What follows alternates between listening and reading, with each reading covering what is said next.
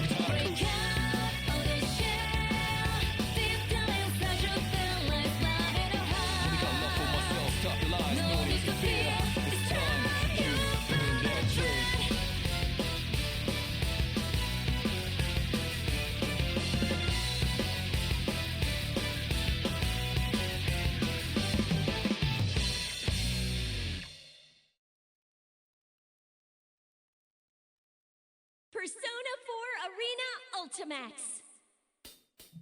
What is going on, everybody? My name is Minaruto 24/7, aka Minaruto's Love Child, and we're alive to play more Persona 4 Arena Ultimax. I am a tired brother. First of all, let me just get this out the way. How you guys doing? Jace, Cookie, how y'all doing on this lovely night? I hope you guys had a great day. Also, I hope you guys had a great Thanksgiving. I was kind of MIA over Thanksgiving, but that's because I had family over. I had my cousin over for the first time in a while, so it was fun. Normally I would stream Thanksgiving, but definitely it was family time this year.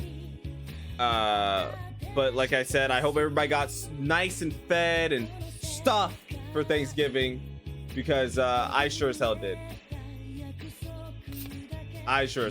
So yeah.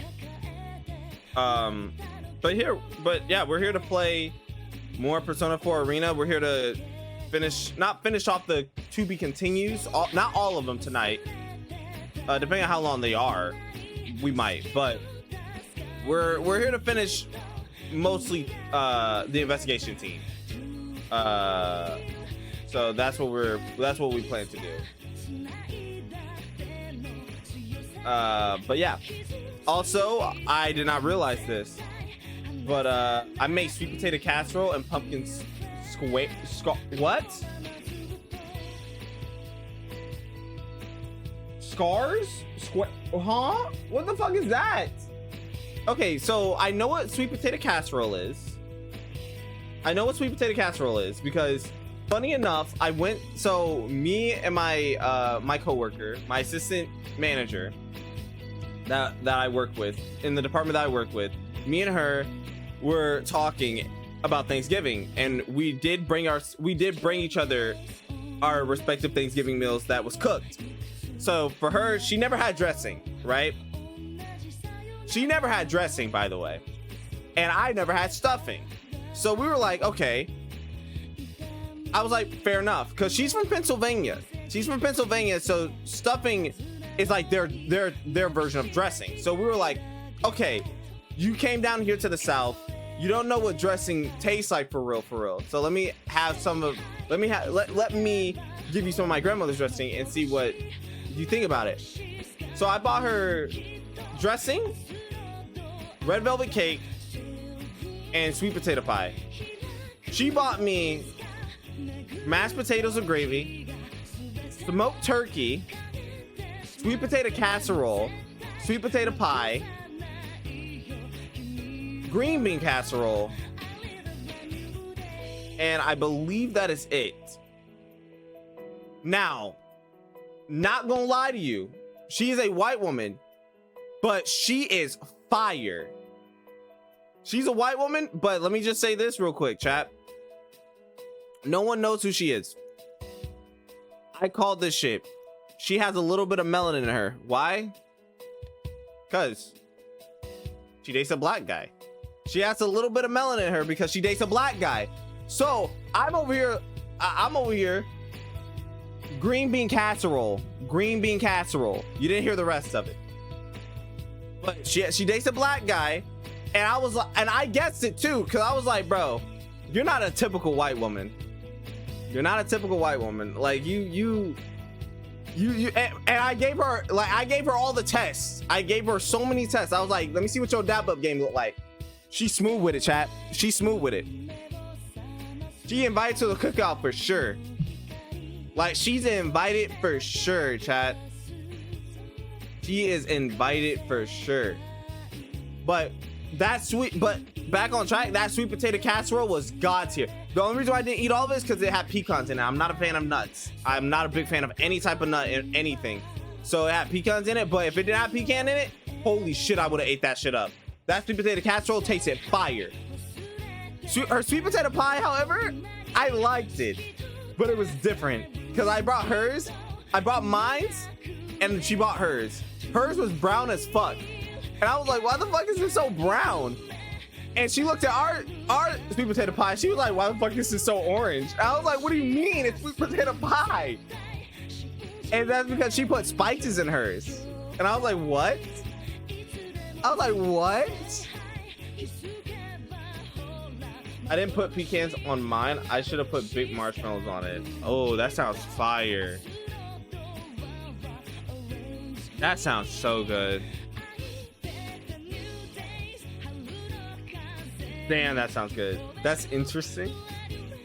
It is. What about nuts?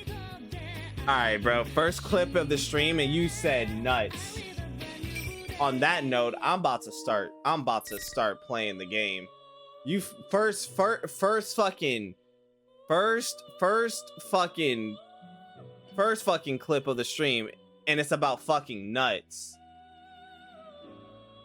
God damn.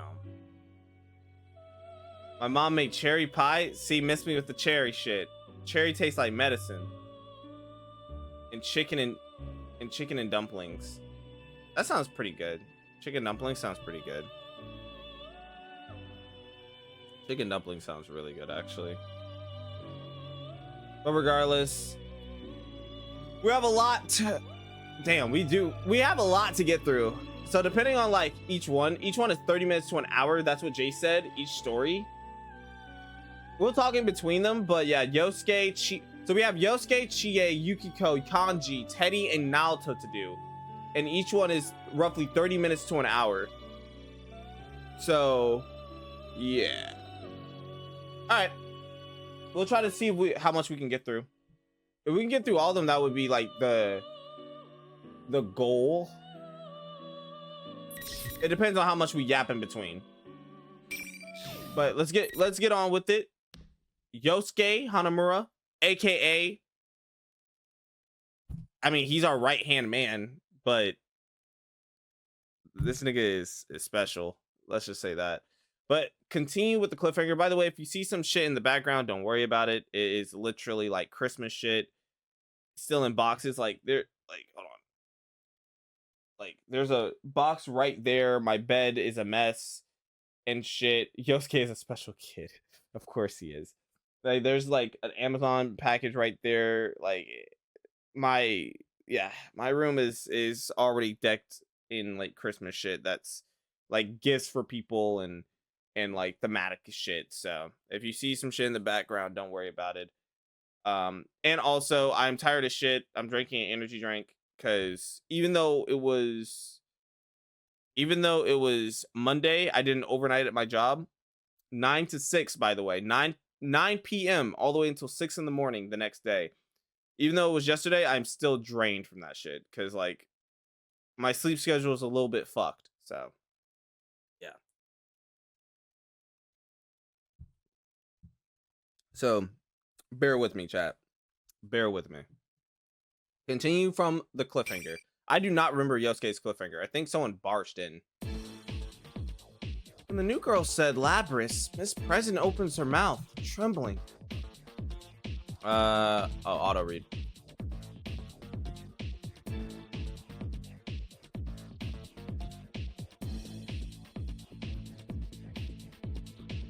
My name is Labrys. Labrys. In that instant, her pale face flushes with comprehension. She looks down at her mechanical limbs and her face twists into a bitter expression. In the meantime, the shadow glares at the other robot girl. Don't tell me you're... Oh yeah, we're gonna have to Yes. face Labrys. I am the 7th generation anti-shadow suppression weapon, Aegis. I am the model Oh, that Aegis came did after show up. you. So you're here to seize her. Well, I won't let you. I'm sick of that place. I'm going to be free. I want to be a real girl. Won't that be better than letting the Kiricho Root capture you again? Yeah, last stream was depressing as fuck. Capture. Yeah, last stream was depressing as fuck, chat, because we had to get Labrys's backstory. That shit broke my fucking heart. I love Labrys so much. Miss President blatantly repeats the shadow's words. She turns to me, her eyes filled with I desperation. wasn't human? I answer her, and I try, but nothing comes out of my mouth. In that moment, I can feel her face ripping apart. I won't be caged. I will take my freedom. Oh shit. The shadow's arm suddenly shoots out across the room. It's connected to her by a long chain. It catches Miss President. Labrys is in it. The chain reels in like it was connected to a winch, dragging her along. The shadow grabs Labrys and lifts her onto his shoulders. The next moment, Shadow bursts out of the announcement room. Bro, this nigga really let her get away. That was fast. Hard to believe she can do that while carrying Labrys. He probably weighs as much as she does. Wait! The other robot, Aegis, follows right behind. That just leaves Rise and me in a whole lot of questions. What the hell am I supposed to do now? The student council president isn't a human, but some kind of weapon. And there's another robot girl. Ow! Damn, something smacks me in the back. It's Rise. She's staring at me with flushed cheeks. Senpai, aren't you gonna go after them? Exactly, nigga. After them? Yeah, why am I spacing out? Of course I can't just let stuff end like this. So what if she's not human? So what if she's not what I'd imagined? She believed in me. She trusted me. And yet, I completely failed her. I'm not gonna let it end now. Not a chance in hell. Thanks, Rise. She didn't get to be a celebrity for nothing. You really got some guts. It sure is great to have friends to urge you on. I'll back you up from here. Good luck. I nod with determination. Determination? Say that again? I leave Rise alone in the announcement room and run out the hole in the hall. I can't match their speed, but I know where they're going. When the shadow left the room, she turned toward the stairway. If she was going to head downwards, it'd be faster to make for the fire escape in the other direction. So, while that isn't a whole lot to go on, I think I can guess where they're going. To the roof. As I huff and puff my way up the stairs, I see that the door to the roof is open, just as I thought. When I got there, I didn't see what I expected to. It took my breath away. Looks like a studio, like that place. It's the entrance to the world we used up until the spring. It went away after we solved the mystery last year. It must have come back when Labrys entered the TV and created the school. I guess that's when everybody saw the Midnight Channel. They all became interested in it, like the last time. This man said, imagine Labrys as a SL and P4R. Do you mean DLC? Or what does SL stand for?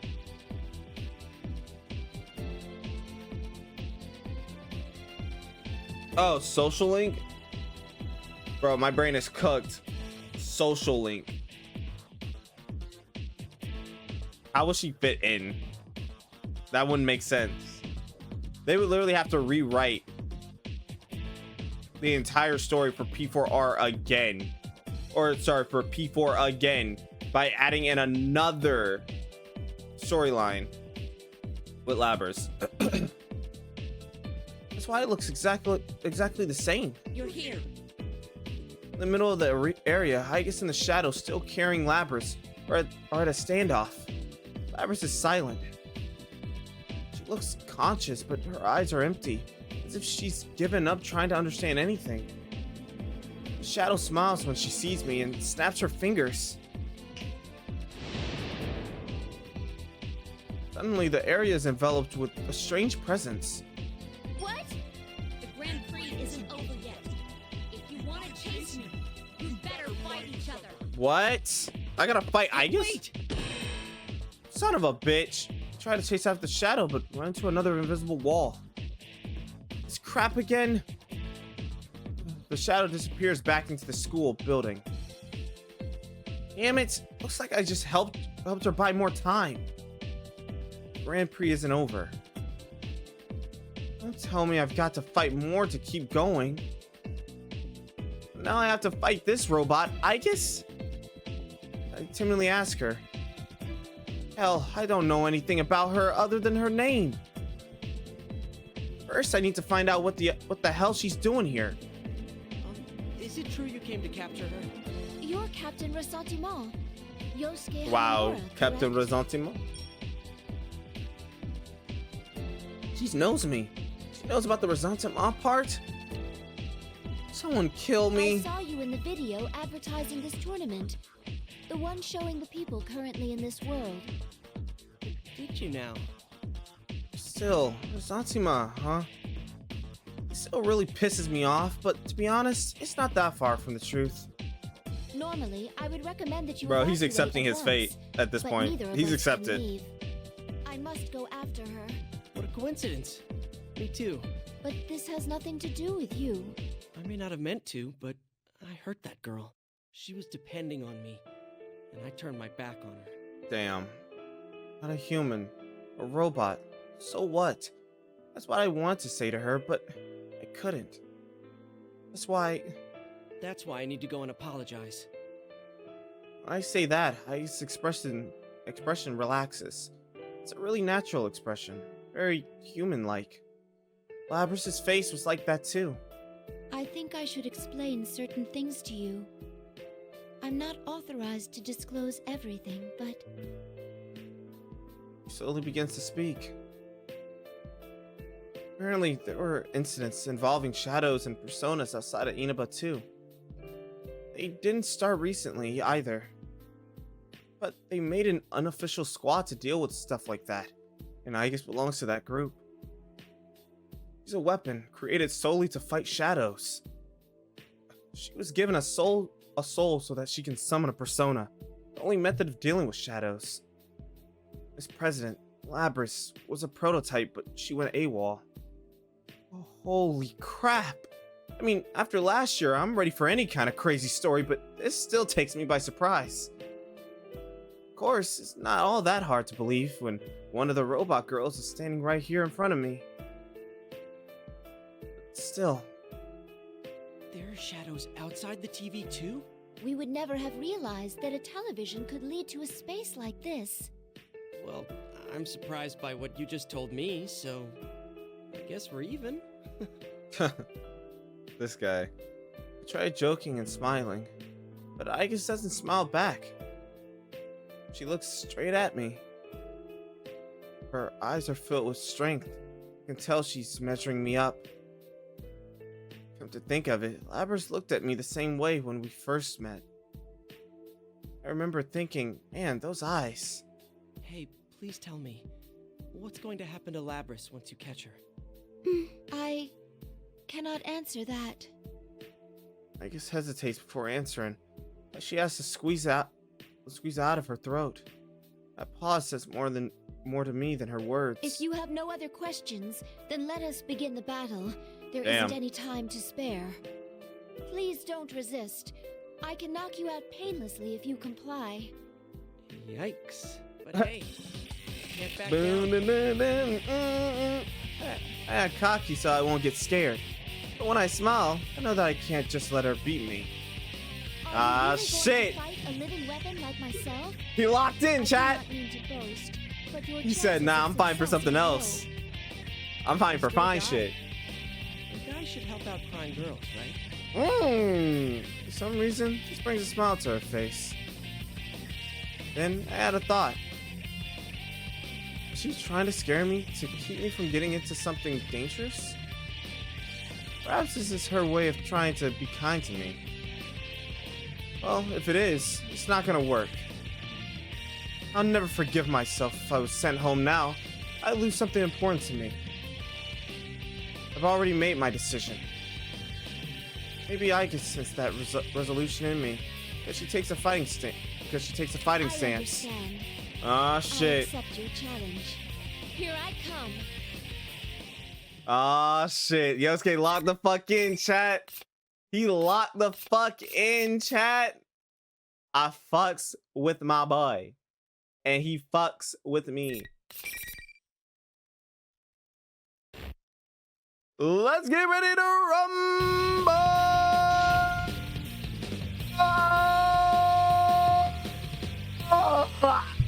There we go. Finally. Come get me! Down! Damage! Bingo! Can you see this? Get some! Here, severe impact! He's hit! Target held! Damage! How about this? Heavy damage! Light damage! Guard! Bingo! Behind you! Too slow! Severe impact! No! Too slow! Slash! Get some! Heavy damage! You will not run! You're right! Go get it! Please hit! Please stay back! Heavy damage! Persona! Go, Jiraiya! Severe impact! Damage! Heavy damage! Light damage! Persona! Here goes! Severe impact! Light damage! Too slow! Cannon! Slow! Go get it! Slow! Damage! Can't! No! I tried to grab her, but she wasn't having any of that. Unfortunately.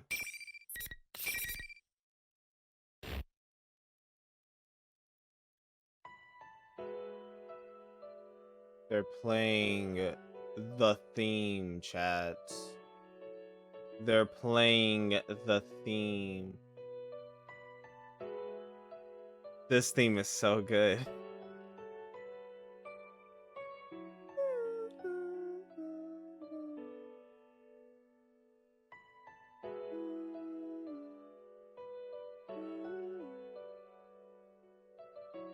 Ah. My shoulders bounce up and down as I wipe my sweaty face on my sleeve. Completely out of breath. Well done. I'm surprised you defeated me, but this may have been for the best. Huh? You are truly concerned for her, even after discovering that she's a living weapon. Your sympathy is much more impressive than that of a fellow machine like myself. Such consideration is immeasurably warm and cherished for us. Pegasus' voice is gentle. She also sounds a little sad. I sense that she's carrying a burden I can't even imagine. I don't know what to say, but she gives me another one of those soft smiles. I met my own friends once and reached my own answer. I was thinking of telling my sister of these experiences, Oh, she's your sister. but I think it's better that you tell her instead. Will I be able to do that? Wouldn't it be better for Aigis to go? No, the answer's already there. I have to face Lapras, for Aigis' sake as well. I look straight into her eyes to show my determination. Say that again? I don't know if I have the answer you're talking about, but there is something I want her to know. I'm not sure if I'll be able to get it across, but when I was going through tough times, I had my friend. Son of a bitch. That was such an awesome speech, and I muffed the last word.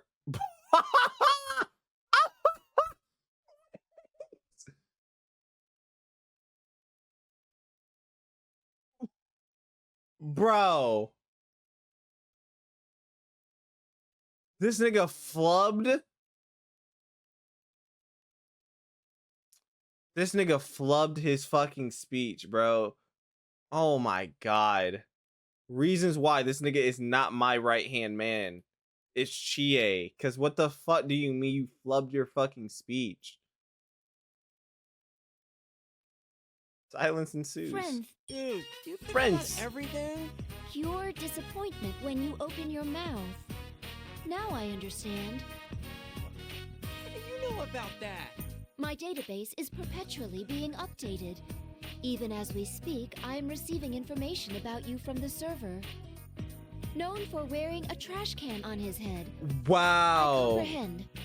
Wait, how come all this information about me is bad? And what's this server you're talking about? To think you would have such hobbies. The possibilities of man are truly infinite. That's not... Senpai, can you hear me? Yeah, you need to lock in. A transmission from Rise. That's right. Now it's not the time to be acting stupid. Loud and clear. Did you pick up Labrys's trail? She's headed for the announcement room again. I'm gonna get out of here while I can. The announcement room again. At first, I was worried about Rise, but now that I think about it, as long as she can use her persona to track the enemy, she's safer than anybody in here. Alright, time to catch up. The shadow needed to make us fight to stall for time. It means she's still got something up her sleeve. I sat my cheeks to wake myself up a bit. I'll finish it this time. I entrust Labrys, my sister, with you. As I'm leaving, I hear Ike's voice from behind. Her words give me some relief. I thought, I don't know, that you were gonna capture her and lock her up somewhere. Her shadow was talking about how she didn't want to be caged again, and that she wanted to be free. But you don't seem like the type to do that. I think you really do have her best interests in mind. I'll bring Labrys back to you, whatever it takes, Aika-san. Whatever it takes! Homura-san, thank you. Look at that. Labrys does have a place to go. Yeah. She doesn't belong here in this made-up school. I bow to Aigis and start running again. Alright.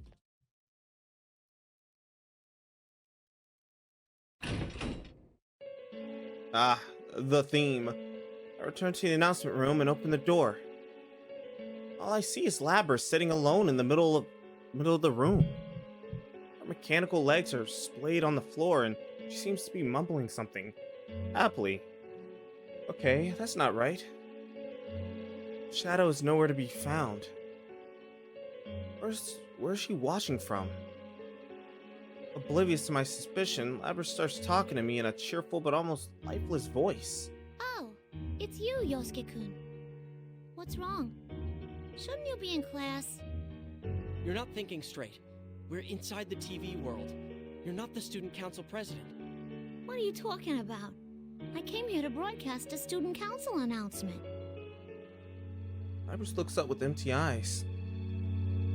She's no longer in her human form. But her stuck-on smile is painful to look at. It's not her real smile. Take a deep breath. Labrys. That's your name. You know that, right? Let's go back and put an end to this fake world. Why? Why are you saying that stuff? Labrys finally looks me clearly in the eye. She's seeing the truth. I want to stay here. This is the only place I can belong. Labrys slowly stands up and puts her arm behind her back. Oh shit. She removes her wings and they expand to form a giant axe. I won't go back. I'm gonna stay here forever and ever. Brings down her axe with incredible speed. To swing a huge chunk of steel like that so easily? That's just not humanly possible. I mean, I expect as much, but I can't go easy on her. sorry I have to do this. Yeah, we gotta put her. Apologize We gotta as put you much down. as you want later. But right now, I gotta stop you with everything I have. Persona.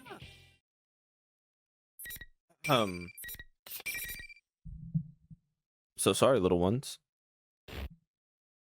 Let's get ready to rumble.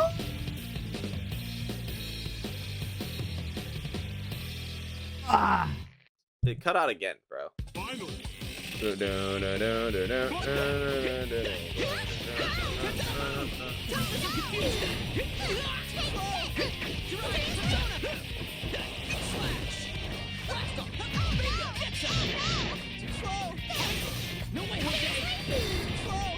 Did he say no way, Jose?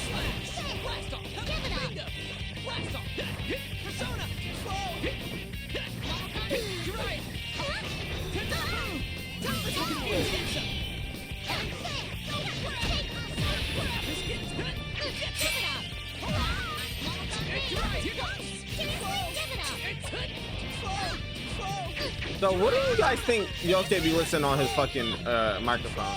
Or not microphone. Headphones when he fucking fights, bro.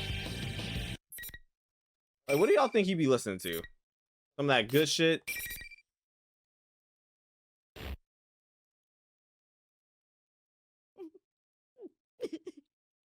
Why? Why can't I stay like this? What good will it do for you to forget everything?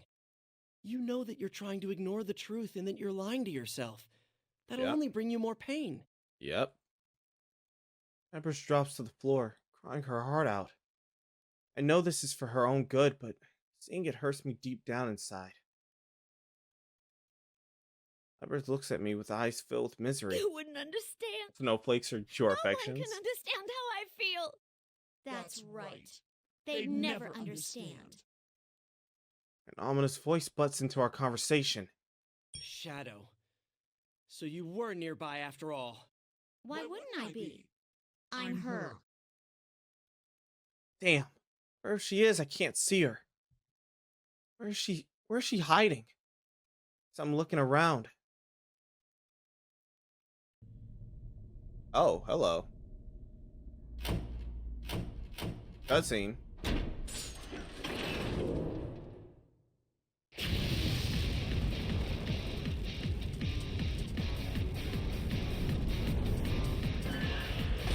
Ew.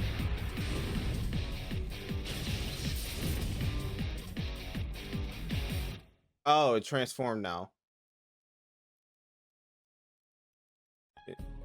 Darkness disappears and the scenery is completely different. The view outside the window has changed. Something weird and creepy. Not Danganronpa.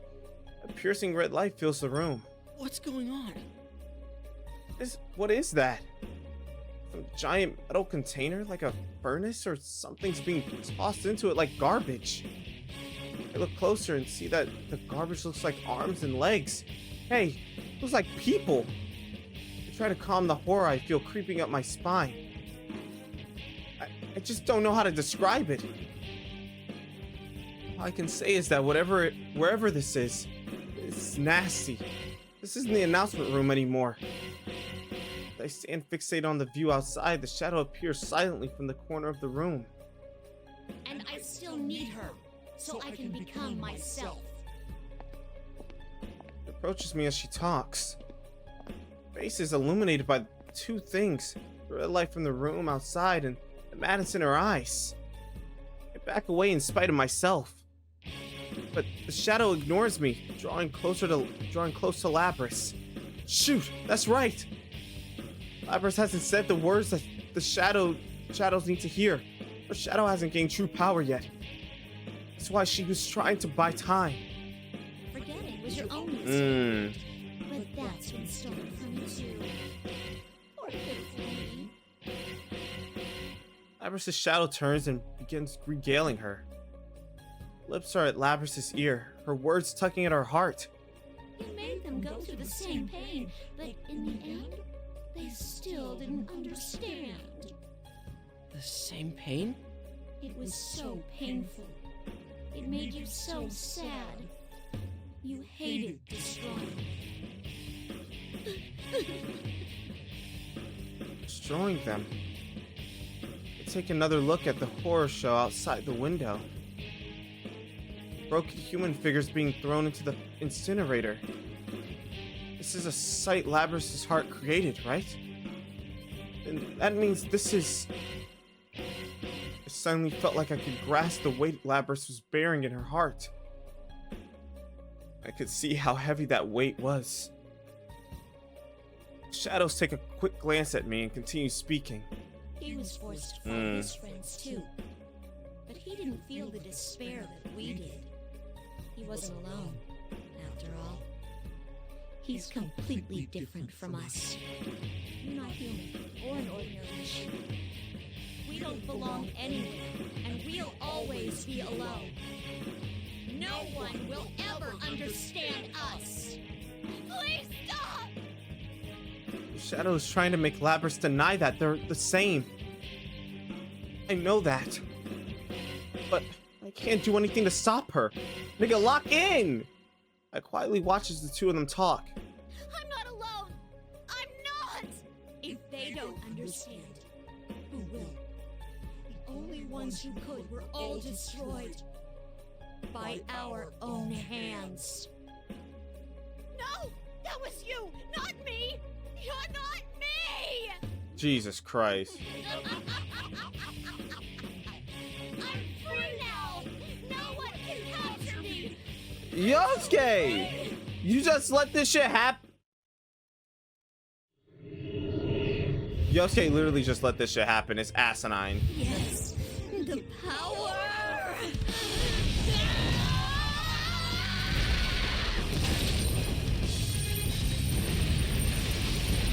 Was this the same shit that happened in Teddy's part? Greatness. Well, there it is. The shadow goes wild and strikes Labrys, knocking her aside.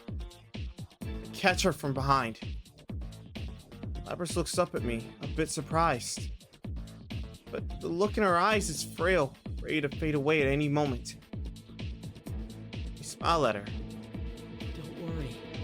It's okay if you can't at first. It's really hard to accept yourself. The only reason I could do it was because I had friends to help me. It would have been impossible to do on my own. So you couldn't say this shit? I'm here with you All right. now. And you've got Aige-san too. We'll help you face yourself. So you couldn't say this shit?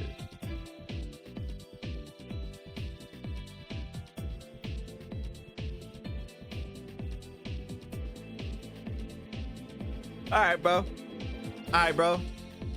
Shadow's form is a bit of a surprise. Instead of changing shape, she summoned a monster behind her. What the hell, man? It's like a persona. And it's pretty damn gigantic. Just looking at it makes me weak in the knees. It's at least 3 times my size. Shadow's eyes glow gold as she turns her wings into an axe, like Labrys had. Crap, it was hard enough just fighting a robot girl with the axe. I'm gonna be honest here. I'm having a hard time thinking I can take her on by myself.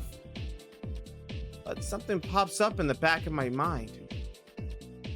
Faces of my friends, Aige's, everyone who trusted me with all their hopes. Get ready to fight. Power surges through my body. All right, now it's my turn to work. I'm gonna save you no matter what. And when we make a promise like that, we keep it. Lock in. Persona! All right, lock in, Yosuke.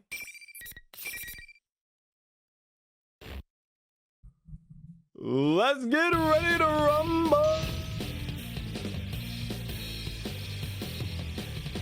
Ah! Final.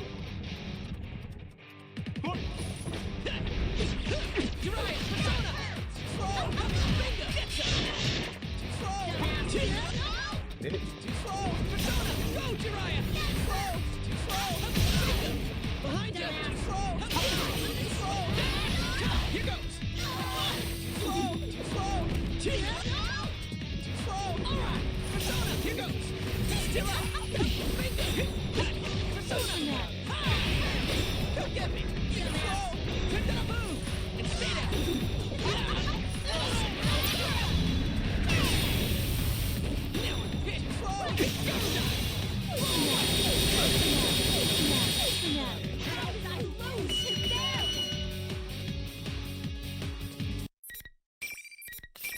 low diff.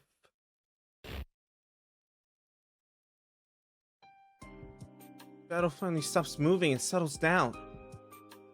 I run to Labrys and pick her up. She's still awake, but her expression is gloomy. I'm such a failure. I can't win against anyone. I even let my shadow out. I'm a weapon, but I'm so useless. It would be better if I was just scrapped. Lack of energy in her voice and body's enough to put me at a loss for words. Do I have it in me to convince her otherwise? A doubt came crawling back into my mind. But I still need to tell you.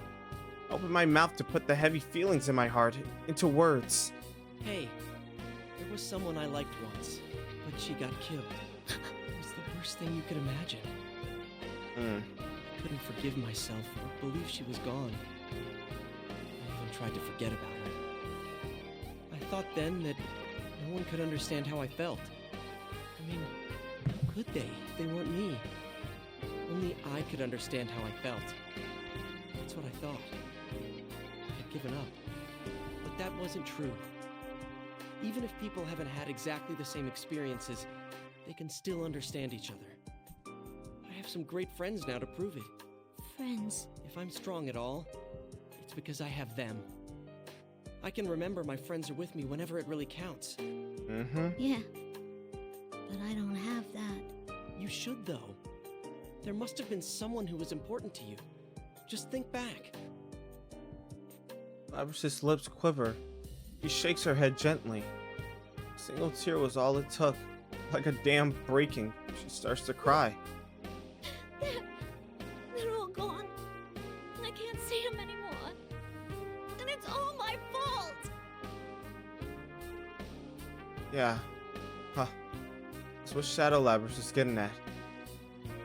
Didn't just lose them. I don't know the details, but I'm gonna bet that she had to destroy someone herself against her will. I can't imagine the pain that would cause. But I see. Can't it be us? You're friends. as I say that, I stretch out my hands to her.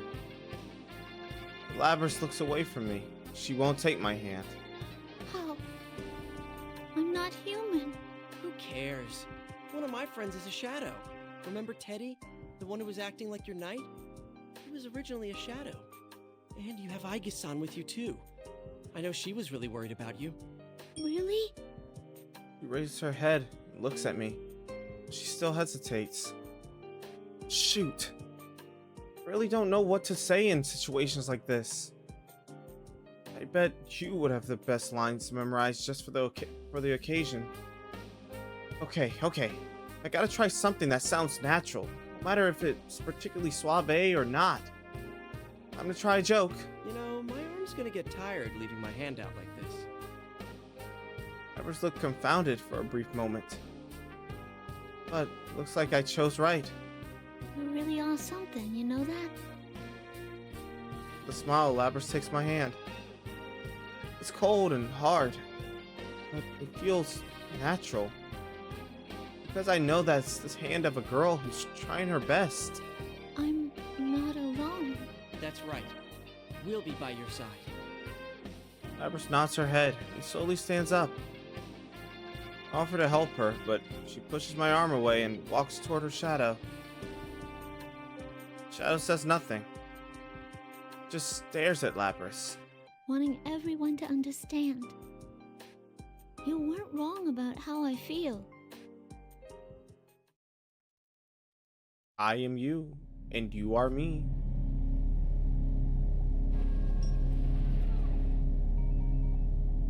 I'm sorry I ignored you all this time. I was the one who left you all alone.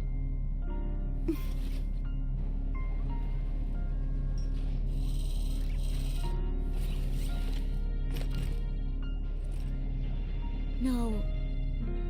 You are me, after all.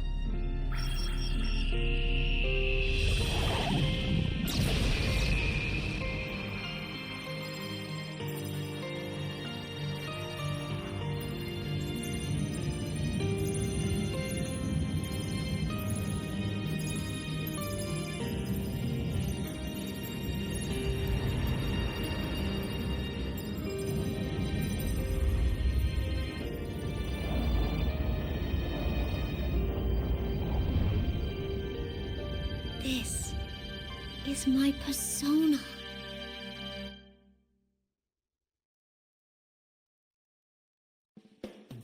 Wow. Such an elegant white silhouette. It's hard to imagine it was the same as that black bull shadow. I was worried that there might be something wrong. Like she was damaged or something. When she turns to me, I can see the strength in her eyes. I breathe a sigh of relief. I lift my face and cheerfully call out to her. Well, let's get going. Back to where our friends are waiting. You got it. Now that she's accepted herself, she nods to me and smiles like when we first met. No, even brighter. Labrys accepted her shadow, and the host disappeared. For a while, I was worried how the P1 Grand Prix was gonna end, but it's all over now. All that's left is for us to get the heck out of here. Hear from Rise that all those fantastic invisible walls have disappeared. I can go meet up with my buddies in Aigis. Or so I thought. Led by Rise, Yu, Chie, and Yukiko all come running into the announcement room. Eddie, Kanji, and Naoto follow them. Way to rush things. But I guess I would want to run around if I was stuck in a cage all day, too. Literally. The investigation team is back together. Everyone is surprised when they see Labrys. I mean, I can't blame them. She's a robot. I explained the circumstances to them. Labrys looks tense the entire time, but of course, even after learning how all of this transpired, there wasn't a single one of us who would blame her. I lost in the very first round. I wish I could have fought a little more. Damn. Oh yeah, she Glad that did. I didn't have to fight you, Chie. At least fighting against Yosuke-kun didn't trouble my conscience much. Wow. There. She can say that because she loves you. Pardon me if I don't share your optimism there. That's fucked up. You guys are way too easygoing. As I'm complaining, Kanji seems pretty enthusiastic. We should do that again sometime. It ain't good for our bodies if we don't let our personas out once in a while. But normal people can't let them out. And I'll sponsor a real Grand Prix. I'll call it our very first go on a date with Teddy Grand Prix. What? No one would enter. How cruel. No one would enter. He balls and throws himself into Labrys' arms. She hesitantly opens her mouth to speak. Can I sign up? Don't. You shouldn't. Nigga said don't. God damn, you. You know what? Count me in. Oh, if you're in, then I'm in. Huh? Well, then me too. I'm out. Damn it, you jerks. Bro, the unified I'm out is crazy. Wow. Wow. Wow, bro. That's crazy. Whatever. As long as it makes Labrys smile. All right, it's time we go back. Everyone cheers in agreement. We all head to the roof. That's where the exit from the TV world is, in the studio area. Plus, we can meet up with Aigis while we're there. All Teddy has to do is bust out the exit, and we'll all be back at Junes. Climb the stairs, and as I expected, Aigis is waiting for us. She sees that Labrys is safe. She smiles. Boom, boom. Everything Boom, has been boom. resolved. Boom, boom, boom, don't. But a pair I've never seen before are standing behind her. They have intensely intimidating auras. I can tell that they aren't normal people like me. I'm guessing they must be members of Aigis' team on the same mission as her. It's over already. I still don't feel entirely satisfied though. Don't be like that after you go. Just be happy that it's over. I take a closer look at them. One's an amazingly gorgeous woman, and the other's a buff guy who isn't too shabby himself. And Aigis is pretty easy on the eyes too, but the three of them together, and they really pack a punch. And the way they're dressed. Well, They pack a punch too, but in a different way. The beauty in the fur coat steps forward and bows to me. At the same time, Lapras hides behind my back. Hanamura, yes? You have my thanks for helping us retrieve Lapras. Tone is soft but articulate, intellectual, and charming. But one of her words bothers me. Could you maybe not use the word retrieve? I'm a little scared to talk back to her, but I'm not gonna budge on that one. She appears taken aback for just a moment, then she smiles. You're right. My apologies. I'm Mitsuru Kirijo, Lapras' handler. Kirijo.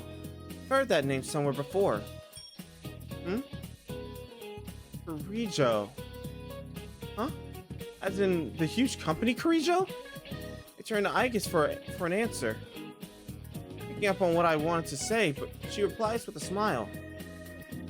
Seriously? So the group she had mentioned was... Because we're all scared silly by the important name Kirijo-san, Kirijo-san tells us incredibly politely that we're mostly the cause of the incident. She also explains what I want to know about most. How Lapras is gonna be... Not gonna be scrapped. Lapras is gonna be treated. I have no plans to shut you down or destroy you. Kirijo-san's answer is so direct that we can't help but cheer. Lapras is more perplexed than happy. Kirijo-san takes Lapras' hand and lowers her head. Indeed, you aren't. You have done nothing wrong. It's actually me who should be apologizing to you. Oh no, you don't gotta do that. I felt like there was no getting By the way, around chat, being sealed away again. This is my Un's dog. He's chilling right here for the next 2 days. I thought I could live with it. So, yeah. Lapras. He's just been chilling. I can't believe this is happening. This is all thanks to you. Yosuke. Kun. Ah! Oh, damn. Here goes the glitching. Lapras? What the? Something's wrong with Lapras. Aigis and the others are all look confused by her unnatural paws. I know she's been through a lot today. Did she break something? But then she speaks in a voice that none of us were expecting. It's not over yet. That's not Lapras' voice.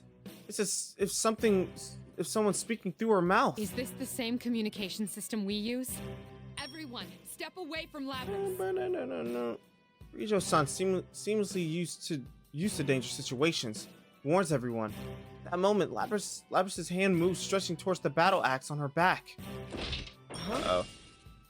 In the next instant, lifting the axe without hesitation, she swings right at me. Ooh, block.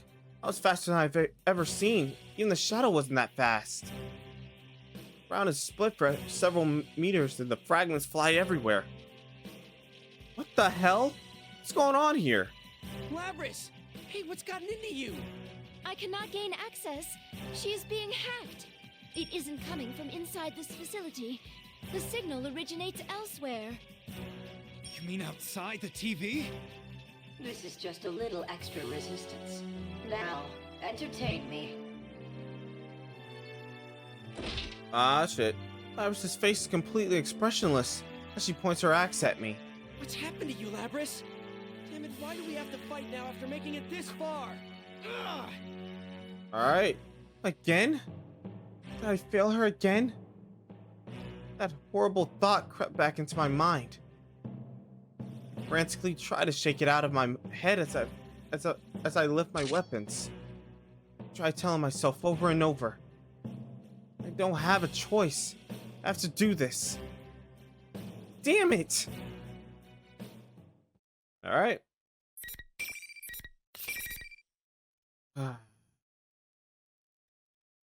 Poor Yosuke. Let's get ready to rumble!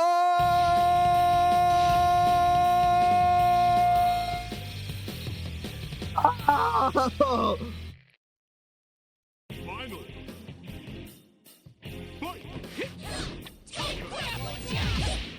Damn.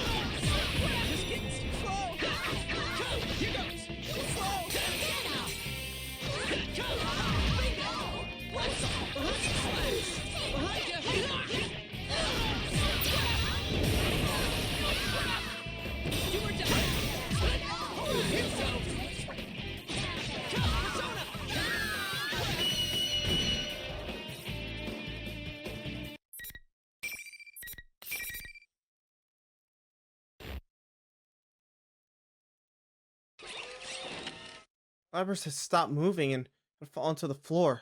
Now she begins standing up, robotically, with jerking motions. She begins speaking in that eerie voice again. Maybe speaking is the wrong word. It's definitely in my head. My, she was quite easily defeated. Evidently, I didn't push her far enough. Well, she is a test unit, so this is as far as my game goes. I wonder if the person that's controlling Labras is the same nigga that is potentially the developer Arena Ultimax that we have yet to meet. Because it's still Arena story. We haven't reached Ultimax's story. So, So whoever's voice this is the one controlling Lapras. The way he was talking, I could tell that he wasn't serious. He doesn't comprehend how cruel he's being by controlling her like this. Who are you? Ah, yes. I have more than enough data now. I should thank you all. Although this didn't work out, you did stay in to the very end. Labras's shadow was only the mastermind of the tournament. I see now. You're the true culprit behind the whole thing.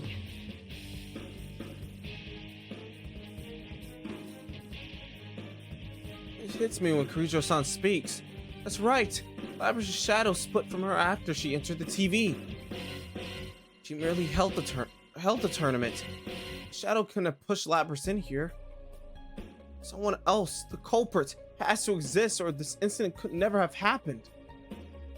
Indeed, it was I who stole Labras away. Since I don't have a persona and can't enter a TV, I needed a puppet that could run amok for me. Labras's persona was only partially awakened, so I had a feeling her shadow would appear if she underwent a little suffering.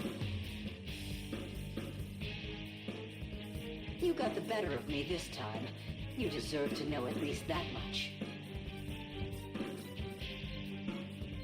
He admitted it, but his tone was mocking. The culprit is controlling Labras somehow from a safe haven outside the TV. No way. You were using Labras for your own selfish reasons? That's horrible. She has a heart. Do you even know how much pain Labras went through? A heart, Meaningless. Whether or not she has one matters not at all to my plan. Bastard. Bro, he really messed with her Well then, netcode. It's everyone, crazy. Until we meet again. We'll meet again. Don't know where, don't know when, but I'll know we'll meet again some sunny day. The moment the voice stops, Labras collapses to the ground like a puppet with cut strings. Agus quickly catches her and holds her up. It looks like she's unconscious. Damn it! I really hate myself for celebrating that the case was closed just a few moments ago. But I'm really pissed off at whoever was controlling Labras. He knew about all of this, but he still manipulated Labras hard to do this to her. So angry, I clench my fist so firmly that my nails are digging into my palms. Kirijo-san speaks from behind me. It seems whoever our adversary is, they're connected to us. I advise you not to get involved in this matter any further. From here on, you should leave this to us. Huh? Are you telling us to back off from this? Like I can do that. Whoever's behind this knows what Labras had to go through in her past. No, not just the past. He knew what would happen if she was pushed into the TV world. On top of that, the instant he figured his plan had failed, he came and controlled her directly to turn us against her. It's like we're his toys. I'm not letting him get away with that. I understand how you feel, but this is too dangerous for you. We will do our best to ensure that no harm comes to you. Trust in us and let us work. Come on, you've been involved this far. You think we're just gonna shut up and watch you handle everything? He's probably saying that for our sakes, but how can we live with ourselves if they do all the fighting for us? No way. I can't let that happen. I opened my mouth to really tell her off. But Hugh speaks first. Guys, let's leave this to them. Huh? Are you serious? Look at yourself, Yosuke. You can barely stand. So he noticed. He was right. After all the fighting I've done today, I'm really beat. I'm sure everyone else is tired too, being stuck in this world for so long. What? Yosuke, let's go back. You're staring at me. Oh, I get it. I thank you for your understanding. Don't worry, we'll keep you safe. I'm sorry, Hanamura-san. Aigus bows apologetically. We all look glum, but none of us object. After all, we know that they aren't doing this out of spite. But is this the last we'll see of Lapras? I peek at her face as she lies in Aigus-san's arms. Of course, since she's unconscious, I can't talk with her. We thank Kirijo-san and return to our world with heavy hearts.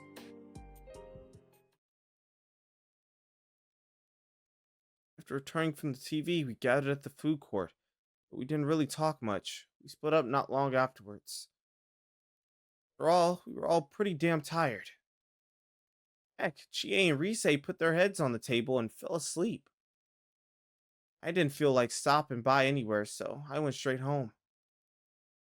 And the last thing I could remember was being told dinner was almost ready. The instant I reached my room, I lost consciousness. And then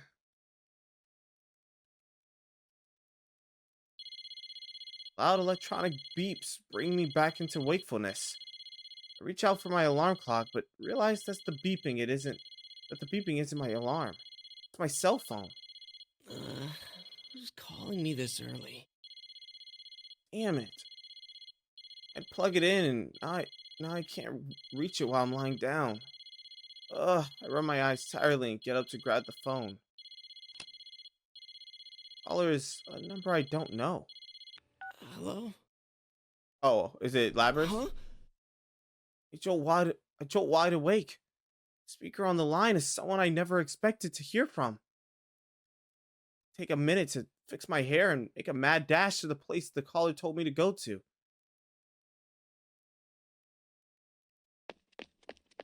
Yep, as I thought. When I reached the designated location, there's something that looks completely out of place here in the countryside. A limo. Holy crap, that's long. It was so long, I thought I was seeing things. Yeah, this is definitely no place for a car this awesome. Oh, there he is. What took you so long? Looks like everybody else is already here. It ran so hard I almost barfed, but I finally made it. Lapras-san and the others were just about to leave. I made it in time. I'm glad I could see you before I left. That's right. Iris is the one that called. She wanted to say goodbye before she leaves Inaba, and I refused that. Still, I never thought one of them, Lapras especially, would call me. Huh? Wait a second. Huh? Did I tell you my cell phone number? Obtaining the cell phone numbers of ordinary citizens is child's play. Wow. Wait, what? Holy shit, really? Are you accessing that server thing you mentioned? The Kirijo group is kinda scary. They said we know everyone's business. See everyone. That's crazy. I wanted to give everyone a real goodbye. Everest looks down, bashfully as she speaks. Aigus and Kirijo-san are watching her from the limo with smiles on their faces. Man, this is a relief. So Lapras can do things that she wants to. I'm glad she's in a group that lets her have freedom. She really does have a place to belong. But what'll you do now? Are you going back to that lab? No, I decided I'm gonna work with Mitsuru-san and them. I want to do my damnedest to catch whoever used me to bait a trap for you all. There's no hesitation in her eyes as her strong wit glares out. will glares out. Sounds like you're ahead of the game. I see. She found what she wants to do. Reminded of the blank career choice paper still tucked away in my desk. A sense of haste without direction. The need to keep up appearances. I don't want to handle that. But maybe it is time to face my future. Oh, I'll write down a big dream. What do you mean? Oh, just talking to myself. I'll let you know when everything's been decided. Okay. Just make sure you tell me, okay? Labris answers my smile with one of her own. Then she stretches out her hand. I take a closer look at them. They're quite delicate. I grab her hand and lift it above her head.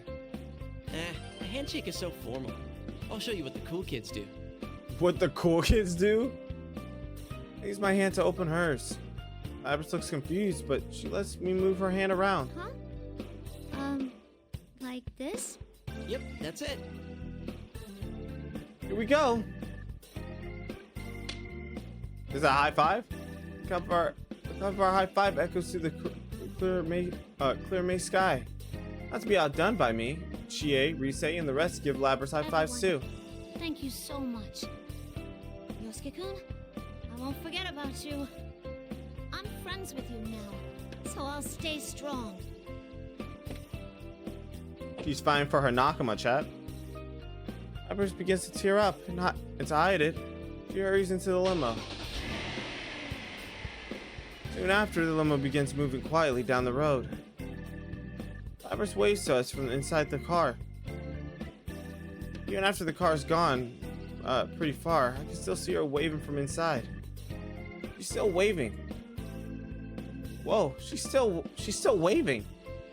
Everyone starts to laugh a little. Jeez, can she see us? I can barely make out the car from here. Bruh, the fact that she's still waving is crazy. Hey, I like this. Partying with Labris, we all ended up hanging out at the Junes food court. That's right, it's the welcome back party for you we've completely forgotten about. We finally can get back to business. But still, it feels kind of weird having a welcome back party after saying goodbye to someone. Come on, let's hurry up and do a toast. I only get a 30-minute break. Huh? You working today? I can't take much time off during Golden Week. Teddy, you were out without permission a couple days ago, so be ready to pay the price. No, but that wasn't my fault. You meanie jerk nurse lover. Oh, speaking of which. Shh, quiet, you. How did the conversation go from working to wanking in 2 moves? What?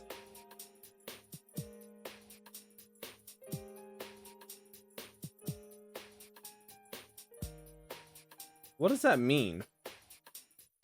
I at Cole? What?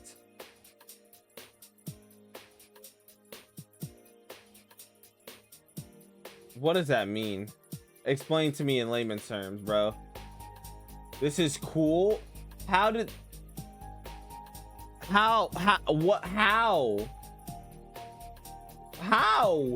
Okay, bro. No.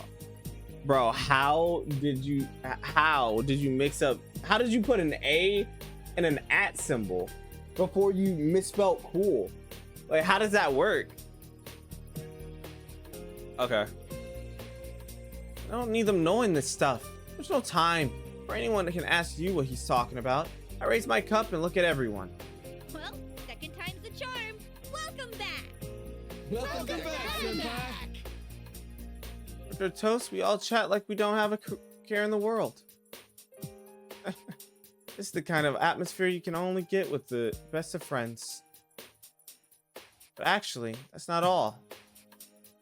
We aren't about to let things end the way they did. Ahem. May I have your attention, please? It's time to announce the reason we're all here today. Isn't it to welcome back Yukon? You and I traded glances at Yukiko's question. I can see in my partner's eyes that he wants me to do all the talking. You see, we've already talked this out. Now's the time to bring it up. It's about yesterday's incident. You guys weren't satisfied with how things ended, right? Of course not. But So, why not launch our own investigation? does that mean That's right.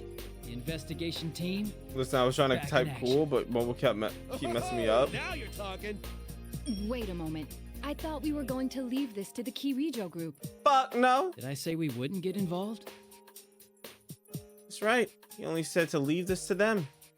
Oh, you're right. Actually, my partner here brought it up first, though I'm with him 100%. Now that's our sensei. Because I'm goated like that. Yuko and Teddy jump right on board. On the other hand, we're actually sensible team of Chie, Rise, and Atar sitting with their mouths wide open. You're splitting hairs rather finely there. Seems that she was definitely not expecting you to use weasel logic like this. But no matter how I think about it, I just can't let this go. After all, we've been through the villain. After all we've been through, the villain's still out there So waiting. you're not on board? Fuck. Waiting for another chance. I egg her on, and though she looks hesitant at first, she smiles fiercely. Of course I am. I like that smile. That's what a reliable detective should look like. Thought so. All right then. Let's find the real culprit.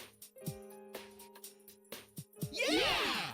Nice. Everyone's hands pile up at the middle of the table. Friends are really what you need. Whoa, it's already this late? I look at everybody smiling, and though I'm reluctant to go, I stand up. Well, I gotta get back to work. Come on, Teddy, let's go. Who's this Teddy you speak of? I don't know Bruh. anyone with such a pretty name. You've got some nerve trying that on me. This nigga Teddy. Sounds like someone wants me to make his next shift a living hell. Ah! No! But I'm still gonna skip work! I wanna have fun with Nana-chan! Teddy's a character. Teddy clasps Yu's hand and promises to visit the Dojima household tonight. Please, just this one night, he says. That Teddy, don't cause Dojima-san any trouble. But, well, I know the feeling. I never feel like break time is long enough either. But you know, why I'm keeping my cool right now. I bet my dad to give Teddy and me tomorrow off. I just haven't told him yet, that sucker. Yeah, that's right. Can't let this end here. It's still Golden Week. We're gonna party till we drop. This time, for sure. Nice. Alright, I think that's the end of yep, Yosuke's chapter. So Yosuke's chapter is clear.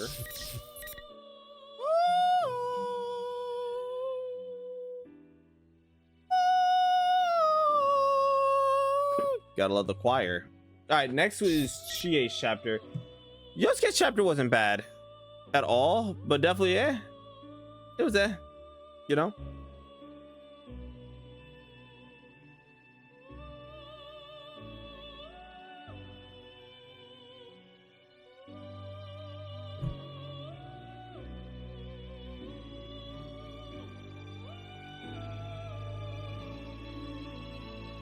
Oh my god. By the way, chat, before I go on to the next one, I have something to say.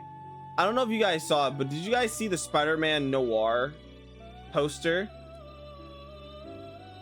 And the fact that Spider-Man Noir is being played by fucking the portrayal of Spider-Man Noir is gonna be Ben Reilly for like the live action.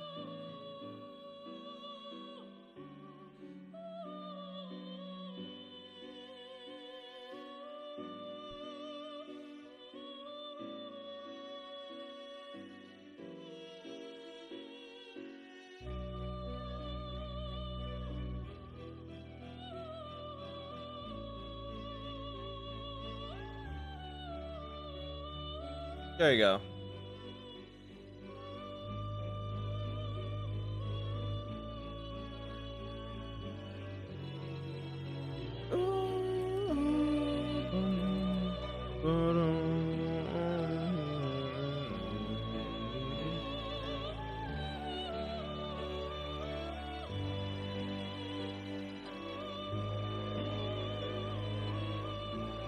All right, we are an hour and 16 minutes in, and we just got done with Yosuke. Hopefully the other ones are not as long, because we still got Chie, Yukiko, and Kanji to do. If it is that long, then we'll probably just split it up, but regardless. But let's move on to Chie.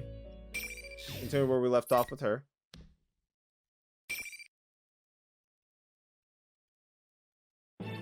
I honestly forgot where we left off with her. Why are you after us? We've come to take you in. Oh yeah. Would it clear things up if I mention the name Kirijo? Shadow glares hatefully at the guy in the cape. The red cape guy takes off his hood and glares back at Miss President in her shadow. What? What does he mean by taking her in? No! I'll never go back there! Damn it, get back here! Here's the thing, it's not about the poster. Here's the thing, wait. Okay, look, it's not about the poster looking good. It's not about the poster looking good. It's about, you see that it says Ben Reilly. Ben Reilly is not Spider-Man Noir. That's the problem. Ben Reilly's Scarlet Spider, and then Peter Parker is Spider-Man Noir. That's the problem. The poster looks cool. It's just that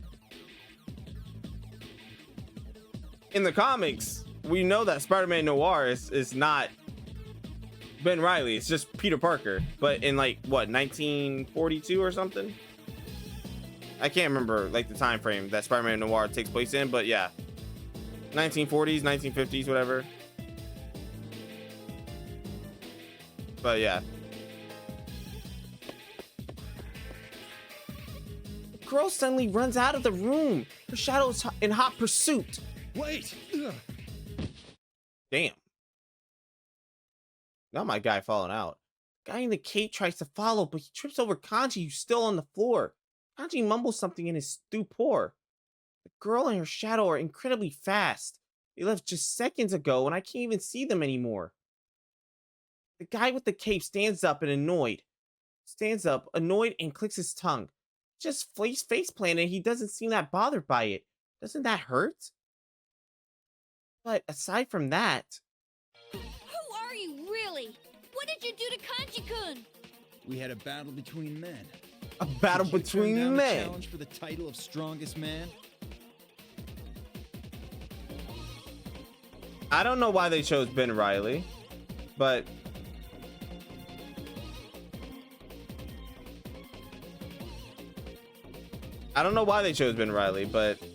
Sony does what Sony does, I guess. Huh? What's he talking about? What the hell were you up to, Kanji-kun?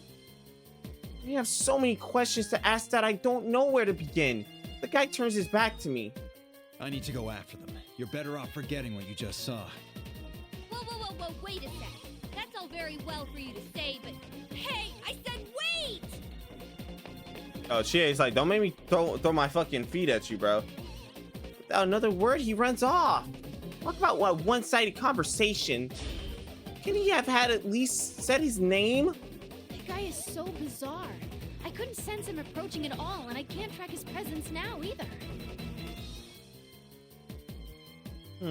Yuki-chan bites her lip in frustration. She doesn't look well. She must have been concentrating hard this whole time. Of course, she's been under a lot of stress up until now. I need to let her rest a bit.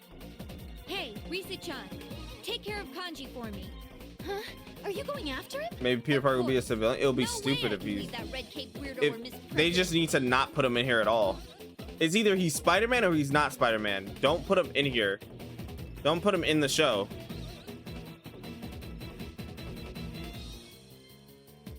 Because what will be the fucking point of him being Spider-Man? Or of him being just a normal civilian?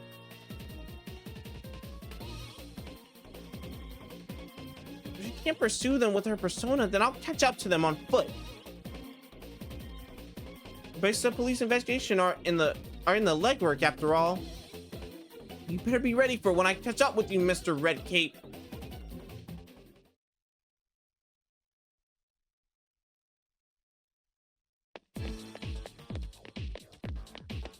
After a bit of running around, I finally spot that conspicuous cape turning a corner in a hallway. He's really fast. I can barely keep up with him, but thankfully the gym should be up ahead. Even though there's no way to be sure of that here. Good. Wait, what? Right there, Buster! Oh, way to be sure of that here. Good, I can take him on from here. The guy stops to look back at me and frowns, but he doesn't attempt to run off again. Did he have a change of heart? I don't know what's going on, but now I can catch up with him. You're gonna tell me what's going on! Hands versus feet. Who is that Labrys girl? Is she really a machine? And why are you after her? What are you gonna do once you catch her? What good would knowing that do you? What? I'm here on a certain So mission. nonchalant. You could even call it a duty. My resolution is nothing like yours, based on curiosity. Dad, I got Duty? chips. I'm hungry as fuck. He rubs his knuckles in the air behind him, and there's a sound. Seems like there's another invisible wall keeping him from going on. Ridiculous Grand Prix is still going on. What? Wait, you mean... Quickly turn around and check the section I just came through. I reach out my hand, I feel a wall there. We're trapped. So, like, Dewey... That's what you get for coming after me so recklessly. The rule that one opponent must be defeated is still in effect. And the tournament rules. You can't leave if you don't fight and win. In other words, in order to keep following the girl, I have to fight this scary looking dude. He slammed Kanji straight through a wall. I'm sure this has to be a Persona user too. Who said that he'd come to take her in? I'm guessing he came through a TV on his own too. Do I have a chance of beating this guy? No, I can't doubt myself. I have to do this. I muster all my courage and square off against him. Alright, I accept. Huh. Why are you willing to go to such lengths to catch up to Labrys? Labrys. I guess that this Miss President's real name. I don't know why. I just know that she was in pain. I don't know if my reasons are better or worse than yours, but I can't turn my back on her.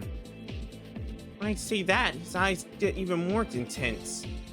I almost flinch, but I know that I can't look weak in front of this guy. I glare right back at him. I've seen that look in people's eyes before. I've seen it in people acting with determination that never wavers in the eyes of my friends. Oh, we fought so hard all through last year.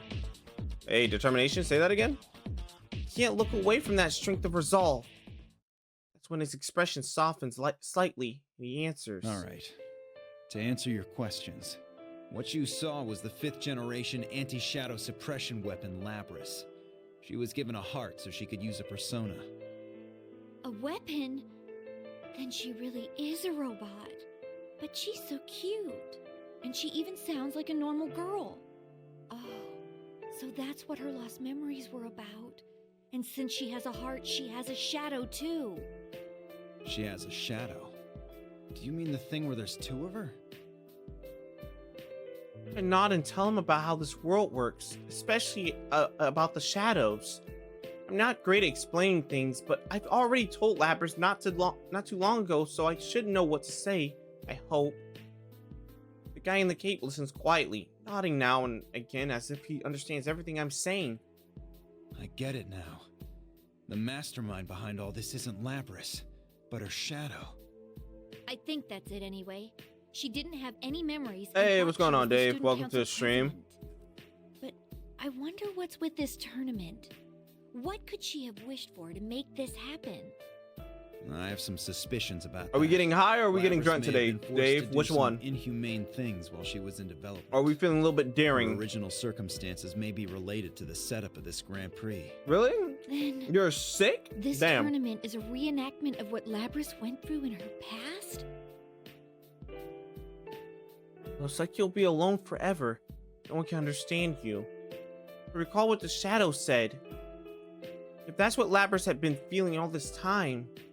She just wanted someone to understand how she felt. Is that it? So that's why she made people fight against their friends. Because she had to do it in her past. But still, nobody could understand her. That may have been what the shadow was saying. I was doubting her too. I didn't even try to believe what she was saying. For the last hour, I've been feeding the worms. What does that mean? Feeding the worms? Like actual worms or like what? Even though my way of doing things wasn't great, I'm starting to get lost in my own thoughts, but the cave guy speaks up. That's all I can tell you. If you still want to search I've been for her, you'll have to ill. defeat me to move on. What'll it be? I search for the right words within me. I need to think it through before I say anything. I can see the strength in his eyes, waiting for me to say the right thing. I can't say I'm doing this just because. If Lapras wished to make us go through what she went through, that means she wanted to be understood. She wanted someone to save her. That's just your guess, though. But if it's possible I'm right, then I can't abandon her. Talk That's your why I shit. won't go back until I've saved her. Her heart is worth fighting for. Looking straight into his eyes as I say this, he smiles. But even though he's smiling, he suddenly seems a lot more menacing. What's your name? Mine's Akihiko Sanada. I'm Chie Satonaka, a third year at Yasogami High. I like the fire in your eyes. Then let's fight. See whose passion comes out on top. That's why I fuck with Akihiko. He said, bro, let's throw these fucking hands, bitch. Let's throw these fucking hands, bitch. Let's get ready to rumble! Ah! The mic's gonna keep cutting out. I give up.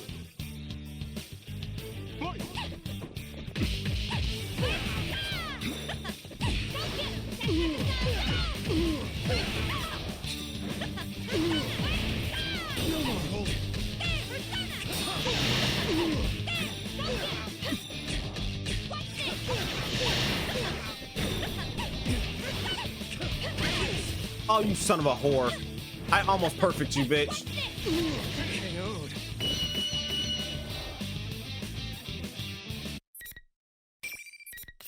Bro, I almost perfect his ass.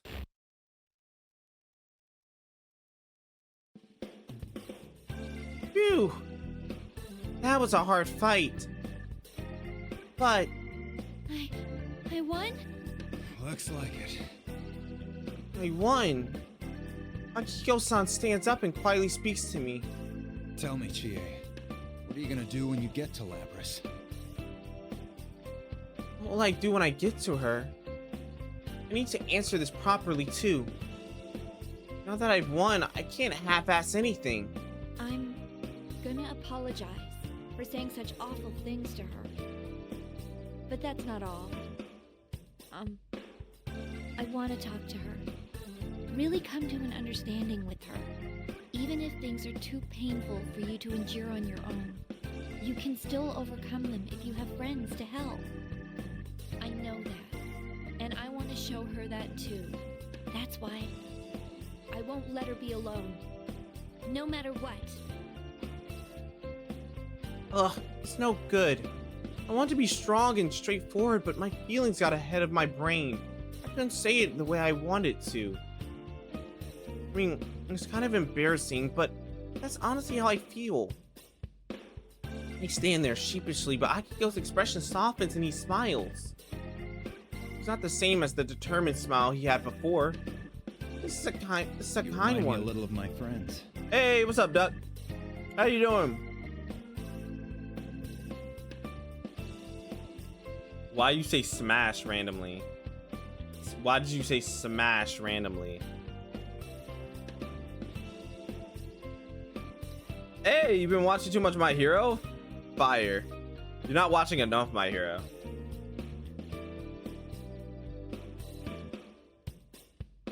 You're not watching enough My Hero, and I desperately cannot wait for you to reach, like, what season are you on, actually?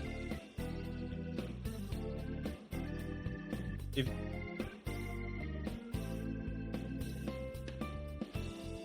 that's a great question.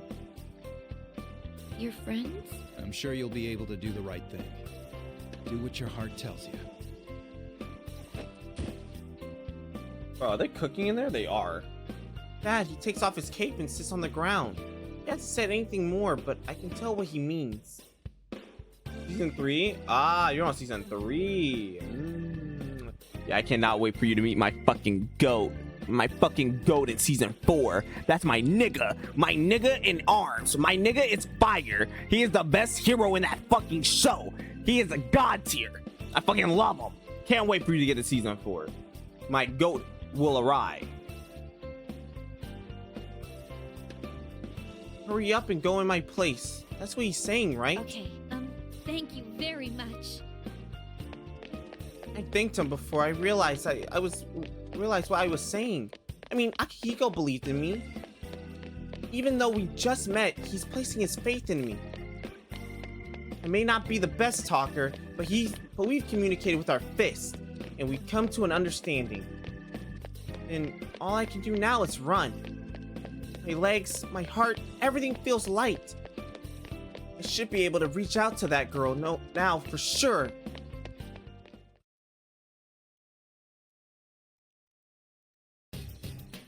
Boom, boom. Finally made it back.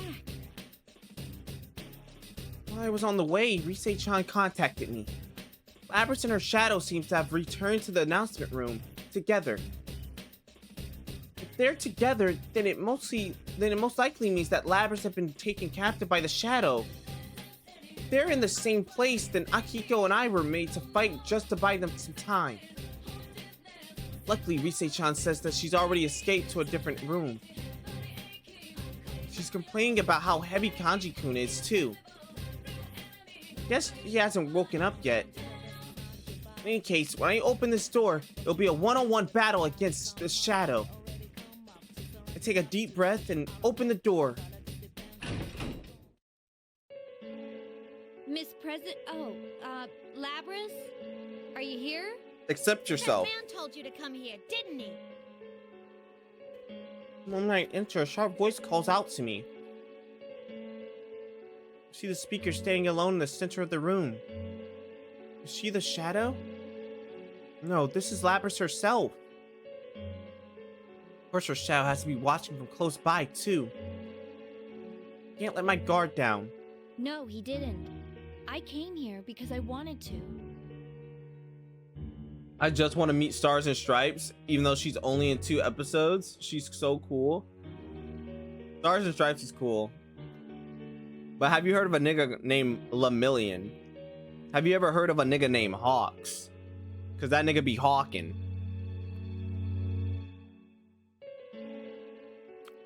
Exactly. But you will. But you will. Lemillion, you will know the name. You will know the name. Exactly, because that nigga raw as fuck. That nigga is raw as fuck. You will understand. Those are my goats. Both of them. Both of them. Season 4. You gonna understand, Duck. Trust. Trust, sister. Ah! Can't wait. You just want to capture me like all the others. Well... Labrys reaches for the battle axe attached to her back. I can see in her eyes that she's serious about this. Labrys, I didn't come here to fight you. I'm gonna run away. Just you watch me.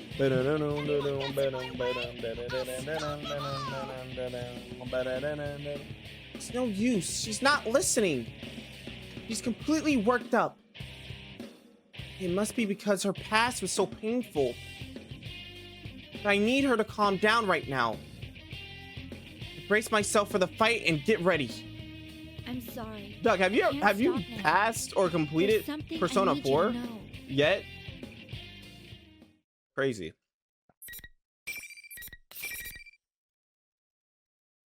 By the way, where the fuck is Super? You know, he's probably waiting for his wife Naoto. That's what he's probably waiting for. I was like, where the fuck is Super? But he's probably waiting for his wife.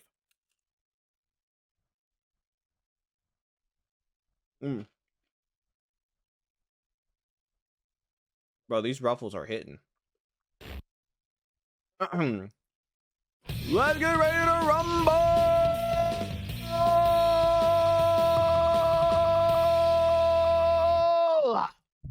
Finally.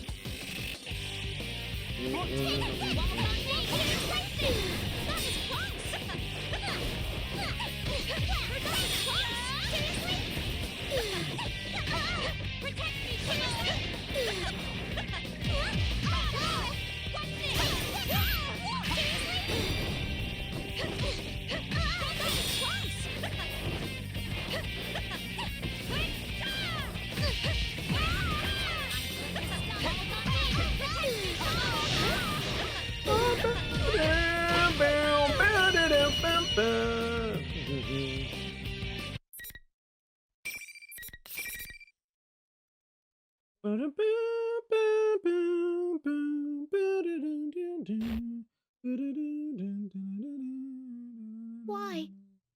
Why won't anyone understand? Labrys, I wanted to... He kneeled down to talk to Labrys, who's on the floor. The scenery beyond the glass wall begins to distort. This...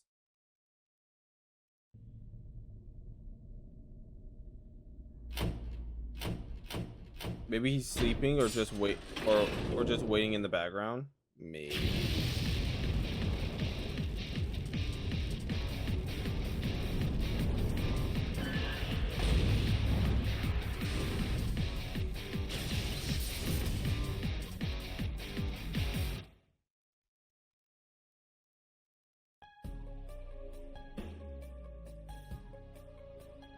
What is this? It's so horrifying that I almost fall backwards. These things shaped like people are hanging everywhere. There's a giant furnace-like object in the center and more of the things crammed into it like trash. What in the world is this? Don't tell me. Is this what Labrys has kept hidden inside her heart? When I come back to my senses, I notice that the shadow has appeared behind Labrys. Don't you get it? Damn. That'll never She's not my girl. You! Of course Chie-san's angry. You did lie to her after all. And, wow, you didn't hesitate for a second to attack her. So you do Damn. want her to suffer then. You want to make her go through what you did. Don't worry, I would text them if that should happen. That's not true. You want the everyday boys and girls to experience what you had to go through. Right? That's why we're in a school having a fighting tournament. You want to see close friends fight for their lives against each other. Because if they do that, then they might understand. You want to make them understand. That ain't true! Labrys clutches her head. I try to reassure her, but nothing I say seems to reach her. Like the shadow is the only voice she can hear. Shadow twists his mouth into a smile and continues whispering into Labrys' ear. But it was all for nothing. It just left you more of an outcast. I wonder if than whoever ever. does Chie's voice is gonna still have the lift. I'll take care of The little everything tiny from lift. here. You are me, after all. I'll destroy anyone who doesn't understand you and comes to get in your way. Just like you once did. Stop it! That's all a lie. You're not me. Labrys, no! Cooked. You can't be me! You're not.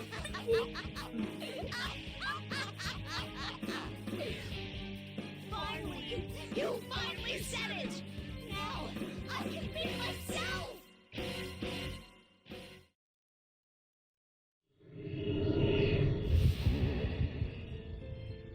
Yes, the power!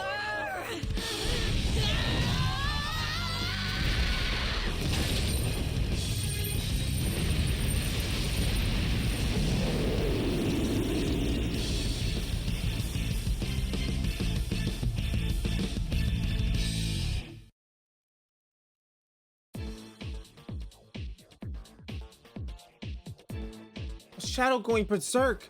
No matter how many times I see it, it's still overwhelming. But now isn't the time to think about stuff like this. Lapras goes limp and falls to the floor. I stand between her and the shadow to protect her. I'm exhausted from today's series of battles. The shadow has an immense power. And even worse, I'm all alone in this fight. It's unlike anything from last year. But I'm surprisingly confident in myself. Of course I'm nervous, but I have a strong resolve and it makes up for any fear I might have. I mean, this is my wish after all. It's my dream too. I'll make sure to protect you. My stream is trying to reconnect.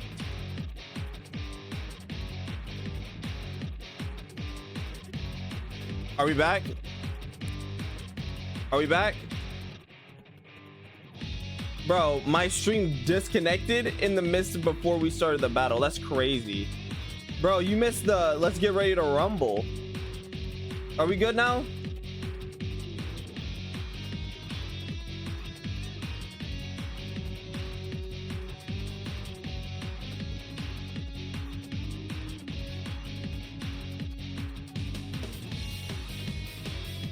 I'm just looking.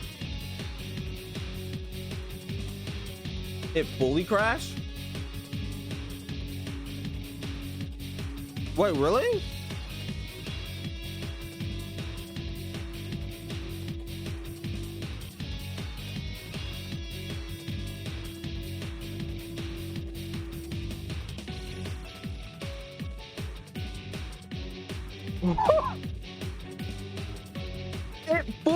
It ended stream and restarted it? Are you dead ass?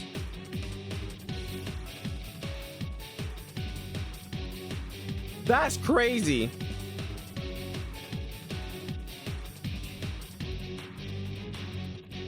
That's fucking wild. That's wild.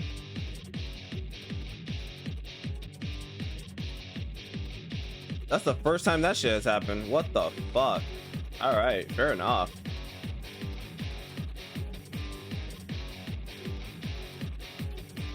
All right, sure enough. All right, fair enough. All right. We'll continue, I guess. Well, we're obviously gonna continue, but we're... Man, get the fuck back, bitch!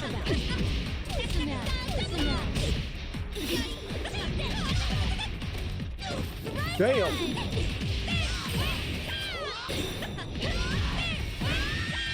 Get the fuck back. Light work. I do not know what made the crash. I honestly cannot tell you, but hey, it happened. We just perfect as Shie. Look, it happened and there's no explanation for it. We just let it rock. Let it rock, Chief. Just let it rock. We're still going, we're still alive. Shadow finally stops moving. I also sink to my knees as the tension drains out of me. But Lapras is safe. She's still trembling behind me, but at least she's not hurt. I was able to protect her, right? Why? Huh? Why did you protect me? Weren't you mad? Yeah, I can't blame her for thinking that. I was really angry. Oh, fuck me. Hold on, chat. Hold on, chat. For some reason, my thing unattached. Oh, is it? Oh, it's broken.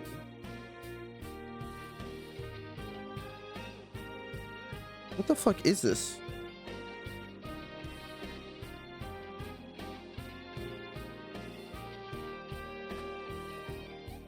Oh, it's the strap for the thingy. How did this break? What the fuck?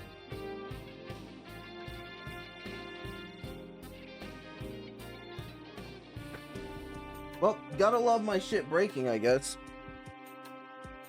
I don't think it's important. I mean, maybe it is. I don't know.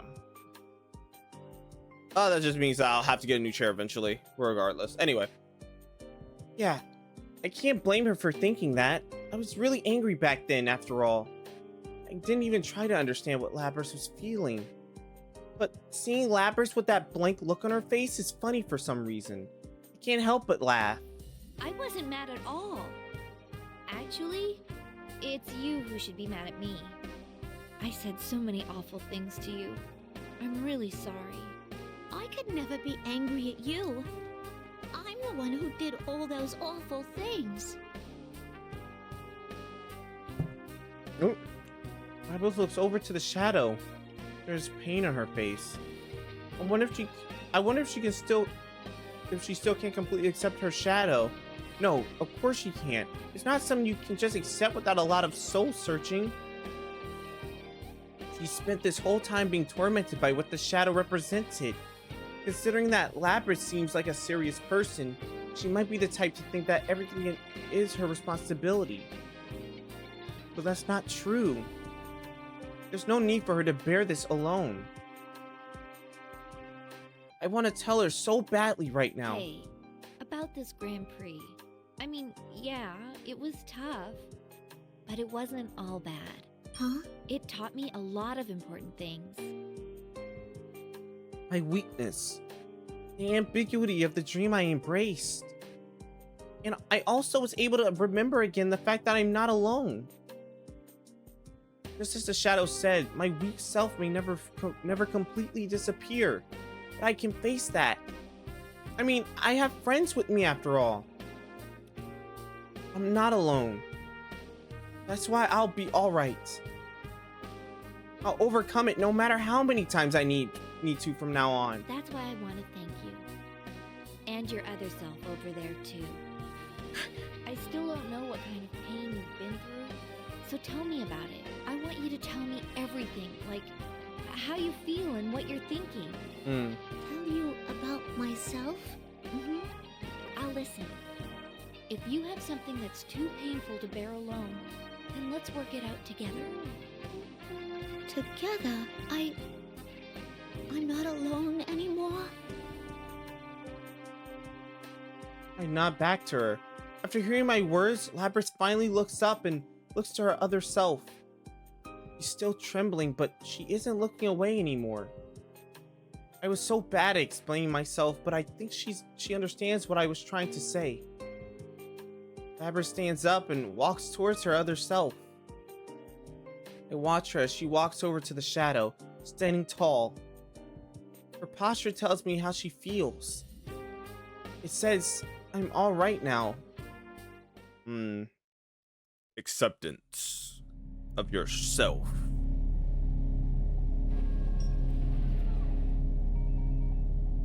I'm sorry I ignored you all this time. I was the one who left you all alone.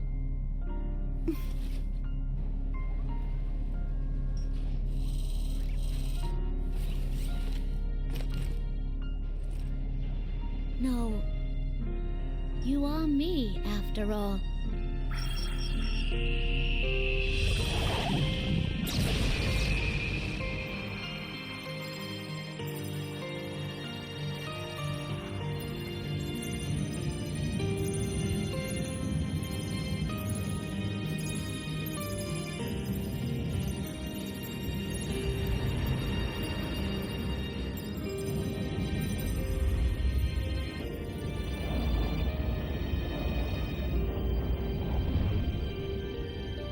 This is my persona.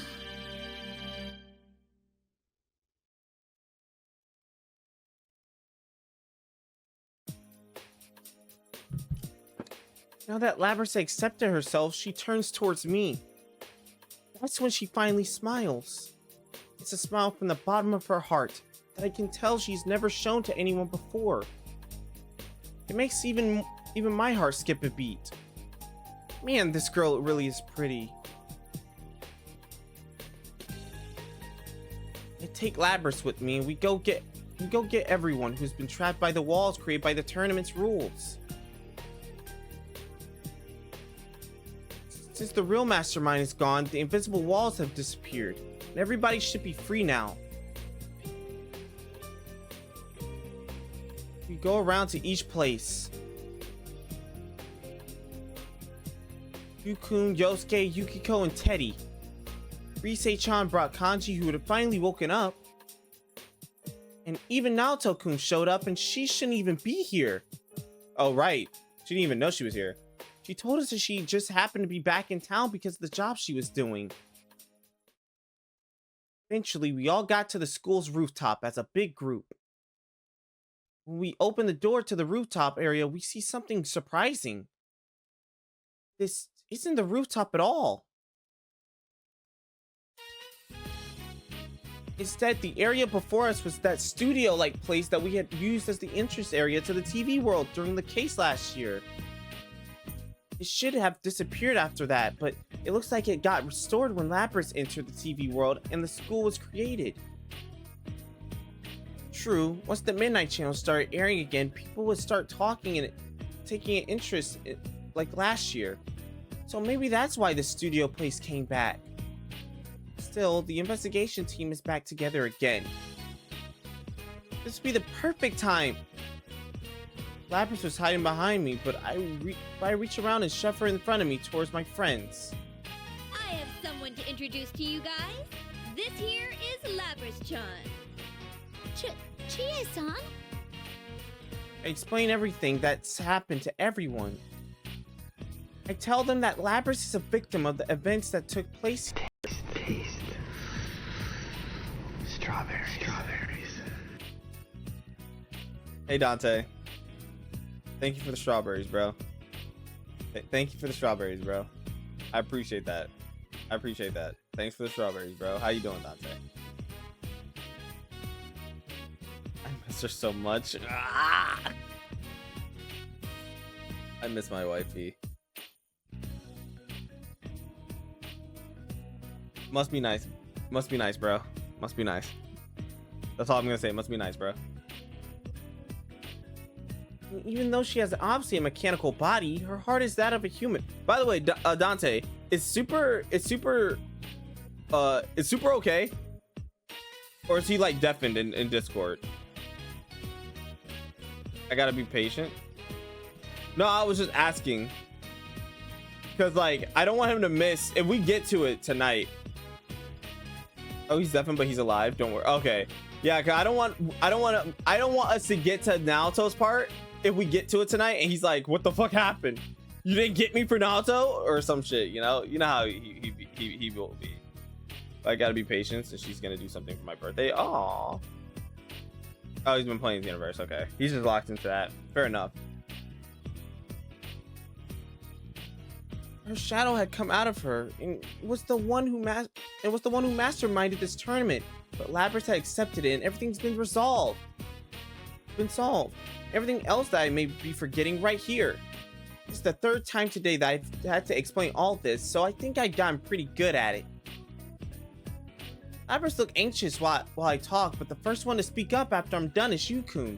I expected as much. He is our leader after all. That must have been tough. You feeling okay? Huh? Having a shadow come out of you is pretty draining. Seriously, I was ready to collapse for a few days when it happened to me. Mm-hmm.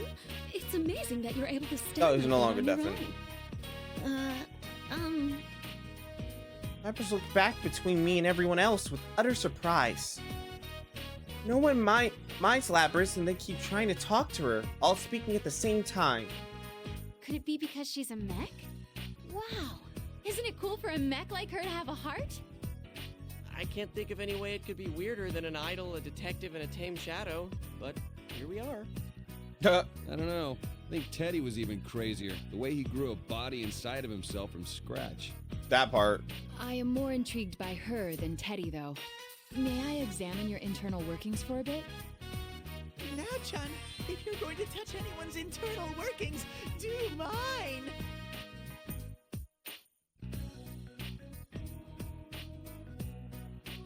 Get the fuck away. Get the fuck away. Get the fuck away. Get the fuck away.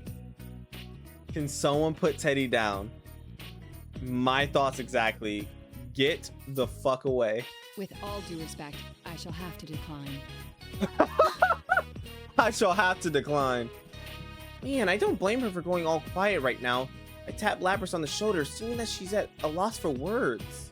What's wrong, Lapras? Oh, well, I thought that everyone would be angry That's what I thought. But Lapras, you got it all wrong. What would we be angry about? Now that it's over, it wasn't all that bad. Ooh, the battle to decide the strongest man was pretty intense, though. Is that what it was about? Well, they may be taking it in stride a little more than is normal, but no one would hate you, Lapras. Lapras looked at each person's face. Everyone's smiling, aren't they? I'm not lying. Chie-san, thank you so much. Jeez, you're so formal. You can just call me Chie. We're friends, remember?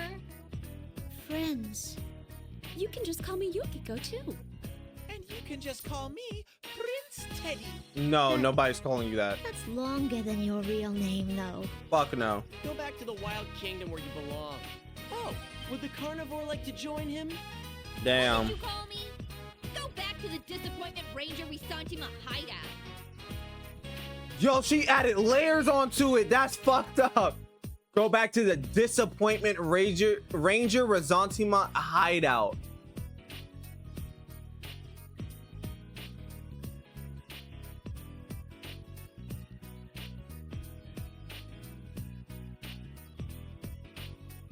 You've got it all wrong. Ressentiment is French. Ma is pronounced completely different from the man in Featherman. It seems he's smarter than he looks. Damn. Ah, sheesh. We're wrapping up everything so well, and then Yosuke has to go on and about stupid stuff.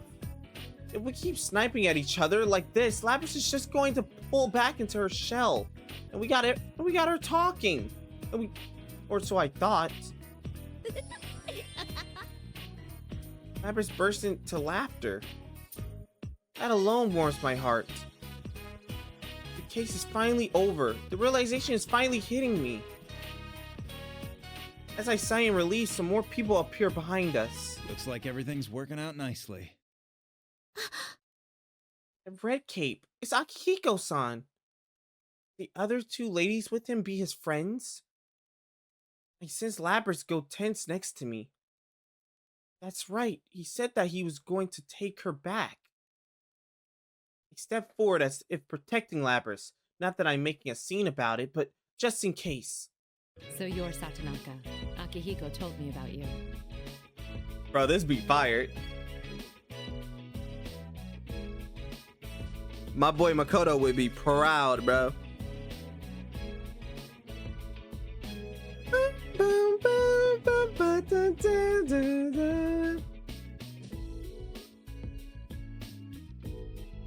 Yeah, Makoto would be proud. Makoto Yuki would be proud, bro.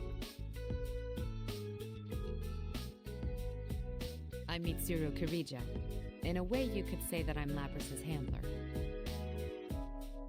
The beautiful woman in the coat introduces herself. Kirijo. That sounds familiar. Didn't Akihiko-san mention that name too? I'm Aigis. Thank you so much for saving my older sister. Older sister? Then are you Labras's younger sister? Wait, then are you a machine too? Yes, I too am a robot.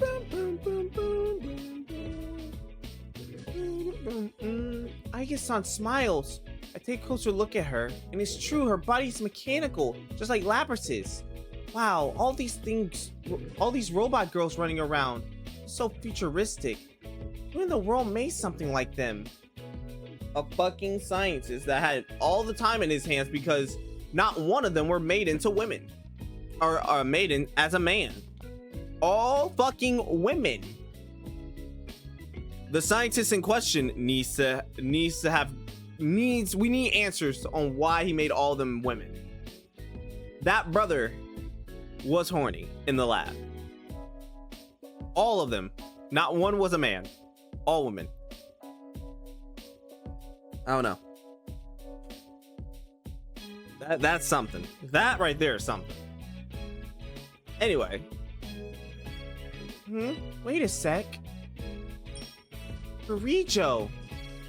Does she need the Kirijo group? Kirijo? That's a seriously gigantic corporation. And if that's her last name, then... Oh, crap! These people are from a completely different world than the rest of us. I unconsciously stand up straighter. No, I can't lose my nerve. I have to make sure I stand my ground. I can't let them take Lapras away. Chia-chan, it's okay. Just as I open my mouth with resolution, Lapras stops me as if she guessed what I was going to say. She steps around from behind me. Then she steps forward towards Mitsuru-san and the others. You've come to take me away, yeah?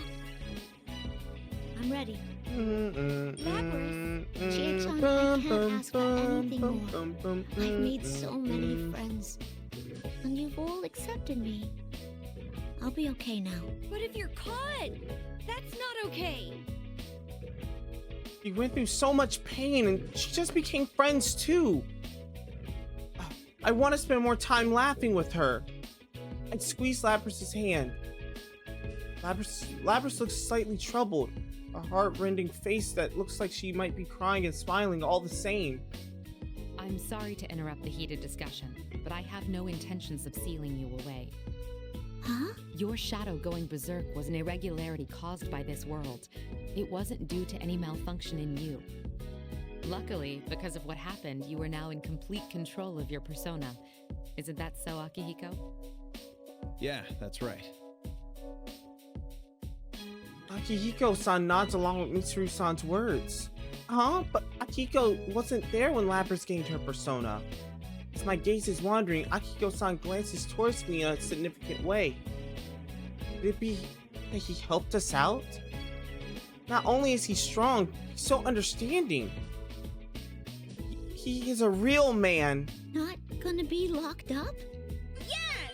I'm so glad for you, Lapras. This is like a dream. I can't believe this. Thank you, Chia. Lapras? Damn. Damn. You good? Psych. That's where the bullshit happens. Lapras suddenly stops moving. The way she stopped was odd. Akihiko-san and the others seem to have noticed as well. They furrow their brows. That's when... It's not over yet.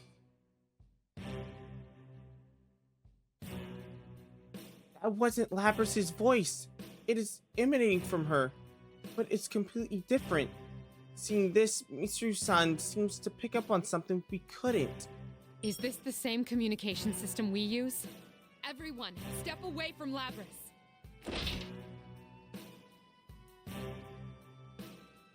Mitsuru-san raised her... Oh, shit. Oh, shit. Mitsuru-san raised her voice as Lapras brandished her battle axe. A metallic blade almost as tall as she is gouges at the ground. Small chips of concrete brush past my cheek as the floor breaks up. That was close. I mean, what's going on? I look back to Lapras in confusion, but there's no light in her eyes. What the? I cannot gain access. She is being hacked. It isn't coming from inside this facility. The signal originates elsewhere. You mean outside the TV? This is just a little extra resistance. Now, entertain me.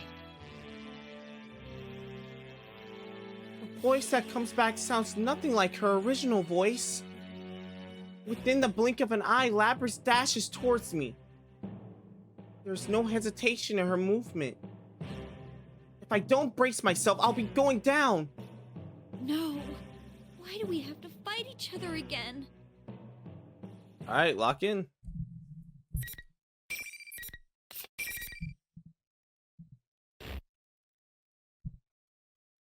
Let's get ready to rumble!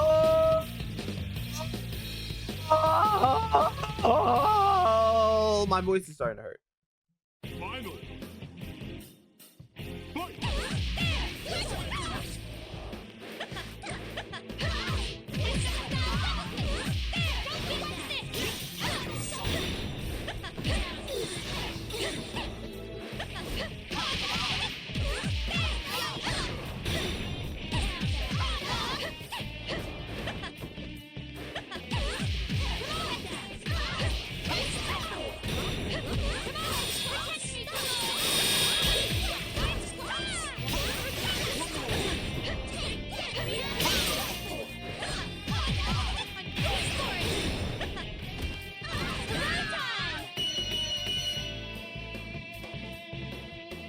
Cooked.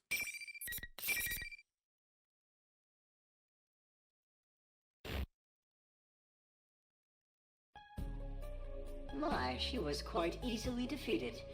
Evidently, I didn't push her far enough. Well, she is a test unit, so this is as far as my little game goes.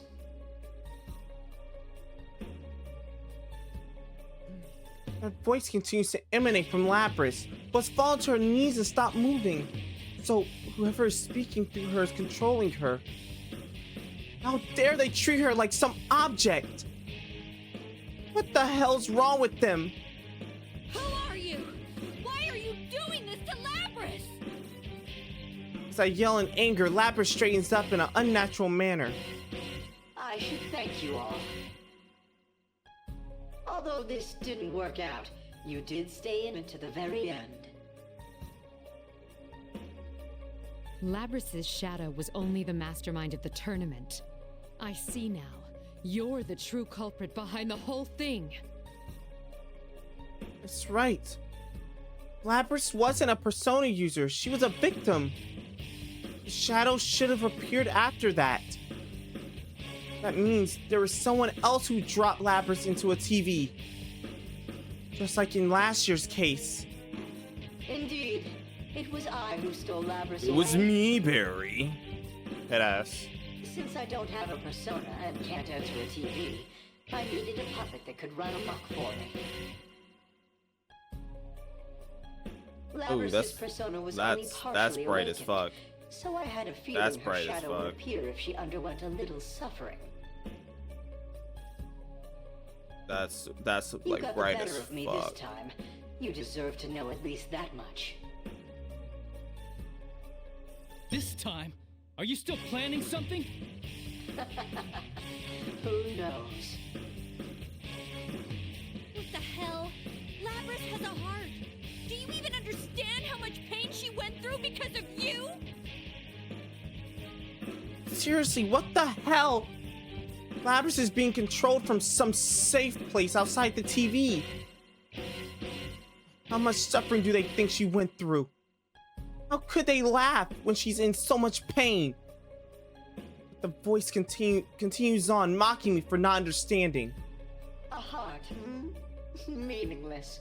Whether or not she has one matters not at all to my plan. He basically said, nigga, do I look Well like I then, give a everyone, fuck? Until we meet again. The voice cuts out and Lapras immediately collapses on the spot. Aiga-san instantly catches her and calls out to her, but Lapras is unconscious. I don't know what to do with my fists, so I begin swinging them aimlessly.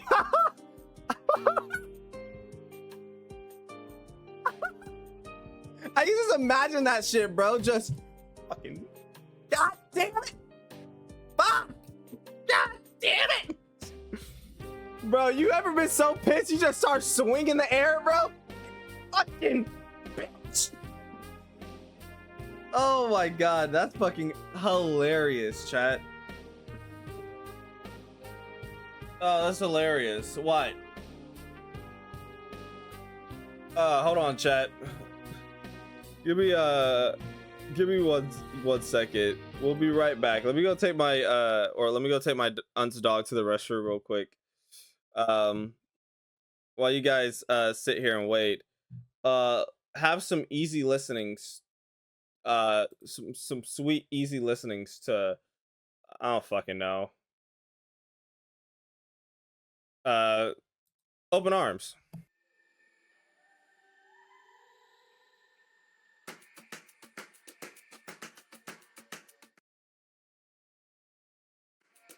You can relax, my friend.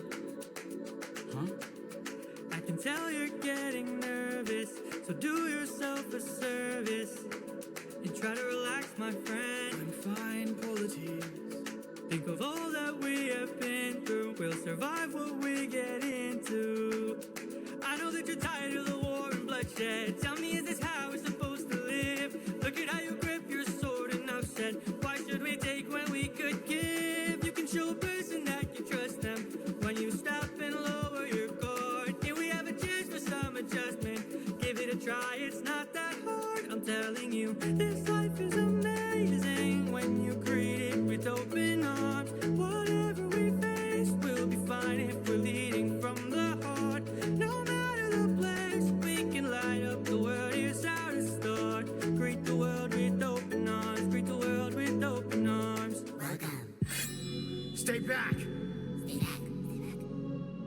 My friend, greet the world with open arms. We're only here for food. 600 friends are waiting for us to show our faces. Stay back, I'm warning you. If we don't get back safely, my men will turn this place into blazes. See? This life is amazing when you greet it with open arms. Whatever we face, we'll be fine if we're leading from the heart. No matter the place, so we can light up the world. Here's how to start. Greet the world with open arms. Greet the world with open arms.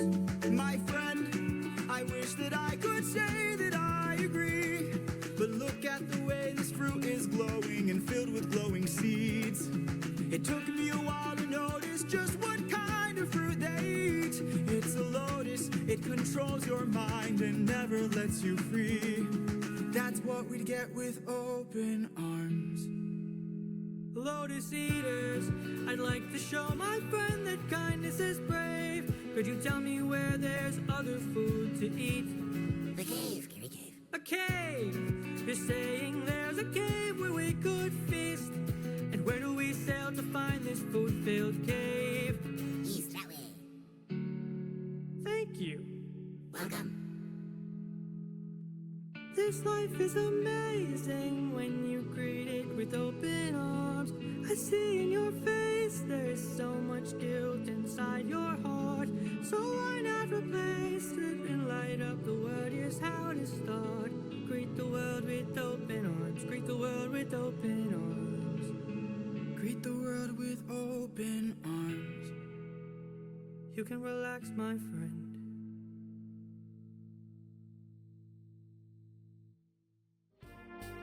All right, we're back, chat. We are back. All right, I took my dog to, or my aunt's dog, to the restroom, and we are officially back. Hold on, something I forgot to do. Ah.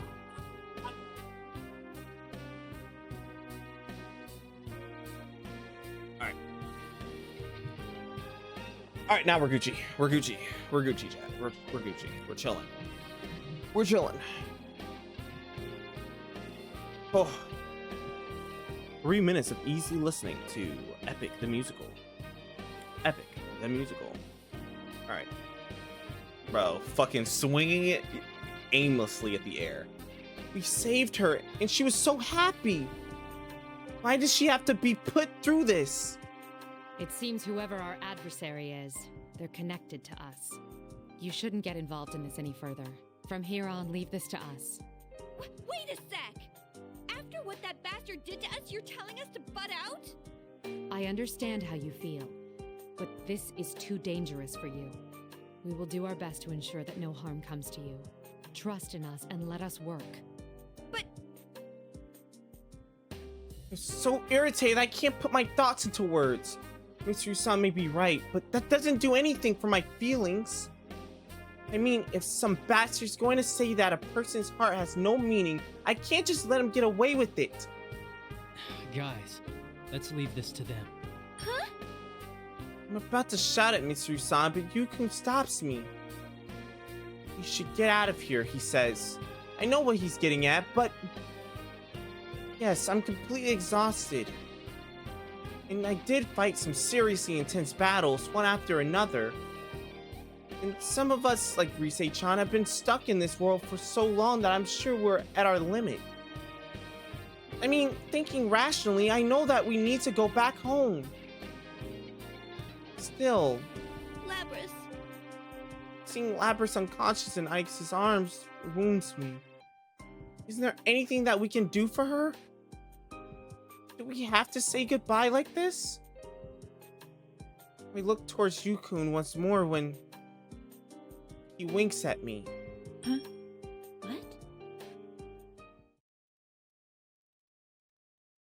When we return to the real world, all the energy that had been powering me so far drains away, and I begin staggering. Everyone else appears to be in a similar state, and we immediately go our separate ways without much discussion. I went straight home and fell into bed, but I couldn't get to sleep. All these feelings are swirling around inside me, and I can't sort them out. Sheesh. As I toss and turn in bed, my cell phone rings without warning. I look at it, but it's a number I don't recognize. I should ignore it. But it does bother me that I'm getting a call right now. I decided to pick up.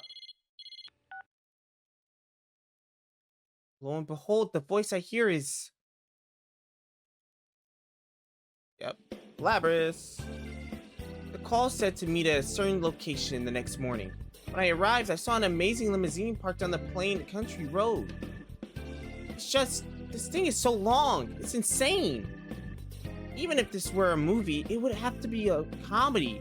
Nobody would believe that a car is this long and sleep would exist in real life. Can you even turn a corner? It's hard to see through the windows of this ridiculous limo, but I can see 4 people who are just as remarkable as the car itself. Labrys had called me last night, and the people in the car were Mitsuru-san's group. Thank goodness she did wake up after all. Labrys! When I call out to her, Labrys immediately gets out of the car. Mitsuru-san, Akihiko-san, and Aiga-san follow as well. Oh, and she's not carrying that axe on her back. I imagine that it would be hard to get into the car with that thing. I'm sorry for calling you here all of a sudden, but they told me we'd be leaving already. The follow-up is over. Nigga, did you have to wear the fucking ore farming fit outside too? You didn't even have to put the hood on. Master. Actually, I spoke a bit with Akihiko-san on the phone last night too. When I thanked him for helping us persuade Mitsuru-san, all he said was it wasn't anything special. I only did what was necessary. Damn, what an awesome thing to say. During that little chat, I became convinced that what this person is striving for is very similar to my own goals. That's why I'm going to call him Master.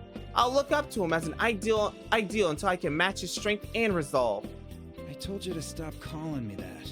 No, you're my master. Though, I gotta admit, part of me has just always wanted to say macho things like that. But you're not a man. A true man isn't bound by his sex. Yo, the way this nigga came in, he's like, a real man isn't bound by his sex. Bro, nah, that's a... Hey, hold on, put that shit on a t-shirt. That shit fire. That shit is tough. Put that shit on a shirt, bro. Actually, nah, wait. That shit's tough. Hold on, live right now. You guys are y'all aren't seeing it. Y'all aren't seeing it. Hold on, live right now. What you guys are about to see. Watch it. Watch this. Watch this. This is my Discord chat. Watch this.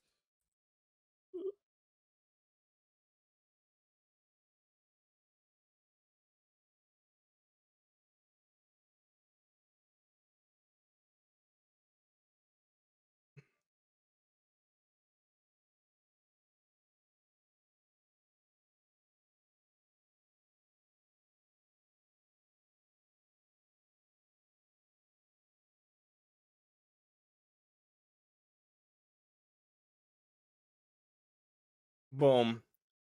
Easy peasy lemon squeezy. A true man isn't bound by his sex. That's fire. That's tough. That's tough, chat. Hey, that's a bar. Oh man, that's fire. That's cool. Anyway. I see. My apologies. Bruh. Your leap of logic is so extreme it could reach the moon. Lapras giggles at seeing our banter. I can't help but smile as well. He sounds embarrassed, but maybe a little happy too. Still, You're going with them too, Lapras? to be honest, I want to be with her more. But if I said such things, it would just trouble Lapras, so I swallow those words. Lapras speaks to me as such things are going through my mind. Yeah. I decided I'm gonna work with Mitsuru-san and then I'm gonna find whoever it was that set you all up and catch him myself. I won't let any danger come to you guys. So, this is just a short farewell. Lapras. I feel like someone gripped my heart. Lapras has been through so much worse than we have. All the problems she had to face. Yet, she's going to fight for us. Whoever this culprit is, they can't be allowed to get away with doing this to her. Lapras has such a kind heart. For them to treat her like some object is just unforgivable. My happiness for Lapras, my anger at the bastard who had controlled her, my frustration at not being able to help. I feel tears in my eyes. I look down, not wanting her to see me cry, but large hands slaps me Your on passion my had back. a real effect on Lapras. You should be more proud. Master! A true man is only allowed to cry when he loses his wallet. What? Yes, Master! That's a rather shallow occasion for tears. And specific. Something happened to you during your trip? It's true that the mental scars one would face if one lost one's wallet in an unknown land halfway across the globe would be immeasurable. Ah, there they are. Hey! Our friends have gathered around us. Of course, I hadn't told everyone about the phone call I'd gotten from Lapras. You could have stayed a little longer, you know? Seriously, we got a whole week off and we didn't get to hang out at all. It's truly a shame. Well, until next time. Mm-hmm. Until we meet again. Lapras is smiling, surrounded by all of us. My passion had a real effect on Lapras. That's what Master said, but I don't think it's entirely true. Lapras changed because of her own will. He seriously wished that she was understood. That's why her wish came true. I think that's all there is to it. At Mitsuru-san's signal, the limousine engine turns on. It's time for them to leave. Labras's face clouds over. Sheesh, looks like I gotta say something. No, a true man wouldn't cry. Make a bright smile. Lapras also smiles and enters the limo.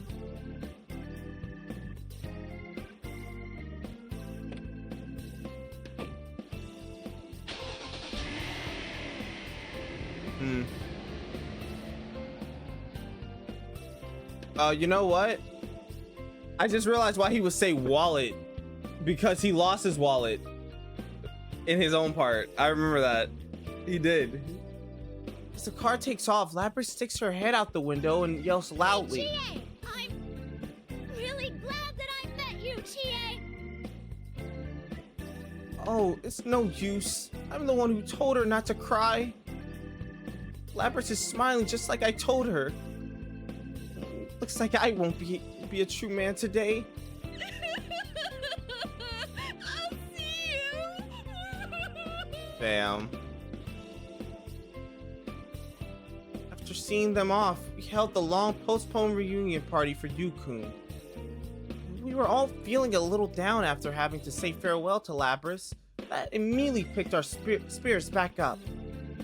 We were so happy that everyone was able to get together like this. We thought that it was impossible, and there was one more happy surprise. Also, this doesn't mean that we won't be able to see Lapras again. I stretch out and look at the sky. Yep, Golden Week starts for us today. Later that night. Dear Akihiko-san. Oh my gosh, she wrote a letter. Oh god, I remember kanji cliffhanger is interesting. Oh yeah, cause oh my god. Why did you remind me? Why did you remind me? Why did you remind me? That doesn't feel right. Crumple up yet another piece of paper and throw it into the trash can. I just can't figure out how to start this letter. I'm not really good at writing letters. Oh, maybe it's too formal. All those how to write professional business letters articles I looked up online really aren't very helpful. I take a deep breath and... To my master. Ooh, much better. I relax and my pen follows the wishes of my heart. I don't have the best penmanship, but I think it's a lot nicer to get a handwritten letter than an email. How have you and Labrys been? I've been well. I've been doing my best while remembering what you said to me on that day. Do you remember? You told me that I would be able to do the right thing. That made me want to become a police officer even more. So, in order to catch the culprit, me and the investigation team are... Oh, crap! Phew! That was close. I'm supposed to keep that a secret from him.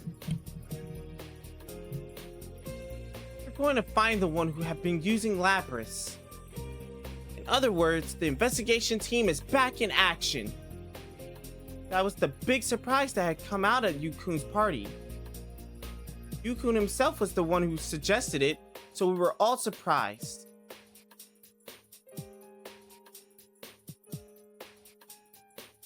Seriously. He said, let's leave this to them, right in front of Mitsuru-san and the others. But it looks like Yukun had other plans in mind right from the start. Man, if he can be such a convincing actor, I can't go spilling the beans in a letter. But to lie to Master? No, I have to lie to him. I can't let him find out, no matter what. I crumple up the piece of paper again and throw it away. I guess this really isn't my thing. I'll give it another try tomorrow.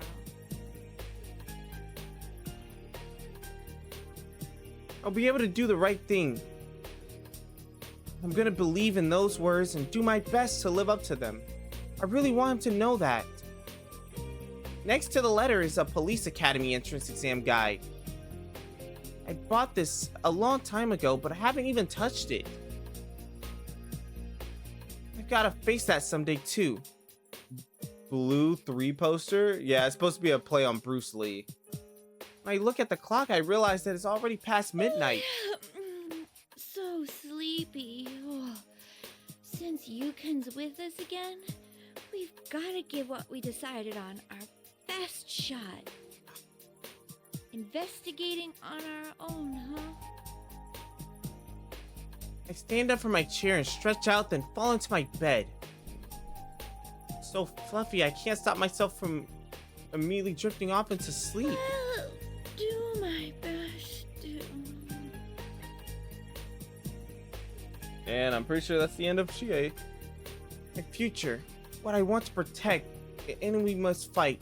There's so much that I need to think about. I'm not good at thinking. There's probably going to be a lot of things that don't go as we plan. But I just need to concentrate on one thing at a time.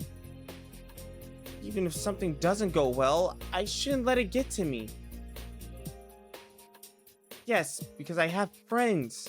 I know I can go on. Along with my friends.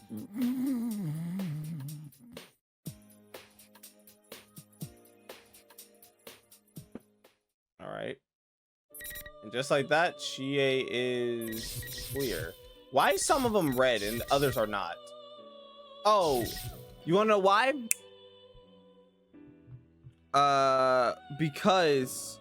Probably because we didn't get the other endings that we could get. Like the clear is red for some of them, but others are not. Because there's other endings you can get. So that's the reason why the others are not red. I understand. So depending on how I feel, Chad, I might just stop at Yukiko.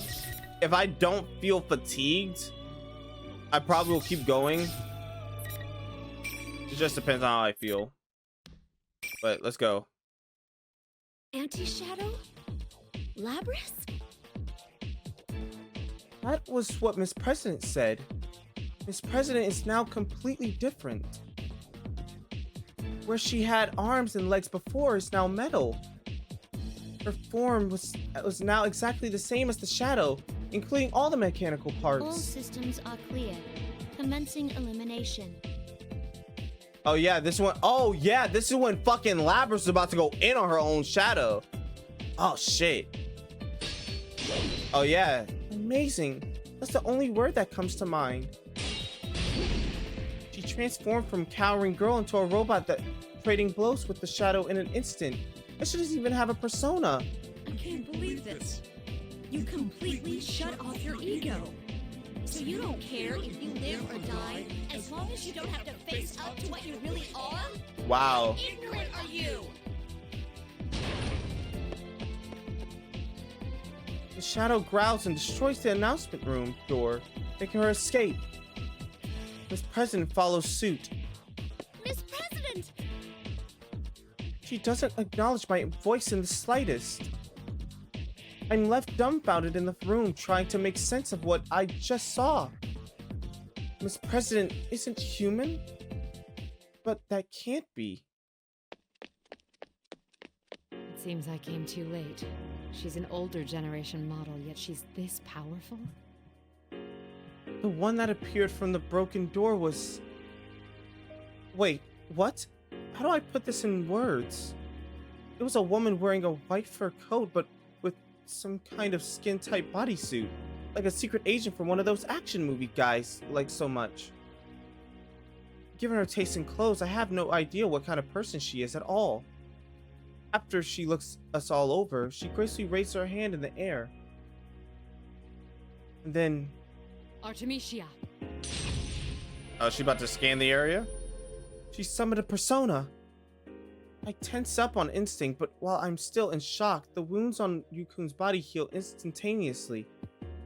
She's not an enemy. No way. You can use a persona? Actually, I didn't sense you at all. Who are you?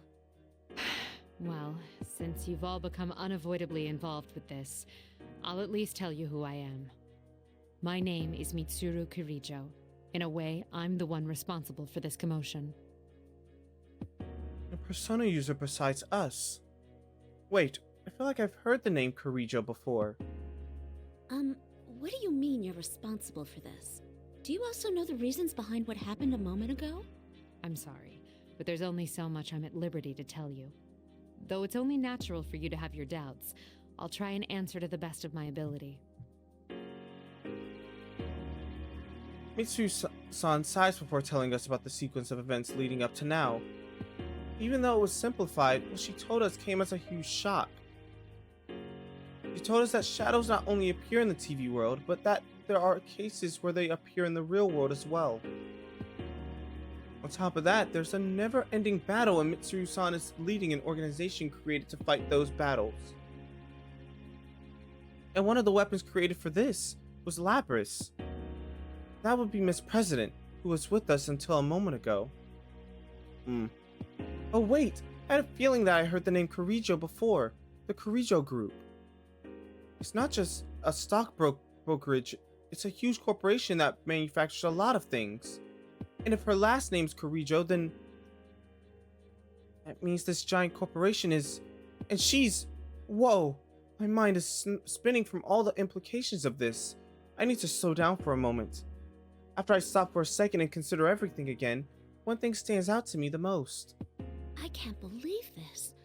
A machine made with a heart so it could use a persona. Well, we did just see it in action. I understand that it's hard to believe, but I'm not lying to you. It's the truth. Of course, I didn't expect a shadow to emerge from her like that.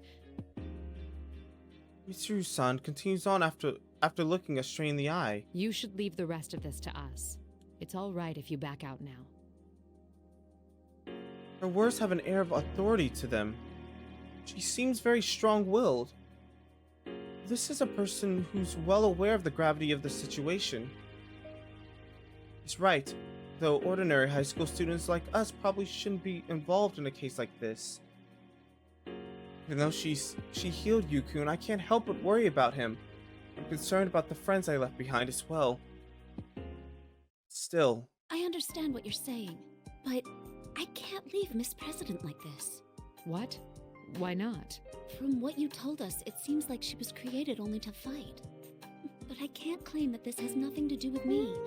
The way she talked was just like a normal girl. Miss President was suffering. Even if she was a robot created only for fighting. I can't leave her be after seeing her so emotional. She's not just a robot anymore. And I promised her that once we got to the bottom of this, we'd go out and have fun together. I can't break that promise. If she has a heart, that's all the more reason I can't turn my back on her. That's right. It doesn't matter if she's a machine. She and I were able to relate to each other. And she protected us. If she's suffering right now, then I want to be by her side and support her. To Mitsuru-san, this may seem like nothing more than an emotion-fueled plea coming from an unrelated high school student, but I still don't want to back down. I'd like to make a request too. Will you take Yukiko with you? Yukun? Don't worry about us. You need to save Labrys right now. That's right, Yukiko-senpai. You gotta do your best in our place. Yukun, Rise-chan, thank you. Mitsuru-san looks at us, waiting tensely, and furrows her brow, and then speaks up. If you're still concerned about Labrys, despite knowing the dangers involved, then I won't stop you. Thank you. But we can't waste any more time. Let's go. Coming.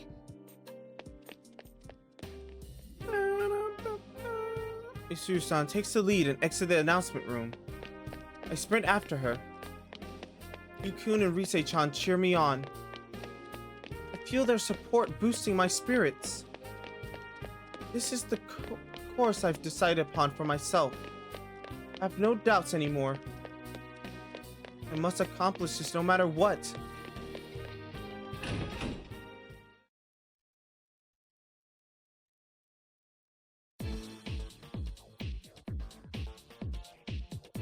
I follow Mitsuru-san and chase after Labrys. Those invisible walls are still in the way. Trying to chase someone down while being blocked at every turn is really annoying. We eventually led to one of the empty classrooms, and Mitsuru-san's face turns gloomy. Another one of those invisible walls. She reaches towards the other exit to test it out and knocks on the thin air. Does that mean... I reach out to the door we just passed through. Another invisible wall. We can see outside, but we can't leave. Oh no, does this mean... Ugh, the tournament rules are still in effect, it seems. She plans to make us fight each other. I should have seen this coming.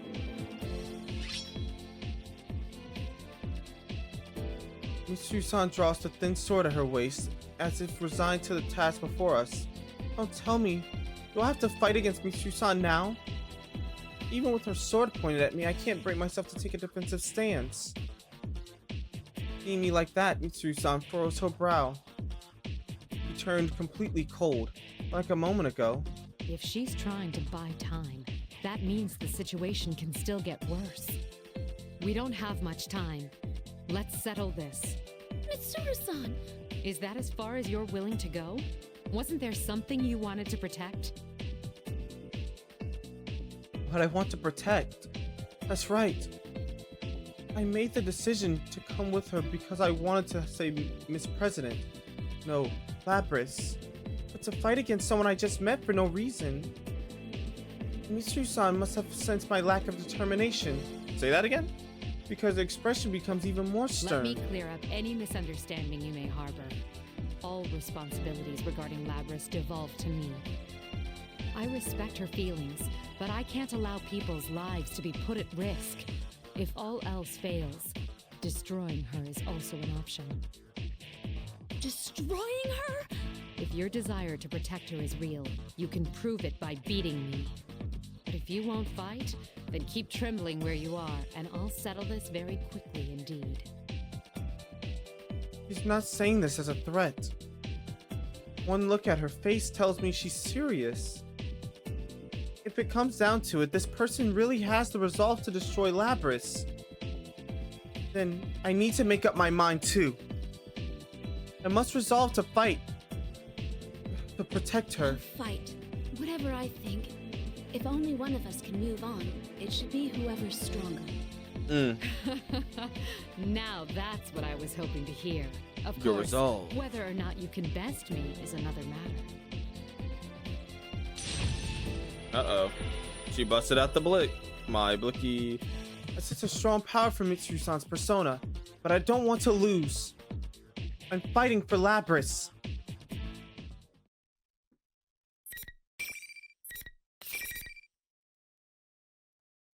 Oh my goodness. When you become tired and your voice is swelling, you fight on and on because you.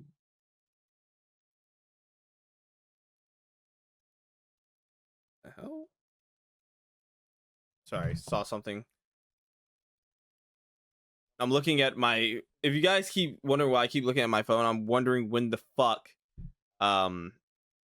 they're gonna return my order, because I ordered something online and I had to get a refund. So like now I'm just waiting for them to kind of return my money in my bank account, and I'm just like, bro, Christmas is no joke, and I want them to hurry up and return my money because I want to replace the item with something else, but I don't have the money to replace the fucking item. So like at this point, I'm just like, bro, hurry up and put my money in my fucking bank account, please. So I can replace the item so it can get here for Christmas.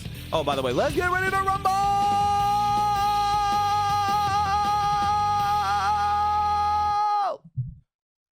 Final.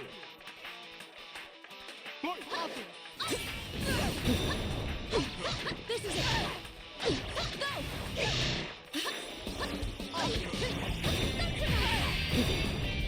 Kneel down. This is it.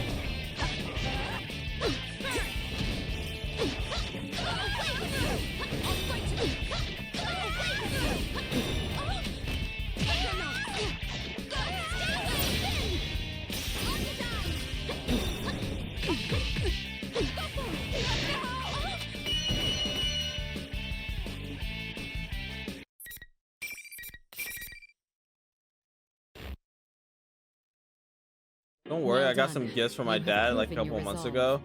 A couple months ago? Damn! Like, we talking about like August, September? For Christmas? Or was it like a special occasion, like a birthday or something? Because like, we mean a couple gifts. Like, how long, like in advance? Like, what the fuck? Upon saying so, Mitsuru-san smiles.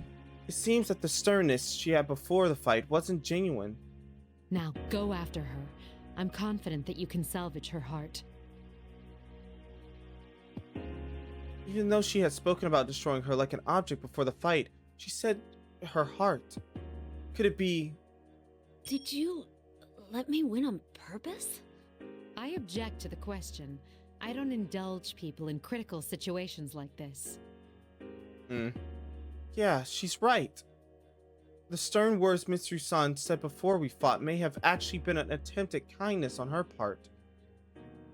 Me going forward instead of her means that if worse comes to worse, I will have to make that painful decision myself. If you think of it like that, losing on purpose wouldn't be kind at all. I kid myself for having such soft thoughts. Saving someone's life isn't something that you can do half-heartedly. It was the same with last year's case too. Since I fought Mitsuru-san and won, I must accomplish this no matter what. Okay, then I'm going now. And I'm coming back with Labrys no matter what. That's the spirit. I'm counting on you, Amagi. I turn my back towards Mitsuru-san and run out of the classroom. I hurry and try to make my way to Labrys as quickly as possible.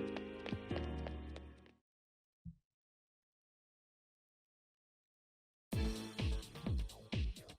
proceed down the hallways, once again led by invisible walls. As As I make my way, I notice that I'm being led back to the announcement room, where I had rushed out of not long before. What's the meaning of this? The door that was destroyed earlier is back to normal, and I don't see Yukun or Rise-chan around either. I try opening the door. I need to figure out why this is happening. Like maybe three between August and November, planning Christmas at advance. Oh my god, August and November? What the fuck? Do you want to say what you got him?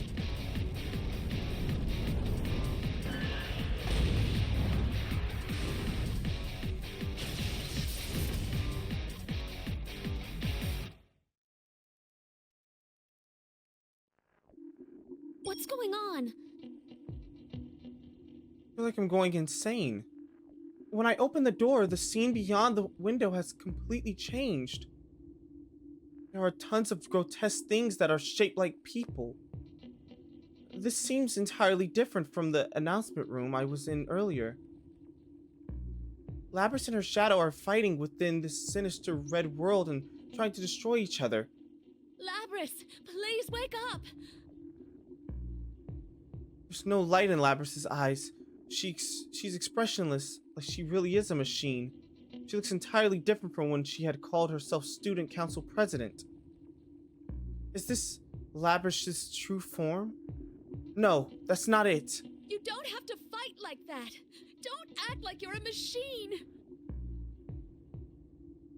Oh, Capcom Fighting Collection and Zelda stuff? Fire. Labrys who knows... Labrys who notices my voice takes distance from her shadow and turns to me.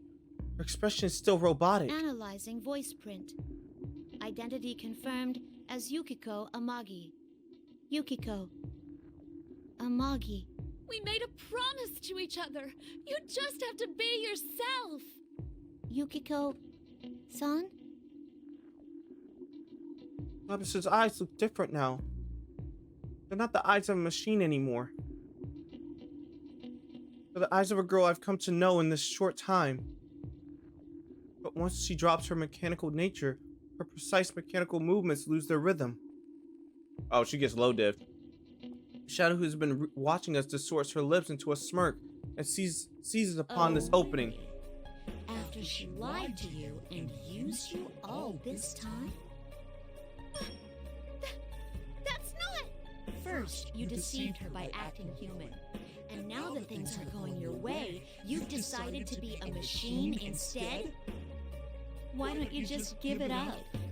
Just tell everyone how you really feel. You want the everyday boys and girls to experience what you had to go through, right? That's why we're in school having a fighting tournament. You want to see close friends fight for their lives against each other. Because if they do that, then they might understand. You want to make them understand. No! That wasn't my wish at all! The shadow glares at me with as much hate as she could muster. Labrys looks towards me as well. Her face scrunches up into a ball of sadness. I want my pain to be understood. Shadow made us friends fight against each other in this TV world because Labrys wished for it to happen. Does that mean Labrys was forced to fight against those who were close to her too? Just because she's a weapon? I don't think I can ever truly say that I understand how she feels. But it's all right. I don't know what happened to you in the past, but whatever it was, it doesn't define you. I understand that much at least. Understand? What could you possibly understand? All you've got is some cheap, self-righteous pity. That's not true. It's not cheap. I know. I've seen Labrys' kind expressions. She's no different from an ordinary girl. Please stop! I've had enough! My words still don't reach her. The shadow ridicules Labrys, who is still trembling in place. Oh, yeah? Then let me take over from here. I'll destroy everyone who wants to understand, just like you did before. Stop! On hearing Labsh's voice, the shadow face contorts into glee. And that's when I finally figure it out. No, that's not right. I didn't figure it out. I remembered. I should have realized it much sooner. A shadow's true objective. That's... No! You're not me! head ass. Yes, that's right. I'm myself. I'm not you anymore. Oh, thank you, ladies and gentlemen. Have a good one. Enjoy the show. Yes, the power.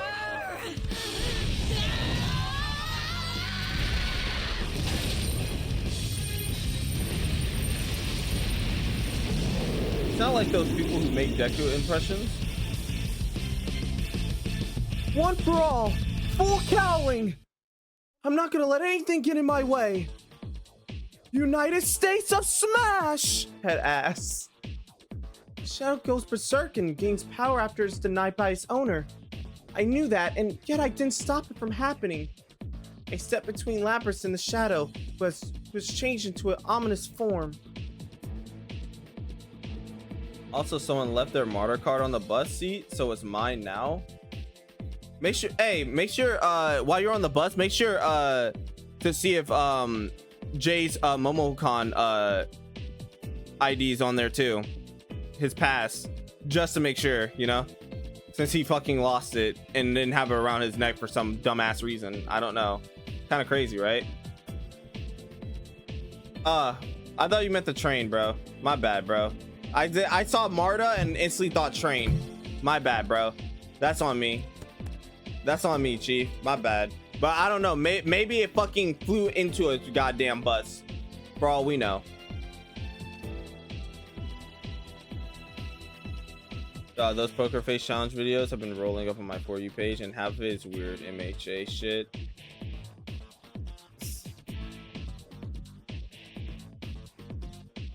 A shadow goes berserk and gains power after it's denied by its owner. I knew that, and yet I didn't stop it from happening. I stepped between Lapras and the shadow, who has changed into an ominous form. I couldn't stop her shadow from going berserk, but it's still not too late. What? You're still gonna stand in my way?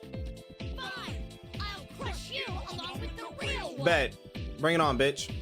The same thing happened to me too. I am only here right now because Yukun and the others saved me when I rejected my own weakness. And just like then, someone needs to step in and save someone else. This time, it's my turn to save Lapras. Here we go again. Lovely. This time, for sure. By the way, Kanyan, I did watch the My Hero episode, the Hellish Todoroki family epilogue finale. Shit was depressing as fuck, but I enjoyed it every step of the way. It was beautiful. Can't wait for the final 2 episodes, man. The final 2 episodes are gonna hit like crack. Holy fuck, it's gonna hit like crack. No part of me is ready, actually. Like, it's almost over. Almost over. It's unfortunate. Double save. But regardless, let's get ready to rumble.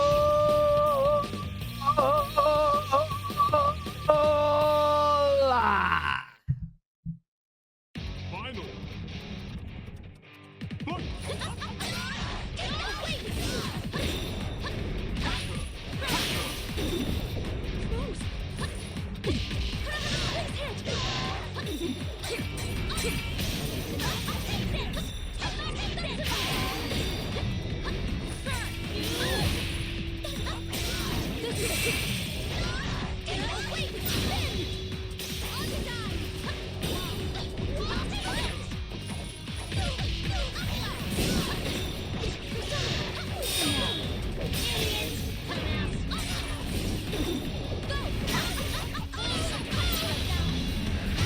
Ow, son of a bitch.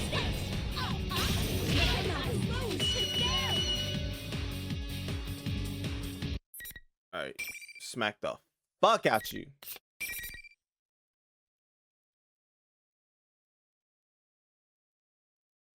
Let's see.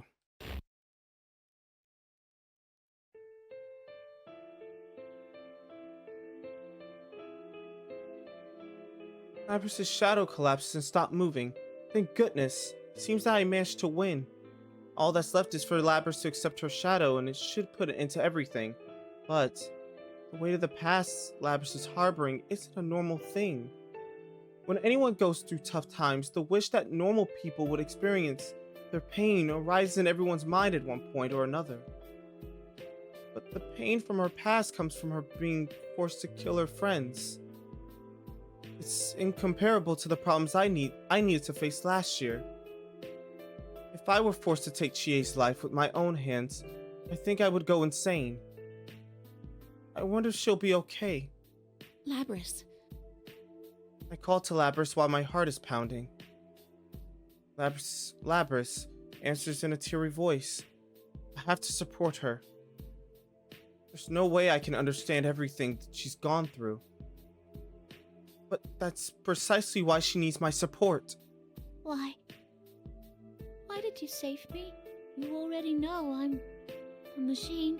I'm a machine that's supposed to protect people. But because what they did to me was so painful, I took it out on other people too. So why are you? It's okay. You must have suffered so much. I'm sorry. You went through so much pain to protect us. But it's all right now. I won't let those things happen to you anymore. Labrys looks up in response to my words. When I think about when Labrys protected us from her shadow, how she closed off her heart and reverted to the mechanical self that she never wanted to show anyone, my heart aches. I never want her to have to go through that again. Labrys has already lived through so many painful experiences. Because of that, I could never truly say that I understand her feelings. But I'm sure that I can at least protect her so that she won't have to go through this pain anymore. It doesn't matter if you're human or not. I'm your friend. We made a promise, remember? You want to be friends? Be friends? We're friends already. That's why, if you're going through tough times, I'll always be there to help you through and protect you. Labrys seems genuinely surprised. She probably doesn't realize it, but she doesn't look anything like a machine when she makes faces like that. I can tell that you truly have a heart. I've faced my own shadow too. I wanted to blame everything on someone else because I felt so powerless. I was waiting for someone to do my work for me. I wanted to escape from my life, so I dreamed that a prince would take me away. But my friends helped me realize that was just me trying to run from my problems. I recount my own experience for Labrys. It's the same as what Labrys went through a moment ago. She had feelings, experiences that she didn't ever want other people to know about. The truth was too painful to accept, so she rejected it. Labrys has a heart, just like I do. The reason I could accept my weakness and fight this to the very end is because I had my friends helping me. I had friends who worried about me, who stood beside me. I wasn't alone. I smile at Labrys, just as Yukun did for me back then. And that gave me unimaginable strength. You're not alone anymore either. I'm sure you'll be able to find a place where you belong too. Admitting your own weaknesses is scary. No one wants to see their weakness. But I know that it's possible if you don't have to face it alone. When Labrys hears my words, the light returns to her eyes. I can sense a strong will from her. That light must be from her heart. I'm so glad that my words got through to her. Labrys nods reassuringly and then begins walking towards her shadow. She takes the steps towards her own weakness.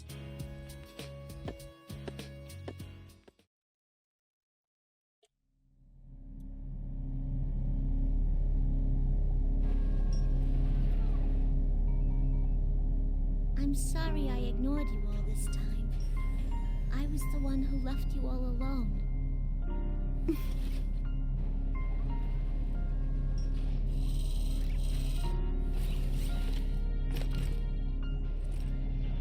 No. You are me, after all. You are me, after all.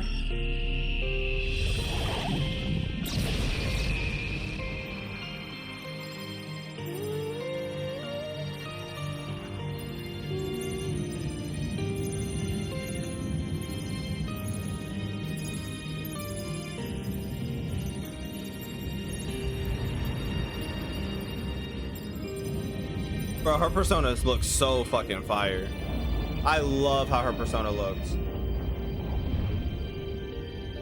This is my persona. I can't wait to do like a tier list of like all like everyone's different personas from the games, from the Persona games I played. Before long, Rise-chan contacts us. She must have sensed the Shadow's disappearance, and we managed to join up with each other. The invisible walls and the tournament's rules both seem to have stopped when Lapras accepted her own shadow.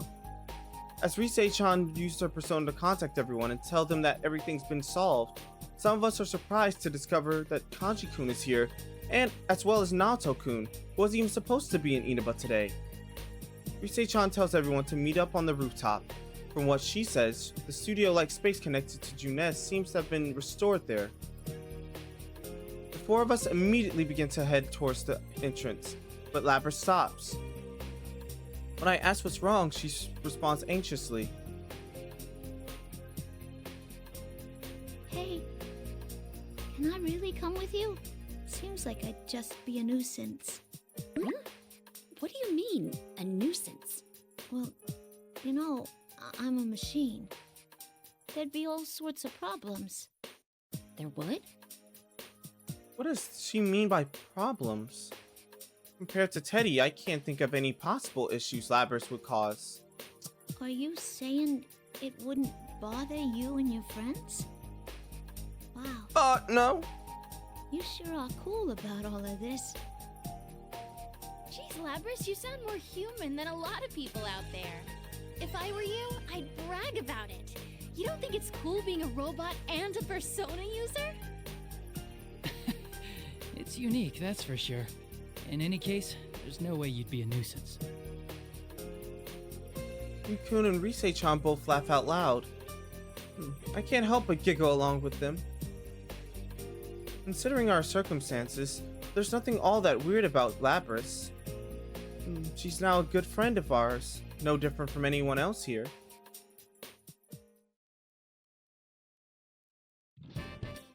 Hey, there they are. Welcome back. Yukiko! You really outdid yourself this time! When we reach the entrance area, Yosuke-kun and Chie call out to me. They've been worried about me ever since I fought against them. Eddie notices that Lapras is with me and immediately dashes over with glee. Are you okay, Miss President? I was so worried about you. Huh? Those hands and legs, are they accessories? You're so meta-luring. Get him away from us. I can scarcely believe my eyes. The Kirijo group's humanoid weapons actually exist. Naoto-kun seems to know a bit about her already. But yeah, considering that everyone is here, I think now it's a good opportunity to introduce her. I tell everyone everything that happened with Lapras, with some help from Yukun's supplemental comments. After I finish talking, silence washes over the rooftop. Lapras has fallen silent too. It looks nervous. Kanji-kun is the first to speak. I don't really get what's going on. Oh, man's man! Head ass. So I'm glad everyone's alright. What's with the jumping to conclusions? You're one of the things that got us into this mess, you know. Well, that was anyone could have done that. Actually, are you feeling okay? You're not tired or... Oh, what am I saying? Of course you're tired. Huh? No, I'm fine. Isn't there something wrong with this picture? Shouldn't you guys be pissed at me and all? What for? What would we be mad about? Nah, don't worry about it. We're cool. Pretty much all of us have caused trouble for each other because of our shadows. Yeah, especially Kanji-kun. Me? That's not fair. I never saw your guys' shadows, you know. Naoto's was pretty crazy, at least. Don't drag me into this. I mean, after the epithet given to Kanji-kun, I imagine that his shadow must have been far, far worse than mine. Hell no! Lapras blinks in surprise after seeing the group's usual friendly pace. See, I told you there wouldn't be any problems. When I say that to her, Lapras quietly replies back, "Man, you were right." And then, Team C's. Well done, Amagi. I had every confidence that you could do this. You know what's crazy? Is that I almost switched into my fucking Yosuke voice because I forgot who the fuck I was playing as for a minute. I hear a voice behind me. When I turn around, I see Mitsuru-san and 2 other people. Who are they? Were they in here looking for Lapras too? Like Mitsuru-san, they both have weird outfits. And that person... It's nice to meet you all. My name is Aigis. Thank you very much for saving my sister. The girl with a body similar to Lapras seems to have noticed me looking at her and addresses me. Sister? Does she mean Lapras? And that means... What? Excuse me, but you're... I mean, are you also... Yes, I too am a robot. She's kind of a later version of what Lapras was built for. Oh, I'm Akihiko Sanada. Sorry for all the trouble. So Aigis-san is the reboot and Akihiko-san is the one wearing a red cape. Okay, I've committed them to memory. Then again, I guess it would be harder to forget them. In contrast to those two, Lapras takes a step back. Her expression is tense. Is she nervous? Of course she is. They came in here looking for her after all. Oh shit. Oh yeah, I didn't introduce everyone to Mitsuru-san and her friends. While I'm still flustered, Yukuna Rise-chan officially introduced them to everyone else. Afterwards, Mitsuru-san explains the circumstances of how they ended up here to us. More like to Lapras though. How this case began by Lapras being dropped into a TV and how they all pursued her into this world. As Mitsuru-san explains their intentions, Lapras seems to get even more nervous. She must be worried. But it's alright. Mitsuru-san realizes Lapras' emotional state. The only problem I have with each of these endings is that they are all the same, and I'm just waiting. Like, for me, I'm just waiting to get to the point where, like, oh, the true Master Raiden takes over Lapras, blah, blah, blah, blah, gets over it. And, like, all this is just, like, shit that we've basically seen before, but, like, they're just dialoguing it differently at this point. She turns her gaze towards Lapras and kindly smiles to her. Don't worry. I'm not planning to seal you away again. But I ran wild and caused so much trouble. I mean, not just today, but back then, too. You've awakened to your persona and gained control over it. You're hardly a rogue test unit anymore. Besides, you have a heart. We would never treat anyone with a heart so poorly.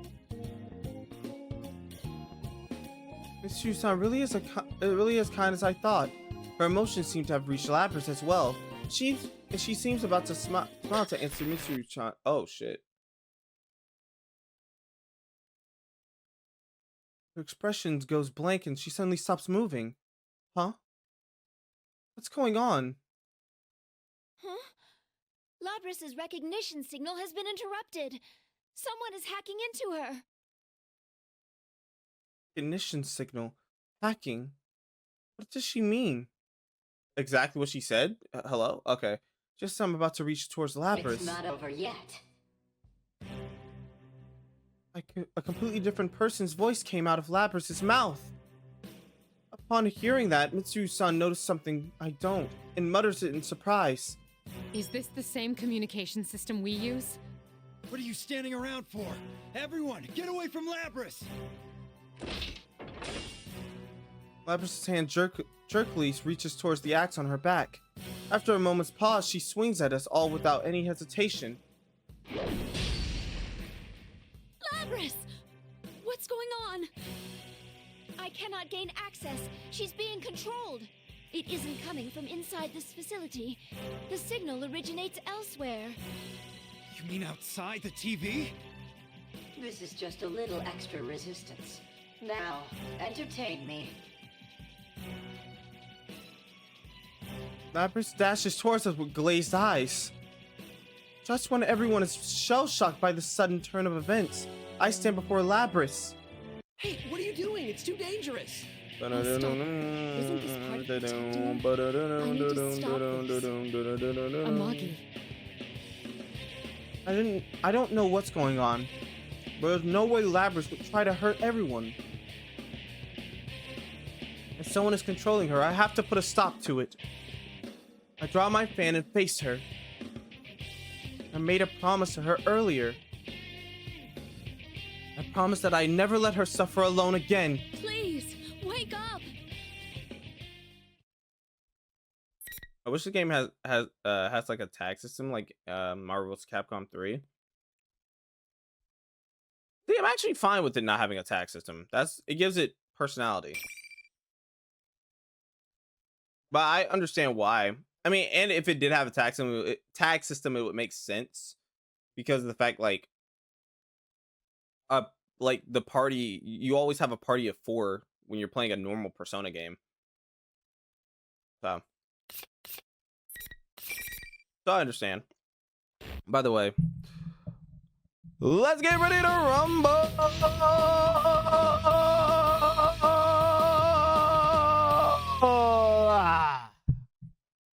Final. Fight.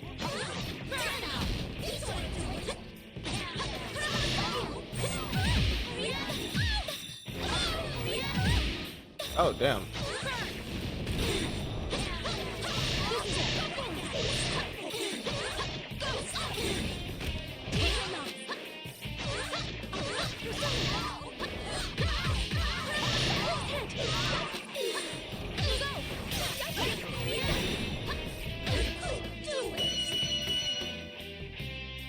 The ARC system did make a P4 tag system later down the line. Interesting.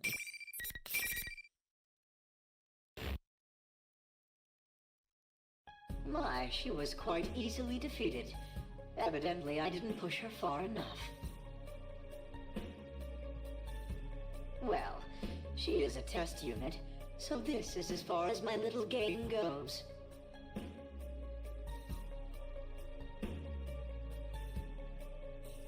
A disgustingly carefree voice emerged from Labrys, who has ceased moving. Her eyes are still lifeless. My friend Labrys still hasn't returned. An uncontrollable fury rages through me, and hearing that voice describe her like some broken toy. Who are you? Give Labrys back! Very well. I've acquired enough Oh, data Blaze Blue after Cross all. Tag Battle is the name? Ah. I hear Thank you all. someone in Heroes Discord talk about Although Blaze Blue all this the time. didn't work out, you I've did heard about stay the game in to before. very end. Labrys' shadow was only the mastermind of the tournament. I see now. You're the true culprit behind the whole thing. Miss Rusan's words make me remember. Now that I think about it, Labrys' shadow separated from Labrys when she entered the TV. In other words, she only sponsored the tournament. But she didn't drop herself into the TV without someone to do that. This case could not have happened. Does this mean that that culprit is controlling Labrys from somewhere outside the TV? Somewhere safe? I can't be forgiven. Indeed, it was I who stole Labrys away. Since I don't have a persona and can't enter a TV, I needed a puppet that could run amok for me. Labrys' persona was only partially awakened, so I had a feeling her shadow would appear if she underwent a little suffering. You got the better of me this time. You deserve to know at least that much. This time? Are you still planning something? The culprit mocks us. I can't take this anymore. I thought that I was finally able to save her. I thought that everything would be all right now. That's enough! You're the worst! Labrys has a heart! How can you do this to her knowing that? A heart, Meaningless. Whether or not she has one matters not at all to my plan. What? That's it! The voice continues mocking us and ignores my Well, words. then, everyone, until we meet again.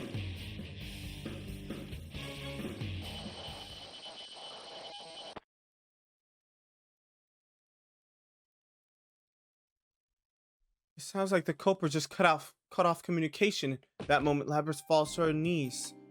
I rush over to support her, but she's gone completely limp. Her metal body is very heavy. Everyone here goes silent, and a heavy atmosphere fills the area. Mitsuru-san looks gloomy, but she speaks up with determination in her voice. Say that again? It Determination? seems whoever our adversary is, they're connected to us. I advise you not to get involved in this matter any further. From here on, you should leave this to us. Wait a second. We can't just leave things like this.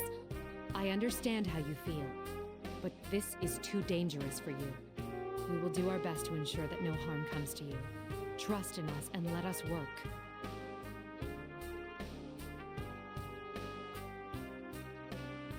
This is different from the way she was acting towards me earlier.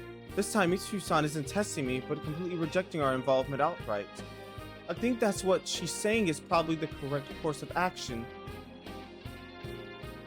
There must be something big going on behind this. And if that's the case, high school students are probably going to be less equipped to handle it than a well-funded organization like Mitsuru-san's.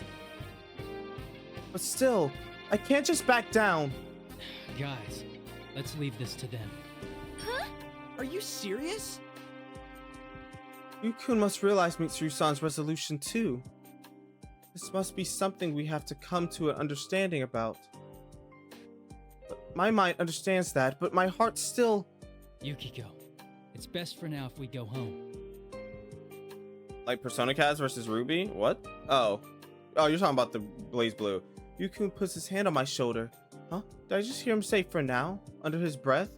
When I look up in reaction to Yu-kun's words, I see a strong fire in his eyes. I see. I nod in acknowledgement.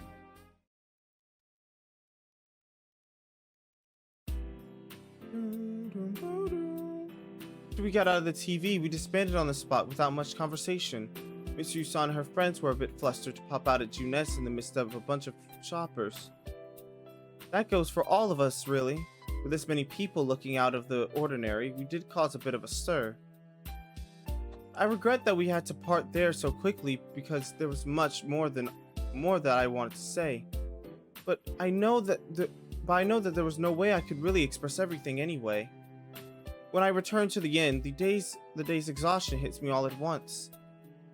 I draw a bath and even fall asleep in the bathtub for a bit. After waking up, I go back to my room and prepare for bed. But then I receive a call from an unknown number. Usually, I don't pick up calls from numbers I don't recognize, but something tells me I should take this one. A good thing I did.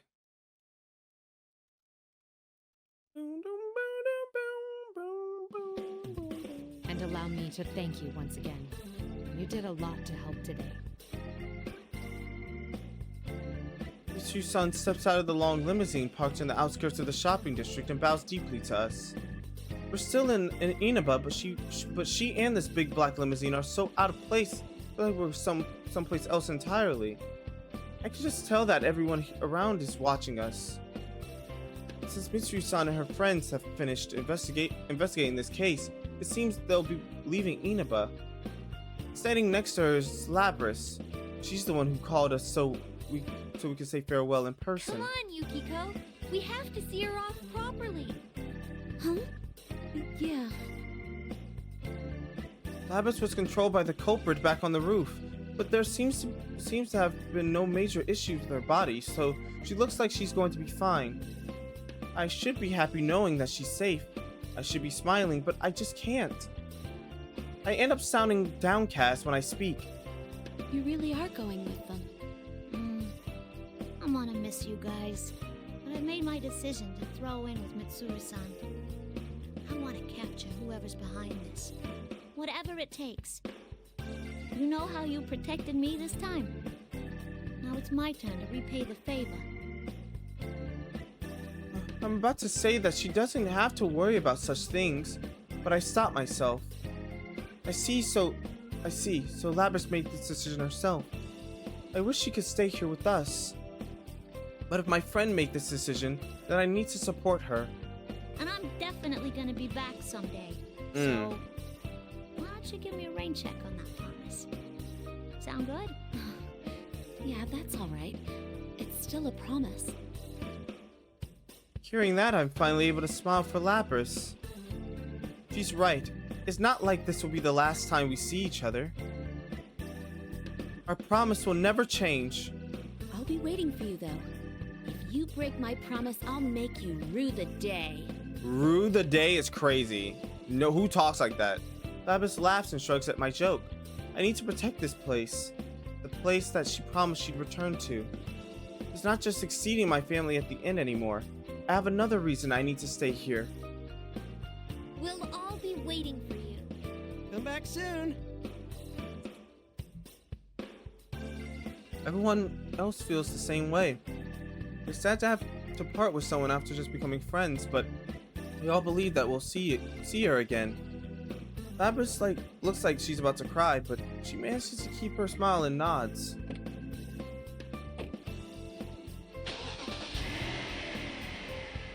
Mitsuru-san tells her that they're about to leave, and once the two of them enter the limousine, it quietly heads off.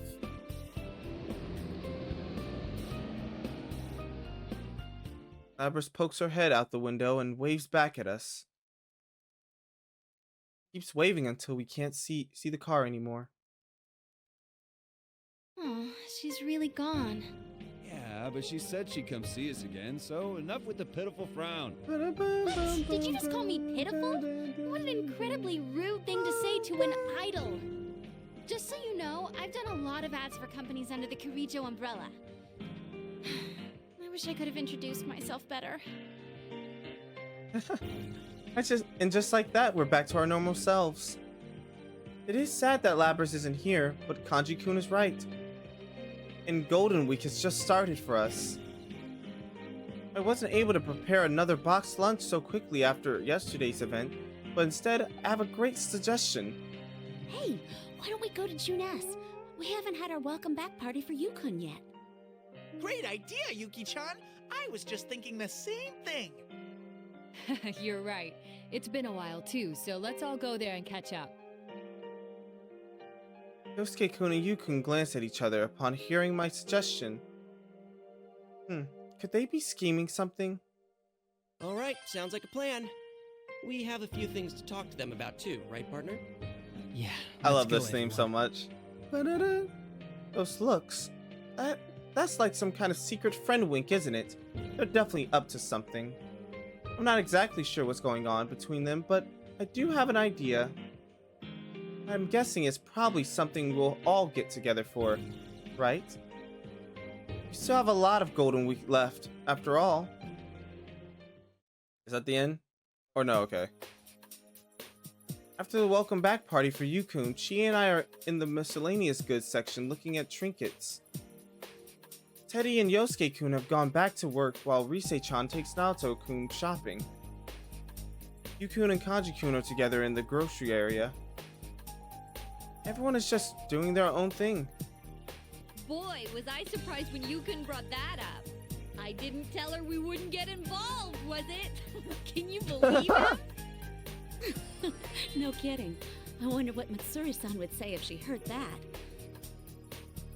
What Yukon and Yosuke brought up during the welcome back party was the reformation, or more like the reformation of the investigation team, and it was decided that we'd all pursue this case by ourselves. There were no objections, of course. Everyone seemed to have been waiting for Yukun's words, and all spoke up at once. There's no way we can leave what happened inside this town's TV to someone else. I feel bad for Mitsuru-san, but I was really happy that the two of them were thinking the same thing. I mean, Lapras is our friend. There's no way we can sit back and watch while our friend's out there doing her best. Especially since this happened in our own backyard. Man. You said this happened in our own fucking area, bro. This can be an even bigger problem than last Home turf. I'm sure we'll be able to handle it. You really stepped up to the plate this time. I think I like this new side of you. I'm a bit happy to hear that from Chie. Whoa, that was close. We almost absent-mindedly walked right by the section we were looking for. We stop at our destination, the small shops inside Junes. I pick up some different colored hair ornaments and compare them. Wow, this is hard. So many choices. What color should I get? Red. You're really into this. Same with Chie, Hey, just green. How about this? I think it'll look good on you. Oh, no, it's not for me. Pink, yellow, green. As I compare the different colors while answering Chie, she thinks for a bit before making a realization. Oh, right. We might see her sooner than we think. That's right. I'm sure that culprit will be caught faster if we cooperate, rather than leaving Mitsuru-san and her people alone to handle it. And that means that the day when I keep my promise with Lapras will come sooner too. Until then, I need to find a color that fits her. I pick various colored scrunchies and imagine how they look decorating Lapras' hair. Her embarrassed smile springs to mind as well. I just know she'll love it.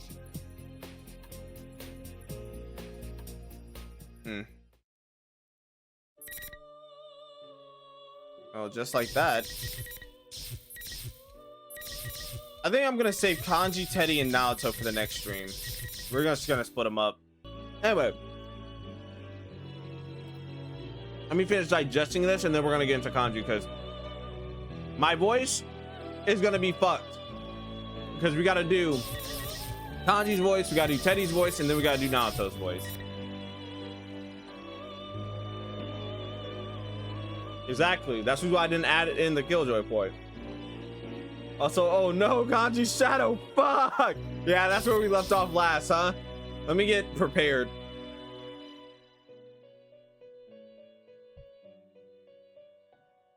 All right, I'm ready. All right, let's go, chat. Kanji Tatsumi. Let's continue where we left off with the cliffhanger. As boy, oh boy. Yeah. This is gonna be a doozy, chat. This will be a doozy. Kanji Shadow. God almighty. Why did we leave off? This might actually be a longer one. God help us. This actually might be a longer one, actually. Because Kanji's part didn't end off where we even got to a climax with Lapras at the announcement room. Okay. This is gonna be weird. Anyway, his might actually take an hour to complete because we were nowhere near the end for him. Maybe 2 hours actually, because his ended a little bit shorter than the others. What was I doing? I was doing something before I want to start. Okay,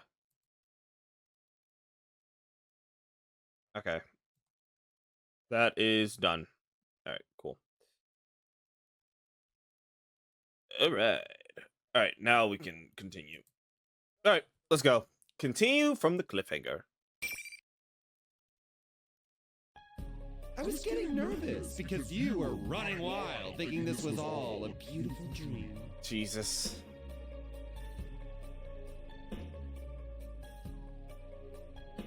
Good thing I found you. I missed you so much, you know? Yeah, I didn't miss you. That sissy way of talking. I'll never forget it. This guy's definitely my shadow. I wasn't expecting this to happen, but face to face with him again, it's pretty tough anyway. He's my weakness, the stuff I want to ignore. His shadow keeps swaying his damn hips at me. I like glare at him. Oh, what a big meanie you are. Weren't you looking for me? Yeah, to punch your stupid face in. I'll tell him nice. It looks Oh, like dear. you still don't understand. Understand what? Why, you haven't changed one bit.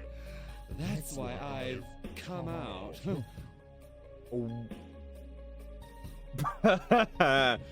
That's crazy. That's why I've come out. That's wild. That's wild. That's wild. What is he saying? I haven't changed at all. Didn't you realize that after what everyone said to you, people haven't forgotten about my side of you at all? Kanji, keep it together! You can't let him trick you! Shut up, you goddamn furball! No different. Oh shit. Yeah, shut the fuck up. My bastard suddenly throws the folding chair he's holding right at Teddy. Teddy squeaks by with a dodge, but he ends up falling over himself and rolling down on the floor. Hey, you know, I could swear my shadow looks different now than he did last year. But that ain't important now. What matters is, this is the guy behind everything. My weakness created this place. You're the reason my senpai were acting so weird. Oh, I don't know about that. They could have honestly been speaking their minds, you know. No way in hell they... That's what you want to believe. Once again, to yourself. Wow. Lying to myself. Just like back then, huh? You like to sew. What a queer. Painting is so not you. But you're a guy. You don't act like a guy. Every time I heard that stuff, I try harder not to be myself. Those were some bad days for me. Enough of that. I don't want to lie to myself anymore! I want to be who I am! Shadow looks at me and rages at me selfishly. Screw this. I ain't listening to any more of this. I take a deep breath in and then push it out. I ball up my fists and pull my arm way back. Are you going to hit me? Are you going to deny me again? That's right. People don't let go of their weaknesses. They can never really accept us. The Shadow's face gets this creepy giddiness. Too bad. I ain't aiming for him. Bring back my fist as hard as I can at my right cheek. Oh. Have you lost your mind? How could you hit yourself? Man, that hurt. But of course it would. It was my fist, after all. Thanks to that pain, I snapped out of it. I want to run away from my own weakness. Just ignore that nastiness inside of me. One punch just now knocked all those dumbass feelings out of me. Sure, I'm seeing stars now, but it's no big deal. Maybe it's just my imagination, but I feel like my field of vision is wider. Face my shadow head on. Huh? Last year's case. I still clearly remember seeing my shadow for the first time. I knew there was a chicken inside me back then, but pretending there wasn't caused trouble for my senpai. If I had just a little more courage, then I could have made things easier on everyone. Anyway, I was pretty embarrassed at the time. I want to forget it ever happened. You know, focus on getting stronger. Things are a little different now. You heard me, I'm weak. But I met my senpai and they taught me something. Who cares what your weaknesses are? What's important is how you live with them. It'd be lame for me to repeat the same thing over and over, and I can't cause any more trouble for my senpai.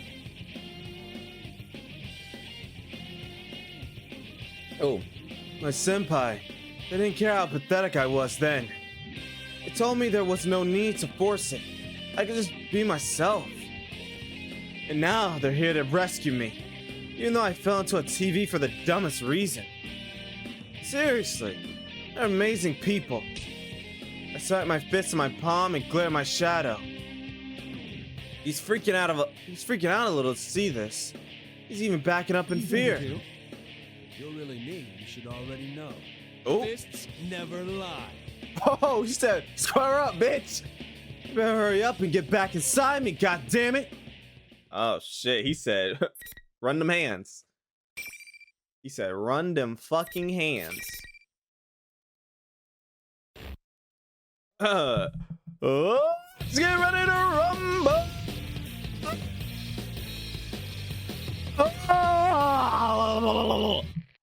Alright, let's go.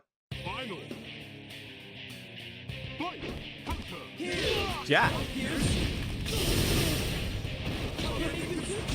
What the fuck?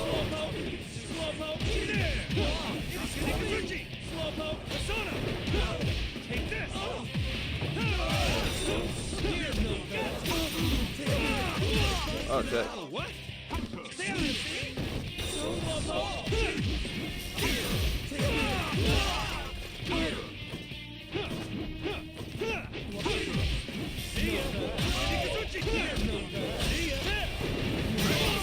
Oh, come on.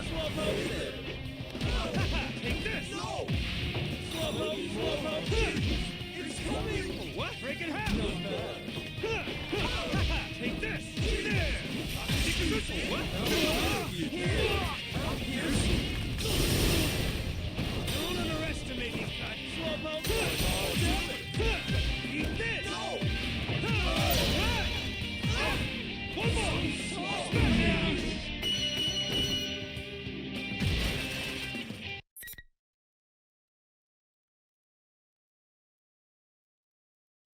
That's a nice color palette. Also, Super, you're playing Xenoverse 2 on PC, correct? Pretty sure, right? You're playing it on PC.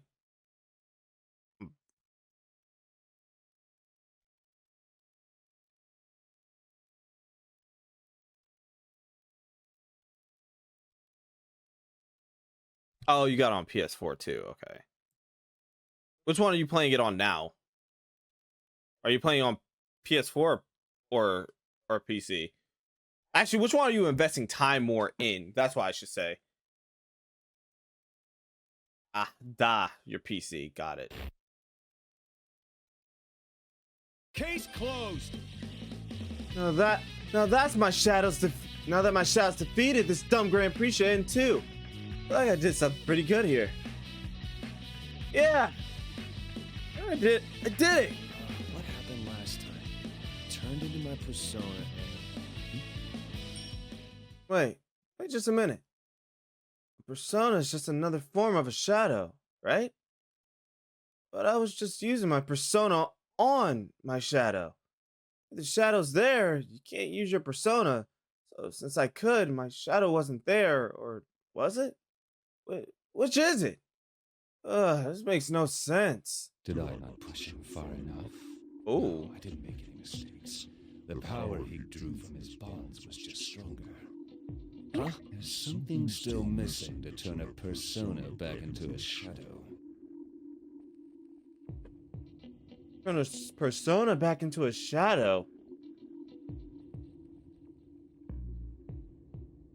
Don't even got MUI or drip. It's devastating. Also, literally just bought me a fresh copy, so newbie MC. Damn. So all your good niggas is on your other one, huh? All your unlocks, I mean.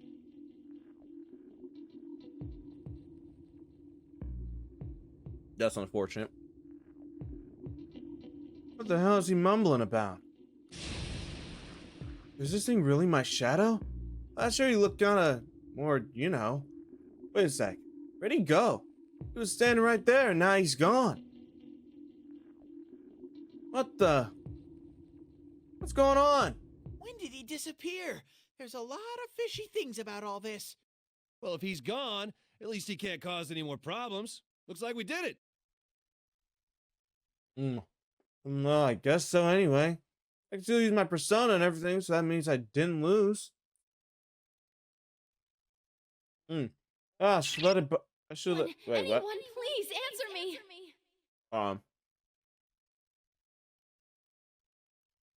Let's see him. I shouldn't let it bother me. There you go. Kanji, that voice! It's Rise. She's talking through her persona. Hey, can you hear me? The feeling of someone's voice drilling right into my head is my friend Rise. She must be trying to contact us with her persona. Her persona works a little different from ours. It lets her communicate with people and search for them. Anyway, I shout that I can hear her to let her know I'm here. A second later, a familiar voice echoes in my head. Reggie and Teddy!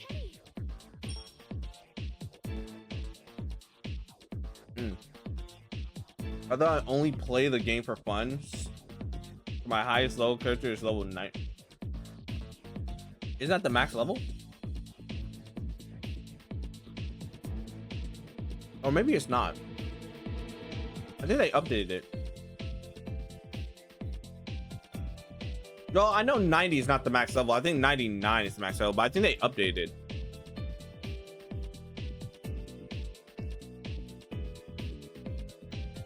Yeah, I think they updated it actually.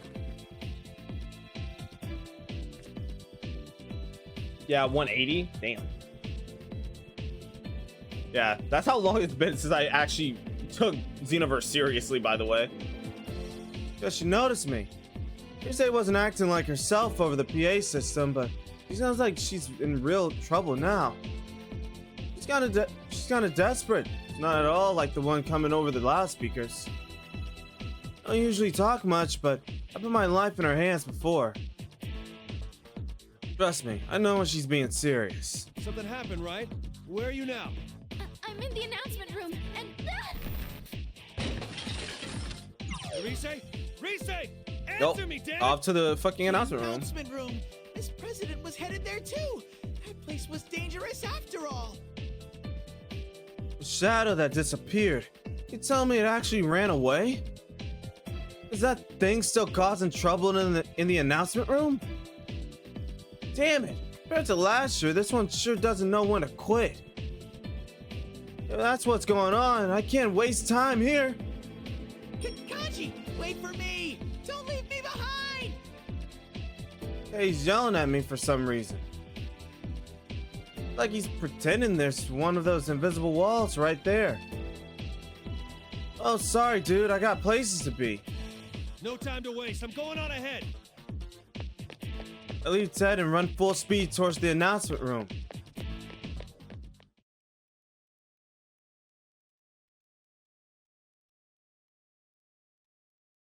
The invisible walls are still in my way. I get to where I'm going eventually. I stop for a second and wonder what's going on in there. But I can't wait for too long, or this will be for nothing. I don't want to sweat the details anyways. Here goes! I was about to bust in. Damn. As I kick down the door like a boss, I can see Rise and Miss President. And that fake Teddy. That goddamn shadow bastard. I beat the crap out of him once, and he just comes back again wearing a new face. Kanji! You're late, you moron! Quit whining. Hurry up and come over here. I wave Rise over to my side, and she grabs Miss President's hand and gets behind me. Rise's persona is great for information and stuff, but she can't fight with it at all. You gotta make sure to protect her. That student council president, right? You don't look so good. You okay? It's not true. He keeps saying weird things. Another nuisance. I've had enough of this, you know that? Huh? This president's been weird, but the fake Teddy's acting weirder. Especially how he's talking. Where'd the usual Teddy's sense of humor go? Damn, I'm seriously lost here. But then Rise cuts in from behind me, from beside me. Maybe she's sensing something I can't. She's better than anyone when it comes to this stuff. That fake Teddy is her shadow, and it's going berserk. Thank you for the exposition, Her Rise. shadow? Not mine? Where'd you get that idea? Oh, sheesh. Why's she yelling at me? If she knows what's going on, maybe she should let the rest of the class in on it. Rise grabs at her hair in frustration, then points at Teddy. Listen, that fake Teddy's the bad guy here, so all you have to do is beat him up. Oh my All right, goodness. that's easy enough to understand. Kind of sounded more like an order than an explanation, but I know I can trust Rise to have it together. Plus, beating the crap out of stuff is my job. I crack my knuckles. So you are going to interfere. I don't have anything against you, you know. Isn't that right, me? Huh? Me? I start to have second thoughts, and then Fake Teddy snaps his fingers. Holy shit! How'd he snap those stubby little fingers of his? Bro. Wait, that's not important. What's important is he's changing right here in front of me. Bro, did he really? Okay. I get it. This is the dumbass playthrough. I understand it. I understand it now. Just like Yosuke's. This is the dumbass playthrough. This is the I don't know what's really going on playthrough. I understand. How to be inside of a mind that doesn't know what the fuck he's doing.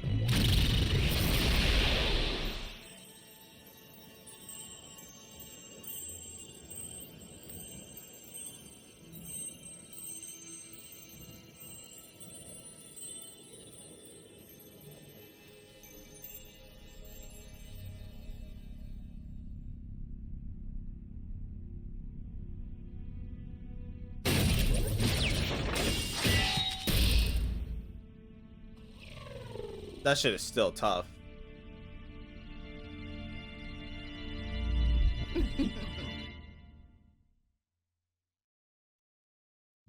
I am a shadow. The true self. Man, you look like you're ready for battle. Now I understand what Rise was talking about. I wondered how the hell my shadow came back after I beat it, but I get it now.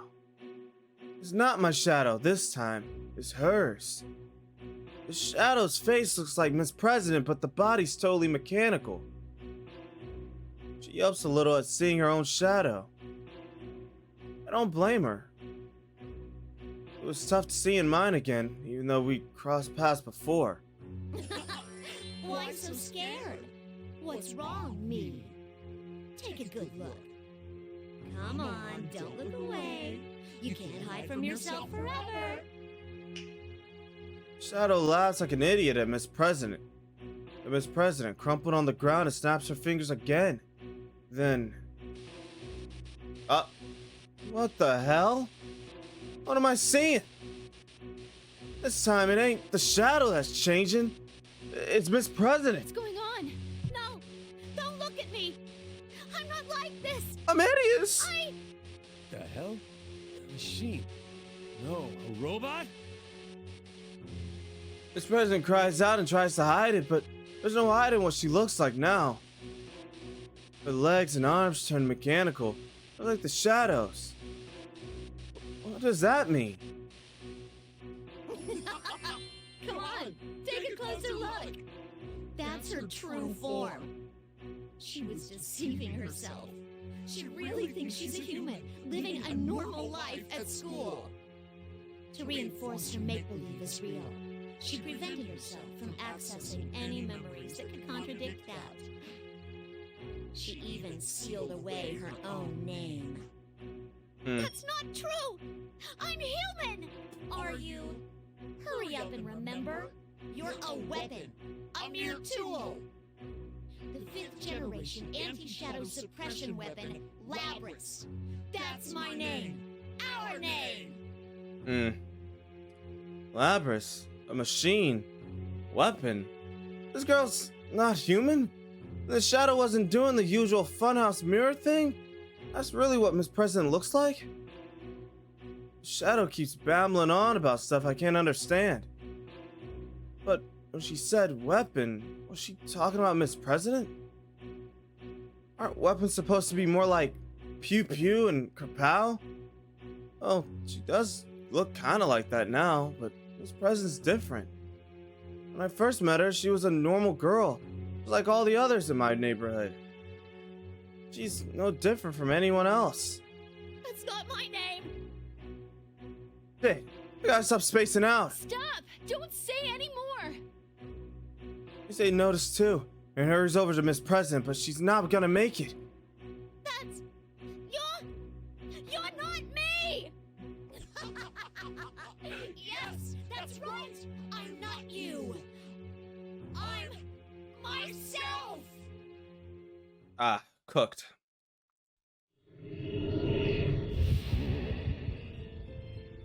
Yes, the power!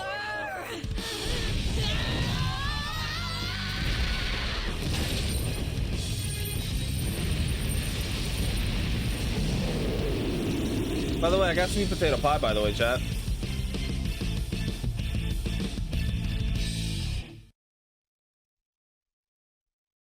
Oh, let's skip the whole thing, too. Damn it, Xiao's gone berserk. This cow monster thing came out from behind her. There's intense seeing this every time. Also notice the scenery's changed, too. Light coming in from behind the glass is so red it hurts my eyes. There's a steel thing that looks like a furnace in the center, and these dolls being tossed inside it. What the hell is that? All I know is, it's something nasty. The thing reeks of danger. But, even though I'm in a jam, I can't stop myself from smiling. Like it's on me to protect everyone this time. Bring it! There's a girl here who needs our help with her shadow coming out, and I got the power to fight it. The only difference from back then is you senpai's not here with us. The dude who solved all the mysteries in last year's case isn't here now. Which means I can't wait for him to save the day. If anyone's gonna stop this, it's gotta be me. Kanji, are you gonna be okay? You don't have any backup. Oh, come on, don't look so worried. Damn straight I'll be okay. Just stay quiet and support me like usual. I got this one. I slam my fist to my own shadow. I can sure as hell do this. I ain't been watching you senpai work all this time for nothing. I take my stance in front of the gigantic cow. I'll save you no matter what. Okay, Kanji, lock in then, King.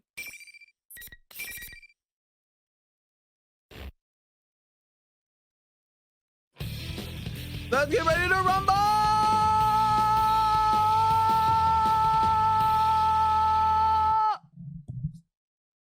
Final. I almost forgot, chat. Slowpoke! Take this! Punch it! Stay out!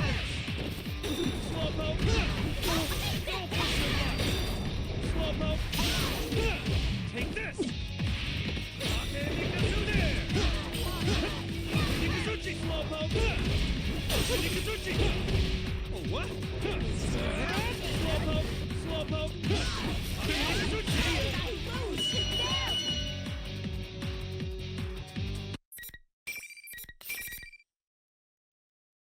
Ba-da-da-da.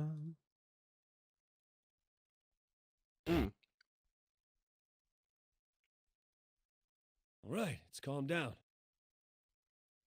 All this stuff just for her to accept it. Rise seems to be telling Miss President about shadows.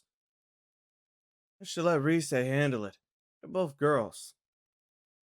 I'm great at dealing with problems I can beat up, but sitting down and talking stuff over isn't my thing. I'll just keep an eye on her shadows and make sure it doesn't go nuts again. No! This can't be my body! You don't have to worry about that. Though it's easy to say so, huh? Anyway, let's calm down for a second, okay? Psst, Kanji, say something. Me? What? What am I supposed to tell her?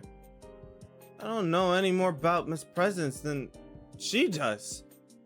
All that happened between us was yelling at me. No, it's not gonna cut it. That'd be pretty lame to duck out of doing this because I'm not that good at it. Yeah, I make up my mind and crush down in front of Miss President. Nice weather we're having.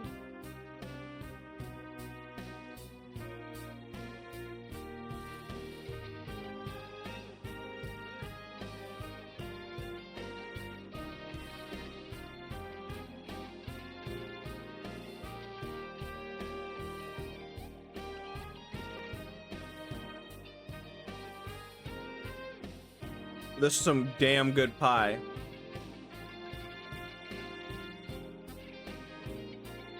Get that filthy clanker out of my chat. Thank you.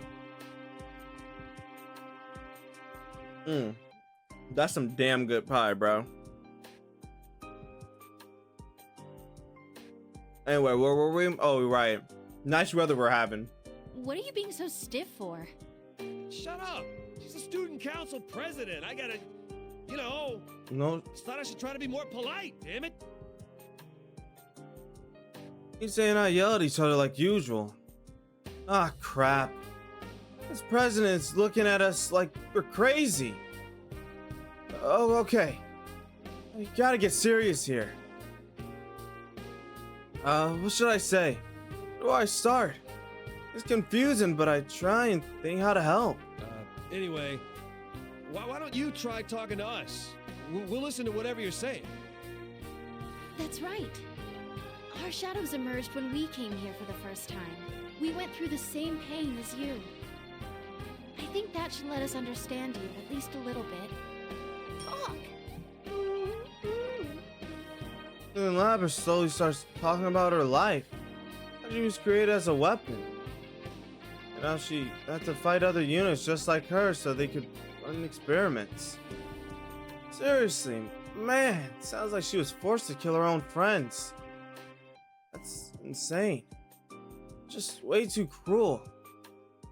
Anyway, she says she was able to forget all that and be a student. But the shadow made her remember everything. I want to stay human, but she won't let me. I want to forget the whole Labrys thing. I don't want to think about that anymore. I see. This president used a bunch of words I honestly didn't understand. And her story was hard to follow. Even then, something about what she said made me hurt inside. You really were doing your best, weren't you? Huh? I'll be honest. I just met you. There's no way I could know how painful this must have been for you. You really thought it through, huh? I was just saying what I felt, but this president looks up at me like I just sprouted a third arm. Did I say something wrong? I'm not smart enough to be confident about stuff like this. You say that you're a machine, but we know what you're talking about. I don't think there's any problem there. You're the same as us. You can feel pain and sadness just like us. The same. That's why you should go and accept the other you over there. Usually helps Miss President to her feet. Stands up, but she still seems shaky. I gotta try one last thing. It's not like the right words are suddenly coming to me now. What would you, Senpai, do in this situation? I try to think back, and then I remember. Isn't that girl there a part of you too? You gotta pay attention to her. If you don't, you'll always be in pain. I tell you that from experience. You gotta get your courage up, cause, you know, you're not alone anymore. This president's expression changed when she hears that. For a second, I'm worried I might have said the wrong thing. But then again, maybe not. She nods like she's determined. Say that again? It's like she got what I meant. She's alright now. He's saying I watch while she walks towards her shadow. Bruh. Determined? Say that again?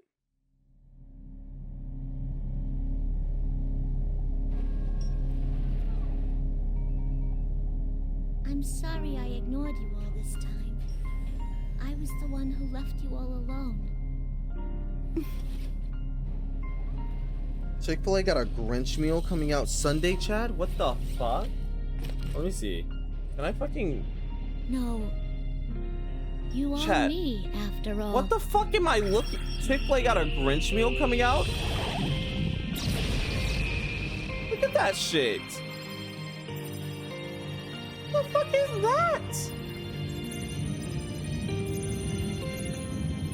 Alright, bro. Sure.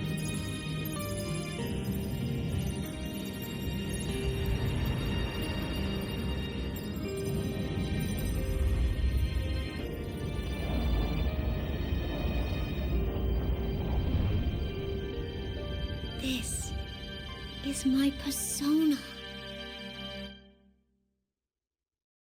We don't worry about horrendous fasty food collabs such as this. Continue speaking on the funnier Krabby Patty.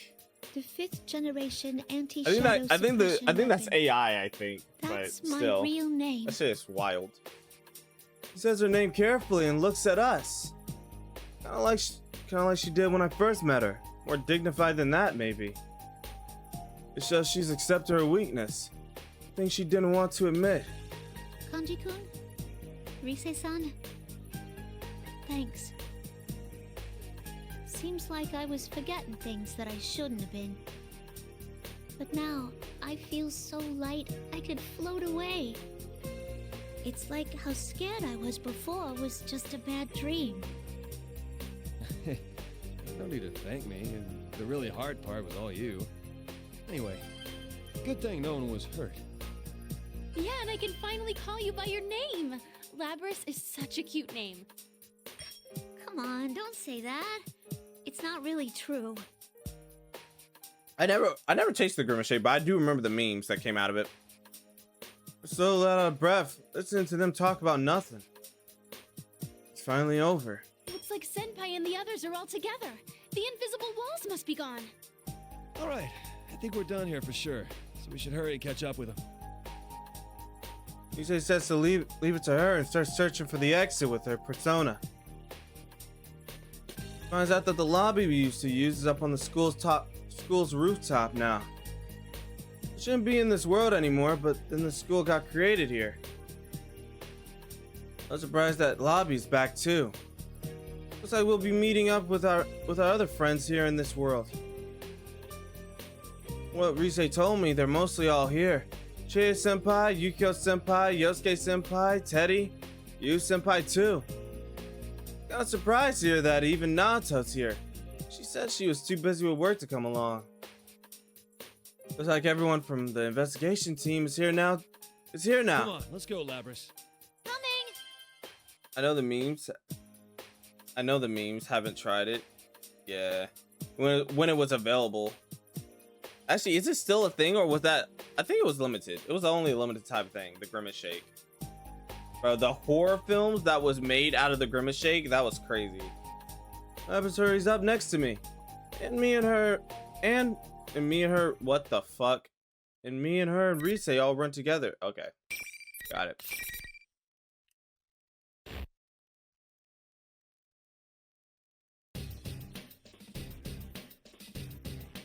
When we get to the roof, the others are already there. Ah, we're the last ones. Ow.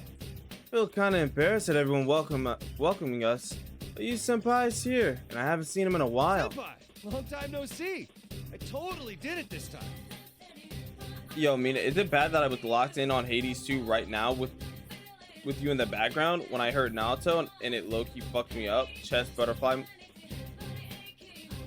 This brother is the real-life Kanji. It's actually insane. He really is the real-life Kanji. It's actually kind of insane.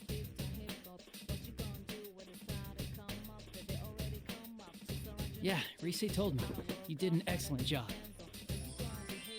Yeah, it's pretty cool. It's pretty cool hearing that from him. Others seem okay too. The same as usual. I was mostly on my own since coming in here, so it's good to see everyone else from the investigation team. It was really amazing. Kanji's speech to Labris was what saved her in the end. Wow. If even Rise-chan's impressed, you must have really done a great job. Nah. It's mostly stuff I learned from you guys. Ah, that explains it. I knew it sounded too cool for you to come up with.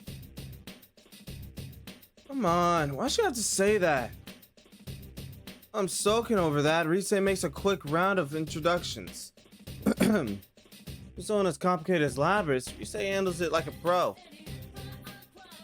Guess you learned that stuff in showbiz. All my senpai seems astonished by Labris being a robot. But they don't make a big fuss over it. They just accept her for who she is. I can tell she was nervous about this, but I can see Labris slowly starting to relax.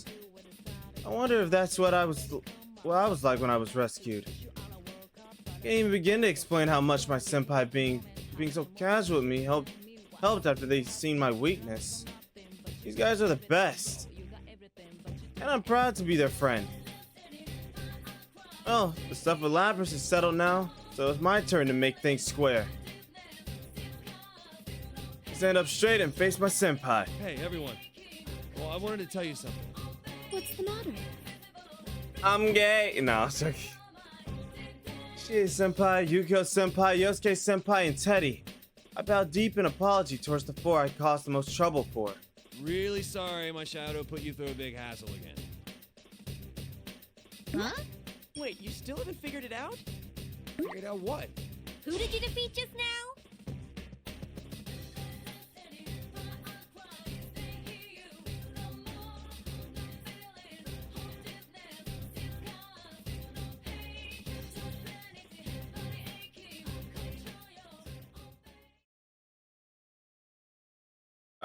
Yeah, so after that huge display of dumbassery, from Kanji, I like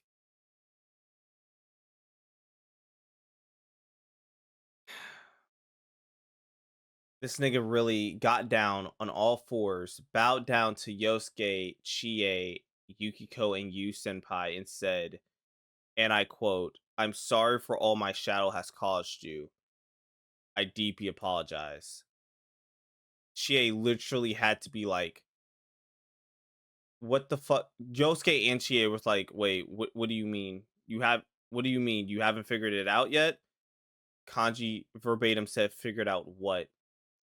Chie literally had to be like, who the fuck did you just defeat? Like, who were you fighting just now? Like, there's no amount of brains or neurons in this nigga's head that can explain the amount of dumbassery that is coming from him at this point in time.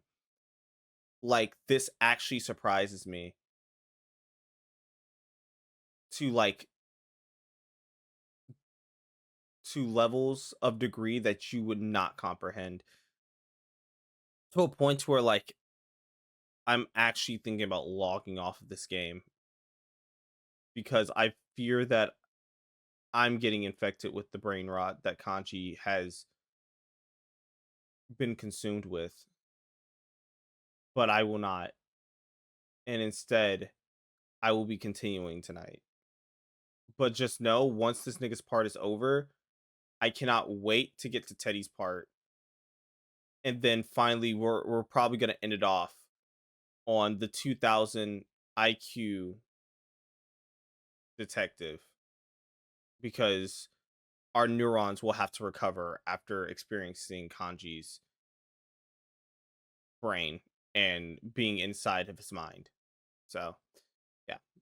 But without further ado, let's yeah. Anyway. Who did I defeat? What? My shadow was there, so it was my shadow. Hang on, I'm confusing myself here. Let's see, I beat the crap out of my shadow, but he got away. Then I caught up with him, found out he didn't get away. It was actually Lapras' shadow, and... Huh? Wait, what? Oh, my brain's going in circles. I noticed something else weird. These three strange guys behind my senpai are watching us, smiling like the cat that ate the cannery. To think that we were rescued by someone who had so little understanding of the situation. Bruh. Who are you? Man, it's Golden Week already. Ain't you hot wearing fur like that? Will you shut up for a second? We already understand what an idiot you are. While you were gone, these people explained some things to us. This nigga didn't notice they were there?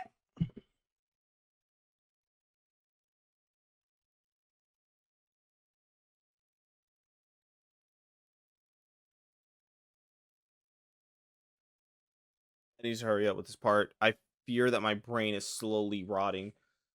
So Yu Senpai tells us the truth behind the case that they discovered.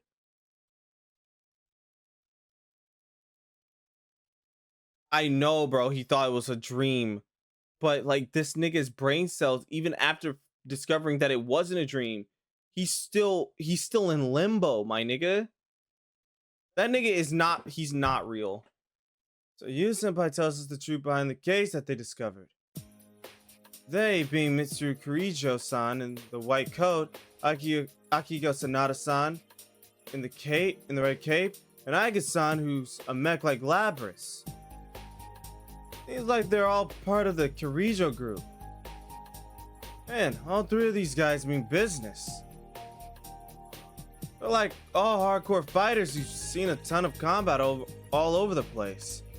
Seems like they've been fighting shadows for a while. They came here to fight Labris when she went missing. There's more to it than that, I guess. But it all sounds too complicated for me. Point is, they came to take her back.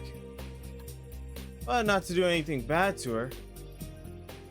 I wasn't too sure they meant what they said, but it's like there's nothing to worry about. I can tell. There's something honest about those three that you only get from doing the right thing. That's all I need to know. I smile wide and give Labris a tap on the shoulder, so she looks worried. Oh, so you do have someone who is waiting for you. That's cool. Seriously, it seems like a dream. I can't believe everyone's being so nice to me, and I don't have to be locked up. Labris trails off. She seems pretty touched. I was worried she was gonna start crying, but nah. She just looks up again and smiles. Kanji-kun, I can't thank you enough. Ah, here we go, the glitch. Huh? She just stopped dead. That seemed kind of weird. I mean, I know she's a machine, but I hope she's not broken or something. I get kind of worried and started to look closer at her face when her mouth opens in this disturbing way. It's not over yet. What the? Did we forget something? I can't help but answering her question before I realize that voice isn't anything like her normal one. Who's saying that? It's Labris' voice, but it sure doesn't sound like the way she talks. And to make it creepier, her expression is still frozen while her mouth starts laughing. Is this the same communication system we use? Everyone, step away from Labris! Whoa! Before I could say anything, Labris takes this huge axe on her back and swings it down. It's way faster and stronger than before. This is the first time I really get the sense that she's not human. No way. This isn't the time to freak out. I cannot gain access. She is being hacked. It isn't coming from inside this facility. The signal originates elsewhere. You mean outside the TV? This is just a little extra resistance. Now, Entertain me. She's being hacked. What did you do to her, you bastard? That bastard came from the soul, by the way. You appear to be the perfect opponent for her. Let's have you fight friend against friend once more. I don't get any of this at all. Labris brandishes her giant axe at me. Still under someone's control. I'm gonna put a stop to this. Hey, snap out of it. You're just gonna let yourself get control like that? Show some backbone. Oh, damn it. This is bad. If I don't stay focused, I can barely dodge her moves. It's no use. She can't hear us. What the hell is this shit? I seriously have to take her down? We finally got to understanding each other, and now I gotta fight her again. I just heard about how that thing made her suffer, too. That goddamn bastard controlling her. Damn it! Quit forcing Labris to fight! Stay in there. I'll help you come to your senses. Alright. Alright, this is the last fight for Kanji, and then everything else is just straight talking. Then we're gonna run to Teddy's part.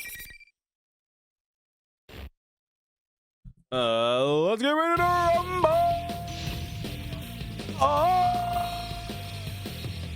Oh. Final. Fight.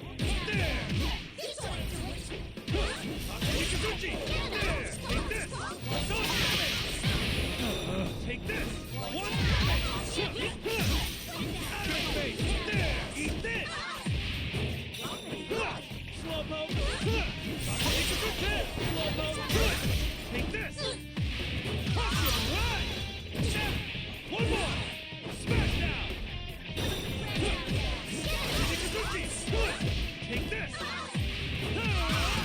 See ya!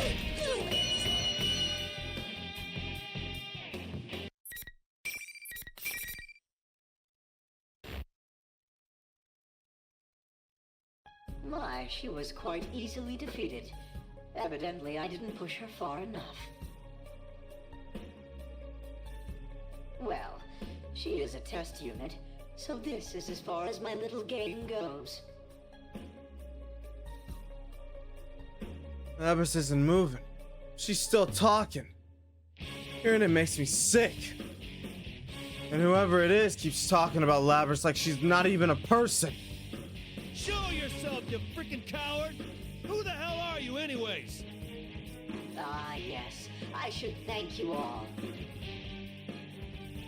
Although this didn't work out, you did stay in it to the very end. What? You can't stuff your goddamn thanks. Let someone start talking calmly before I get too mad. It's Mitsuru-san. Labris's shadow was only the mastermind of the tournament. I see now. You're the true culprit behind the whole thing. Indeed. It was I who stole Labris away. Since I don't have a persona and can't enter a TV, I needed a puppet that could run amok for me. Labris's persona was only partially awakened, so I had a feeling her shadow would appear if she underwent a little suffering. You got the better of me this time. You deserve to know at least that much. This time? You're planning something else then? Who knows? Not 0.1% more brain cells is crazy. Hey, who the hell is this guy? Who does he think he is? So he's the one who threw Labris into a TV and made her shadow appear. He tried to make her kill her friends, who think she hated most. And now the bastard won't even show himself. He's just controlling her from outside? How big of a piece of shit can this guy get? Who do you think you are? Damn. Using her as a tool in your own crappy plans.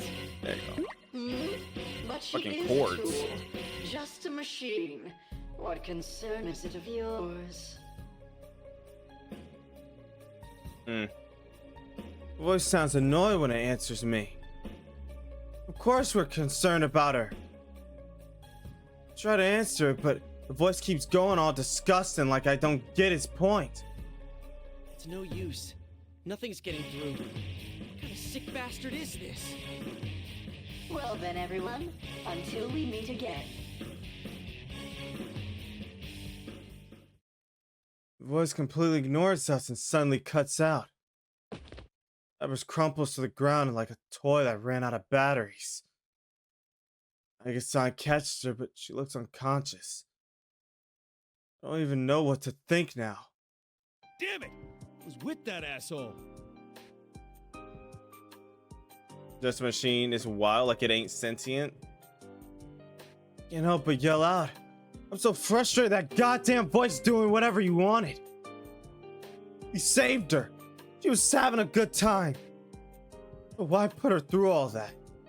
It seems whoever our adversary is, they're connected to us. You shouldn't get involved any further in this case. We'll handle things from here. Hey, wait a second. You telling us to back off from this? I understand how you feel, but we will do our best to ensure that no harm comes to you. Please trust us and allow us to handle this. You must hurry home. Does she seriously think we're gonna back down just like that? I'm about to give Mitsuru a piece of my mind when you senpai stops me. Guys, let's leave this to them. Huh? Are you serious? He's okay with that? That's not cool, man. I'm just about to say so, but I stop myself when I catch you senpai's eye. I see then he's not backing down. Yeah. He's not the type of guy to let things slide. I know better than anyone that he wouldn't let something like this go unfinished. Oh well, Senpai calls the shots. Let's just do like they ask and go home. Kanji-kun? No use getting pissed at them. I'm not the bad guys here. What an unexpectedly mature thing to say! Are you an imposter? Shut up, don't make me muss your fur again. Muss your fur. Sure, senpai has something up his sleeve. I'll just stay quiet and trust in him. That's what a man would do. Looks like Yosuke senpai is with me too. He's probably figured out the same thing. All the others eventually calmed down. And we follow Mitsuru-san and her folks out the TV world.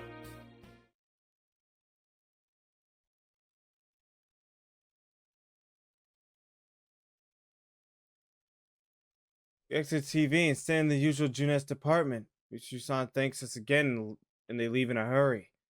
They're gonna walk through town dressed like that? Damn. Those guys have some seriously thick skin.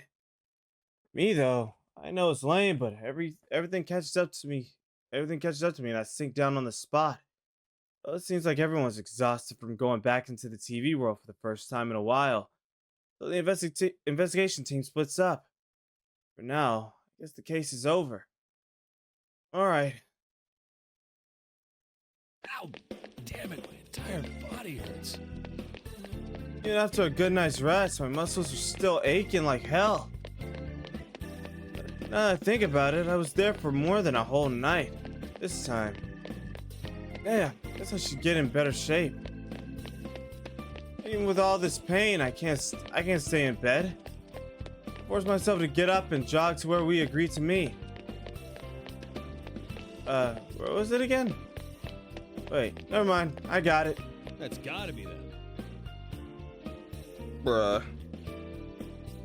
That ridiculously long, shiny black limo. It's fine for Mitsuru-san's people, but it sticks out pretty bad in our little town. That's gotta be it. It's so obvious.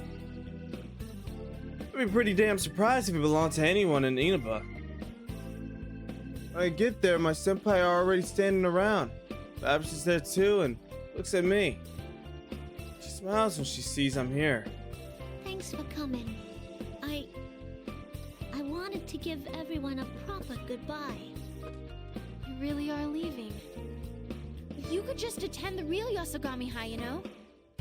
That sounds great, but I can't. There's something I want to take care of now. I want to help Mitsuru-san and the others find whoever did this and catch him, no matter what. I gotta make things squared. That sure sounds like something Kanji-kun would say. Are you sure he didn't rub off on you?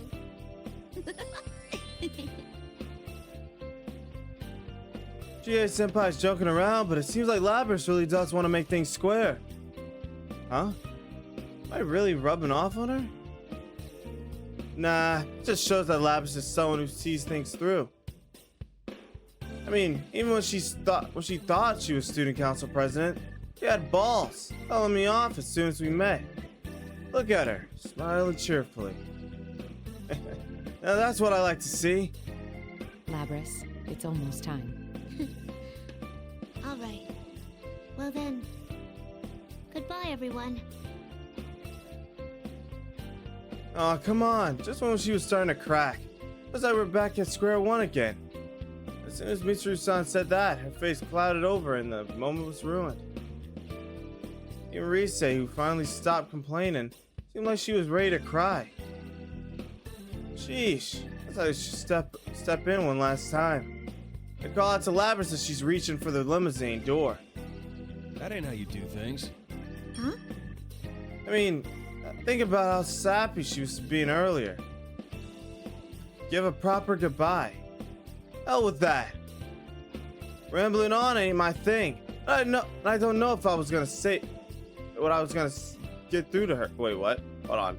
My mind just had a brain fart. Rambling on ain't my thing. I don't know if what I was gonna say.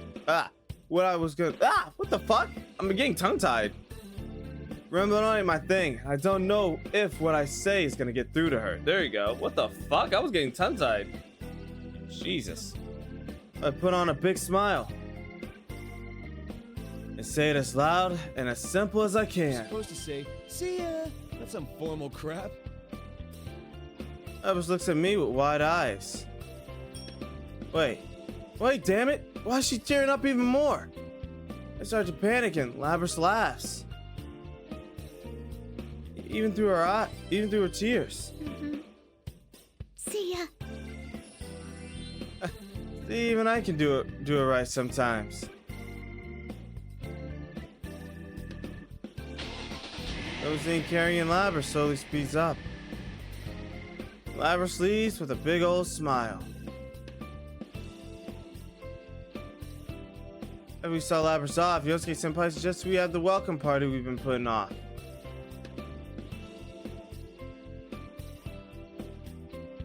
That was our original plan after all. I don't want to delay it longer since I'm still not done with Yu Senpai's present.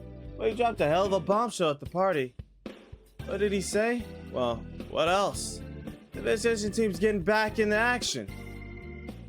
We're gonna keep following this case. It's not our style to get dragged into something and then sit back and wait for someone else to solve it. And my buddy says he's gonna keep investigating, and I'm not letting him do it alone. This Golden Week's far from over. We gotta have tons of fun before the holidays end. At home after saying goodbye to my senpai, I'm all jazzed up now.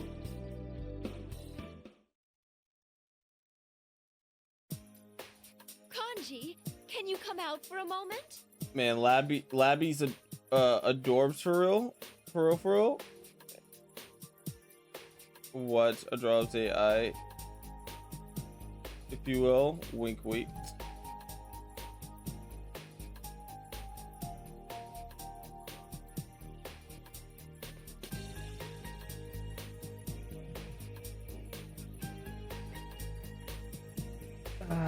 I'm just gonna eat my pie.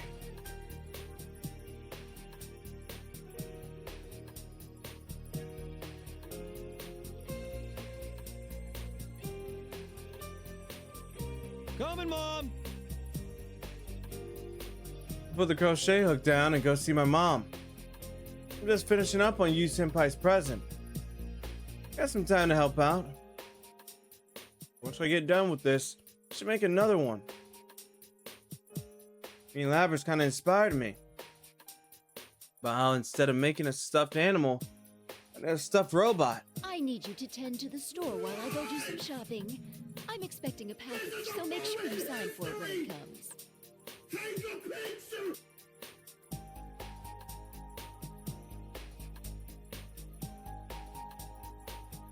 Thank you for the follow.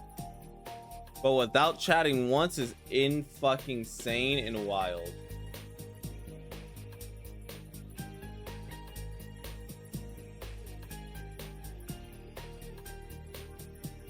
Not one fucking chat.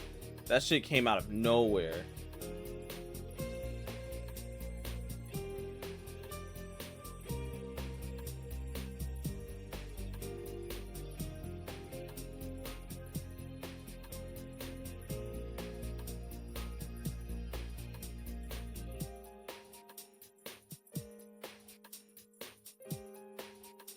But thank you for the follow.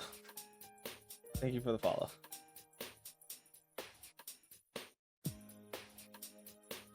Not super, you have 3 minutes. That's so blah. Don't mind me, just vibing. Also, you put her tag down wrong. What the fuck? Oh, this is something between y'all. I get it now. Yeah, this is something between y'all. Take care of it. Look at that. That's a man's man. Head out onto the store. On the way, I happened to glance at one of the merchandise shelves. It's for the stuffed animals I knitted. I asked my mom to put them up in the shop a while ago. They seem pretty popular. I should add a few soon. Guess that means I'll have to hurry up with that stuffed robot. What are you staring at them for? Don't worry, they're all as Oh my adorable goodness. as Reaper ever. follow me, and now he's gonna have to hear my Wasn't egregious staring. fucking impression of Teddy. Making things up. Boy. Oh boy. Honestly, even though I asked her to do this, I'm still uneasy about seeing the hobby I hid for so long.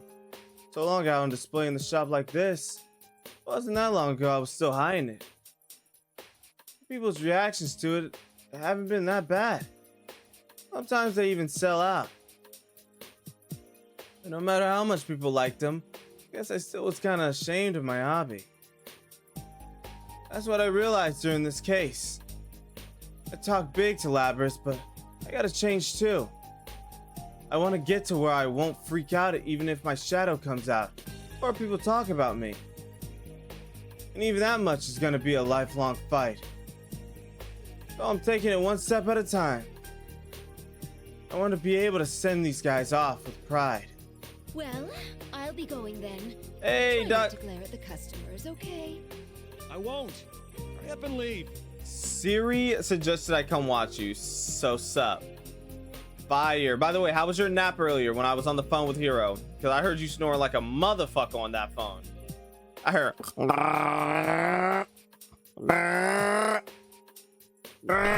Sorry. By the way, dropping the strawberries. I see you, my boy. And you're sick? Oh, you were just spreading the illness. I understand it now.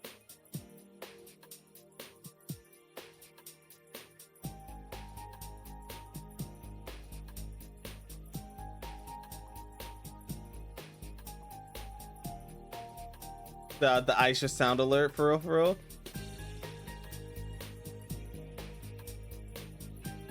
Can we not make that the Aisha sound alert? If you know the context of that scene, that scene is fucked up.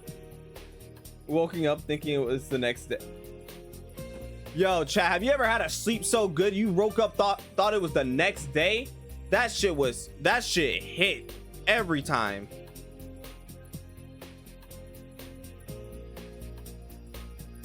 Every time that shit hits.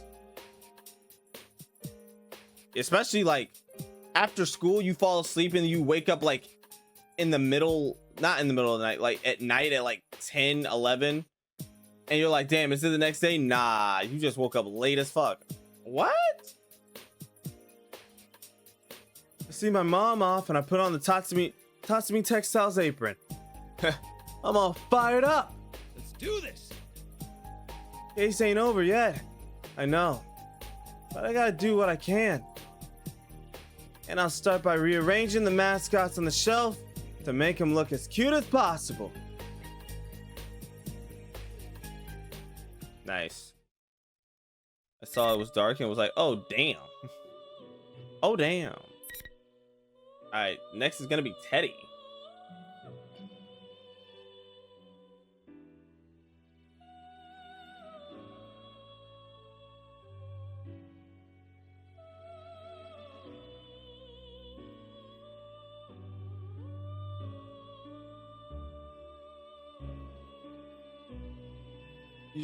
You going back to read what just happened with me and Dante, or did you stealth read that? I stealth read that. I stealth read it because y'all because when he fucking said you have 3 minutes.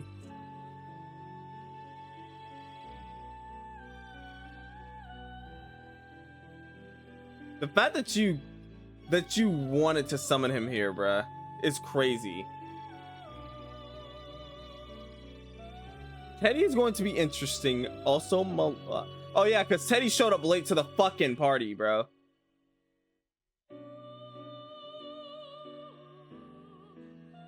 Teddy showed up late to the party. By the way, I guess blessing in disguise, bro.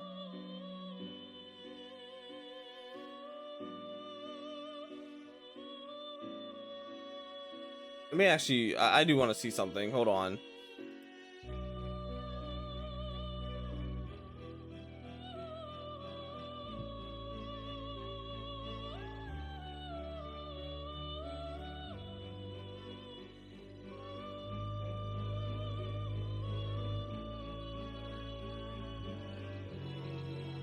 Oh, okay.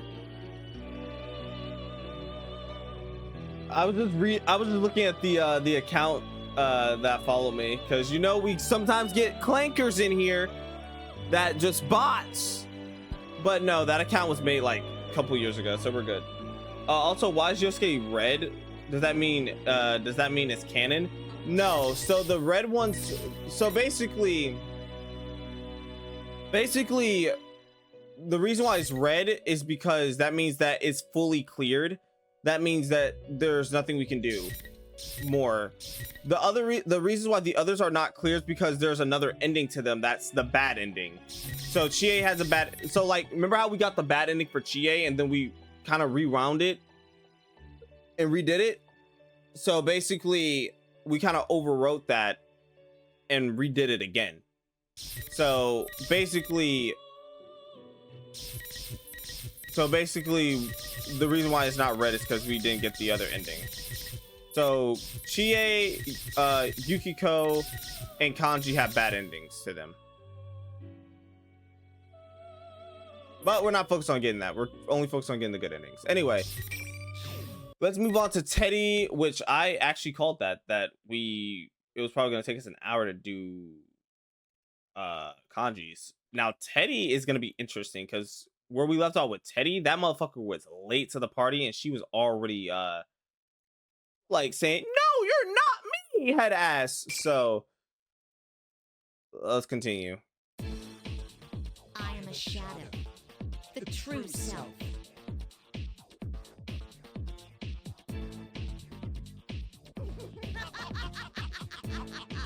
All right, let's see what happens. It's rising from within! What's going on?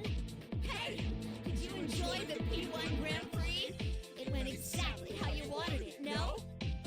Wasn't it fun seeing them fight their friends? Don't be dumb. Why would I think that's fun? I never wished for anything this awful. Oh, it's just like Yes, you did.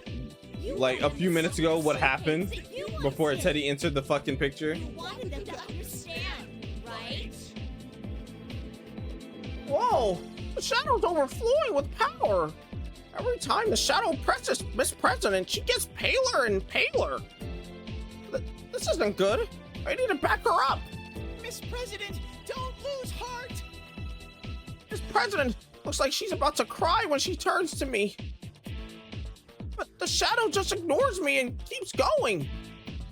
How could you even ask them to understand you when you've been deceiving them all along? That'll never happen. You're not even human. You're a machine. Huh? What is this? With a snap of your finger. As soon as the shadow snaps his fingers, Miss President starts to change. Am I taking crazy pills? But no matter how much I rub my eyes, she doesn't stop changing. This President is turning into a girl who looks exactly like the shadow here. Miss President, are you a machine? Are you just like Ai-chan? That reminds me, Ai-chan called Miss President's sister. Is this what she meant? Never mind me, Miss President's not human either. She was a machine. A beautiful mechanical girl. No. Never mind. I'm not. This nigga Teddy. You wanted to live a normal He ain't locked in for real. soul looking like that? There's no way. You're pretty stupid for a machine, you know that? Admit it.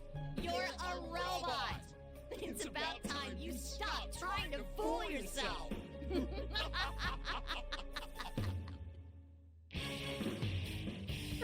No matter how many times I see it, the way shadows mercilessly bully everyone makes me mad. This President doesn't like it at all. She's sad too. Oh no, we're in trouble if this keeps up. Miss President, don't worry. It'll be all right. What did Sensei say back when this happened to me? I want to somehow get Miss President feeling that happy and relieved. I can't find the right words, so I tried to tap Miss President's shoulder to comfort her. Miss President, Slap my hand away. Easy for you to say. It's not like you understand anything about me. It wasn't the shadow getting in the way. Miss President herself is resisting me. No one does. No one can understand a machine like me. Don't let Teddy talk. Teddy, yep. No one can understand. Hearing Miss President say that blew me away. My shock at having her resist me. Does she really think that? Suddenly, something Nao-chan said hits me like a bolt of lightning. That's right. Out of everyone, you understand best how she must be feeling. Feeling encouraged by that, I looked straight into Miss President's eyes. They're completely different than they were when she was happy or angry. She's so sad, lonely, and desperate to be understood. But no one does. I was just a shadow. I remember how it felt to confess that to Sensei. That's not true. My shout surprised even me. Whoops, I'm a little embarrassed. But now is not the time for that. I finally understand. It's time I repay Sensei and the others for what they did for me. Because I am who I am, I can help Miss President. I'm her knight after all. Even I found people who understand me. I'm sure that someone will... Heck, I'll... Teddy. Ooh, is she finally willing to listen to me? And I'll just reach out again and... Stop getting in the way! Bam! Holy frijoles! Holy frijoles? I barely dodged the axe, but my fur's standing on end now. I completely forgot about the shadow. How did I forget something so important? Sheesh, if she's going to get in the way, then there's only one thing to do. I gotta shut up this giant bull to save Miss President. A bear against a bull? Nature's oldest rivalry. Listen, Buster! A bear can take a bull in a fight anytime, anywhere! You ever seen me fight in the forest with a grizzly bear? Help the bear!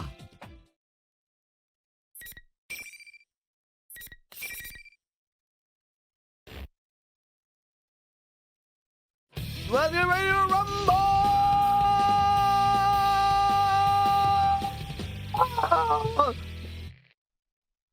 Man, I pray for everybody's eardrums at this current time. Bear passing through! Bear passing through! Bear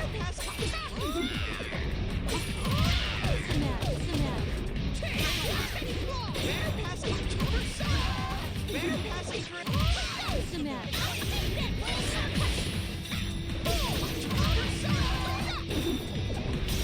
Very poisonous! Persona! Very poisonous!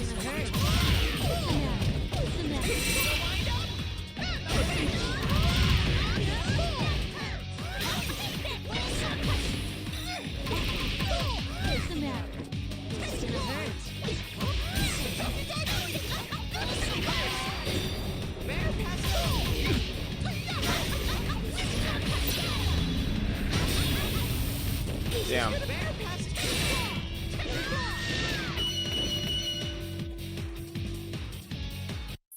All right, time for her to lock the fuck back in. Miss President, you can come back here. It's all right. Yeah, it should be okay now. The bull has calmed down and the shadow is quietly standing by. Alright, all she needs to do now is accept herself, right? But Miss President hesitates. Not only won't she come near, she won't even look this way. Is she that upset? But Rise-chan slowly takes Miss President's hand and urges her to come forward. Miss President takes a step forward, spurred on by Rise-chan's kindness. But it's still no good. Her face is as troubled as ever. A cute girl like her should be smiling. Seriously, you're such a handful, Miss President. You're still calling me that? Well, you haven't officially introduced yourself yet. You know I'm not human, right? How come you're being so nice? Hey, I'm not human either.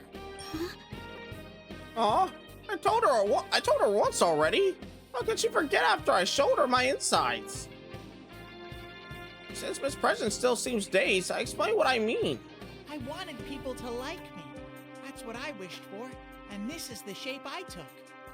When people like you, it feels good, knowing that you belong somewhere. I really think that's true. It was what I wished for without knowing back then. Isn't that the same thing as wanting to be understood? This is probably what Nao-chan meant. What Miss President's shadow said and what I wished for, they're pretty similar. There's not much difference between wanting to be liked and wanting to be understood. When people like you. Did you have anyone like that, Miss President? Someone who liked me. Someone who loved me. I fixed my gaze on Miss President. It's gone quiet. It's not an adult bear's way to hurry someone with something like this. After thinking and thinking, Miss President timidly opens her mouth. It's kind of foggy. But I feel like there was someone like that. Someone who cared about us. Damn. That's wonderful. Yeah, it really is. Miss President smiles and looks straight into my eyes. Aha, I think she'll be okay now. So I must muster up my courage and ask her directly. Miss President, do you mind if I ask your name? Miss President looks taken aback for a second. But then she returns my look and answers. I'm 5th generation anti-shadow suppression weapon. Labrys. Yep. That was 5 times longer than what I was expecting. But I'm gonna get it right. First try. Oh god. Shadow suppressing. Oh, Sheesh, you just had to kill the mood, didn't you? Aw, a painful jab to my cowardly heart. She didn't even have to tell me that. I knew it all too well. That's why I'm not going to mess up anymore. Labby-chan, I got it now. I like that. Feels a little funny, but I like it. Yeah, they're gonna show another first look at it. When she hears my nickname for her, Labby-chan makes the kindest face I've seen her so far. She's so pretty when she smiles. Aw. She stands quietly, like she's finally at peace. Then she looks her shadow in the eyes and smiles again. Looks like Labby-chan is sticking. Not bad, huh? I still wish from the bottom of my heart that they all have happy lives. I do remember those words.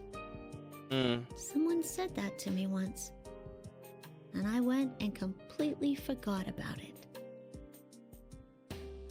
I still wish from the bottom of my heart that they all have happy lives.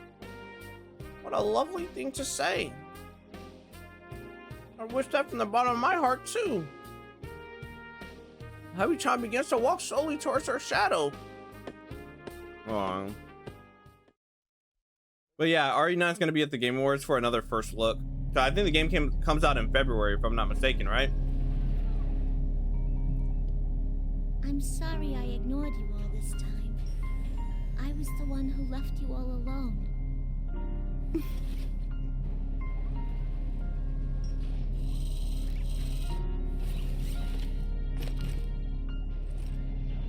No, you are me after all.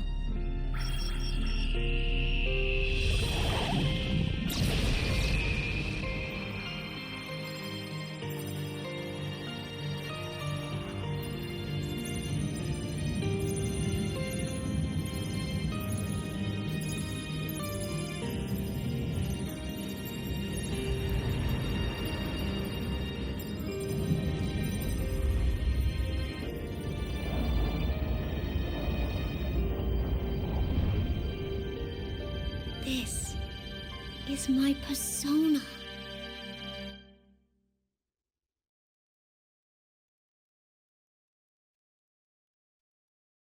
After accepting her shadow, Labby-chan turns towards us with a big, happy smile. Oh, it's so cute. While I appreciate her awesome smile, Labby-chan cocks her head and a bit and speaks up. There's only one Labrys, and I'm the best there is at being me. Right? Aww. Good job, Labby-chan. Thanks. I give her a thumbs up, but Labby-chan just shrugs it off. Uh-oh. I know Labby-chan's the queen of pointedly ignoring things, but this is no time for that. You're supposed to copy me at times like this.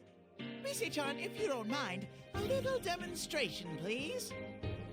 Oh, I love when I hit this theme, bro. Sorry about this. Just play along, okay? You put your finger like this. And... No, don't put the thumb down. Up, like this. Like this? Broly giving a fucking A-OK. Fucking look like he's putting up gang signs. Labby-chan follows Rise-chan's example and then looks up. Oh, there we go. I'm going me. That's right. All together now. Good job. Yeah, that was great. The way our voices came together was so nice that all three of us start laughing at once. That's when my cheeks are hurting from laughing too much. Labby-chan takes a deep breath and speaks up. I've never laughed so hard in my life. Even if my shadow comes out again, I'm sure I'll be okay. Now that I've found people I can connect with. It's all thanks to you. To Teddy, my loyal knight. Yeah, Labrys walked out as one of my favorite characters from P4. Damn, it's crazy! What the fuck? Labrys is like a top tier character of mine, bro. Coming out of P4, it's wild. I love Labrys so much. Damn, bro, that tier list is gonna be fucking crazy whenever we get to it, bro. After P5 and P5 strikers, once we get to it, oh yeah, that list's about to go burr. Yeah, that list's about to go burr. That's gonna be interesting tier list. But Labrys is up there, man. I fucking love Labrys. So what I'm hearing is P4 has the best cast on Gavril. On Gavril. I mean, but hey, hold on, chat. We still got P3's cast. P3's cast is fire as fuck.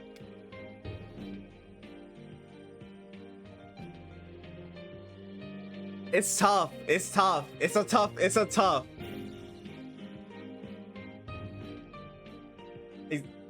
I don't know if that's because P5 got some good ass characters. P5 got my boy Akechi in that bitch. Got my nigga Akechi. And I got the others too, but I have to replay P5 to kind of get a gauge of everyone's personality again. It's been a while since I played P5. So once I do that, then that's when I'm gonna be like, okay. Because Striker's got some good characters too.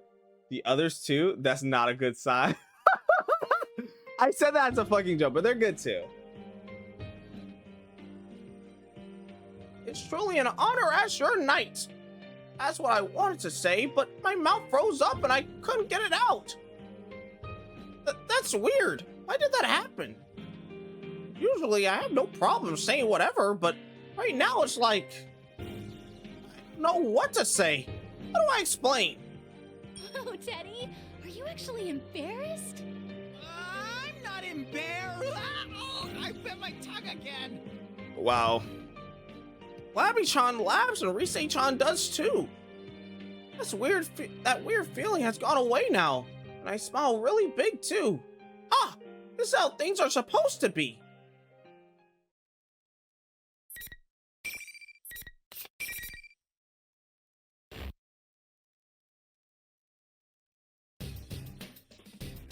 Anyway, the shadow's been dealt with and the case is solved.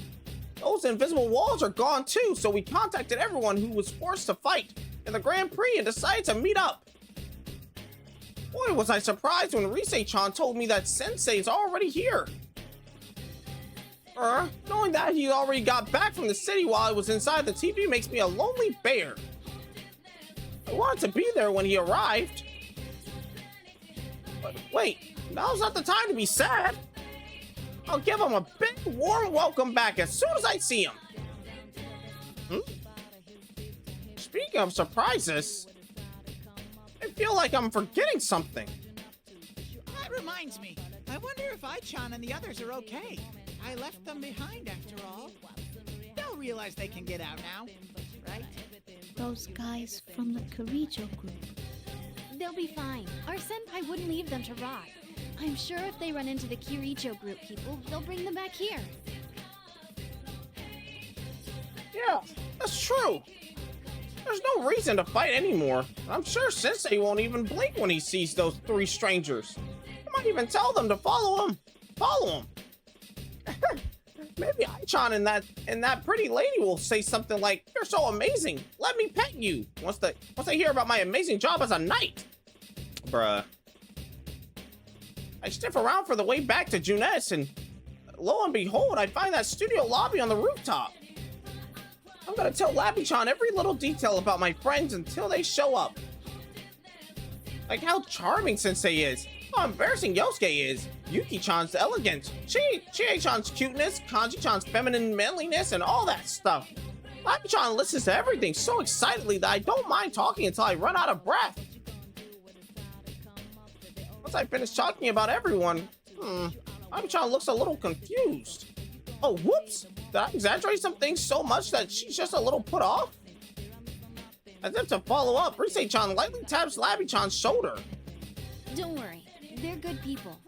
Yeah, some of them look kind of iffy, like Kanji, obviously, but he's a great kid at heart. That he didn't even have to put that there. Fuck, he didn't even have to say that shit. Though Kanji's just not too bright, so... He's a bit iffy. That's crazy. Oh, we're talking. I hear footsteps. They're here. Let's talk more schmoozing. I'm sure Lappy-chan will see how great everyone is once she meets them face to face. First one to show up is, oh, Yosuke. Huh? We haven't been separated for too long, but I feel like I haven't seen him in ages. Overwhelmed by emotion, I dive at Yosuke. Whoa, it's Teddy. Damn it, you got us so worried. Yosuke, you've grown so much since I last saw you. Nigga, what? I have. You two never change. Sensei! You've grown so much. You so What? much. He's so stupid. That voice, that magnetic personality, it can't be anyone but Sensei. His 2 month absence triggers a 10 megaton bomb of nostalgia in me. I'm coming for you, Sensei. I tackle him in a big bear hug, and he hugs me right back. Ooh, that big heart is what makes Sensei who he is. Yikes! Yukin's getting covered in Teddy's tears and snot. Ugh, looks like someone's gonna have to make up for this. What are you looking at me for? I'm glad to see that Rise-chan's okay too. It seems we've reunited at last. Wait, I don't see Kanji-kun here. I'm sure he'll show up eventually. Let's start this off without him for now. Rise-chan turns around towards Lappy-chan. Oh yeah, I was going to introduce her, but I was so happy to be reunited with everyone that I forgot. Anyway, this is our... Oh, wait! I haven't introduced myself yet. I'm Rise Kujikawa. Nice to meet you, Lapras. Lappy-chan still seems worried despite what Rise-chan says. She can't even answer her. I wonder if I should do something or if she needs to do this on her own since he puts his hand on my fur. Teddy, why don't you make the introductions? You're the one who rescued her, right?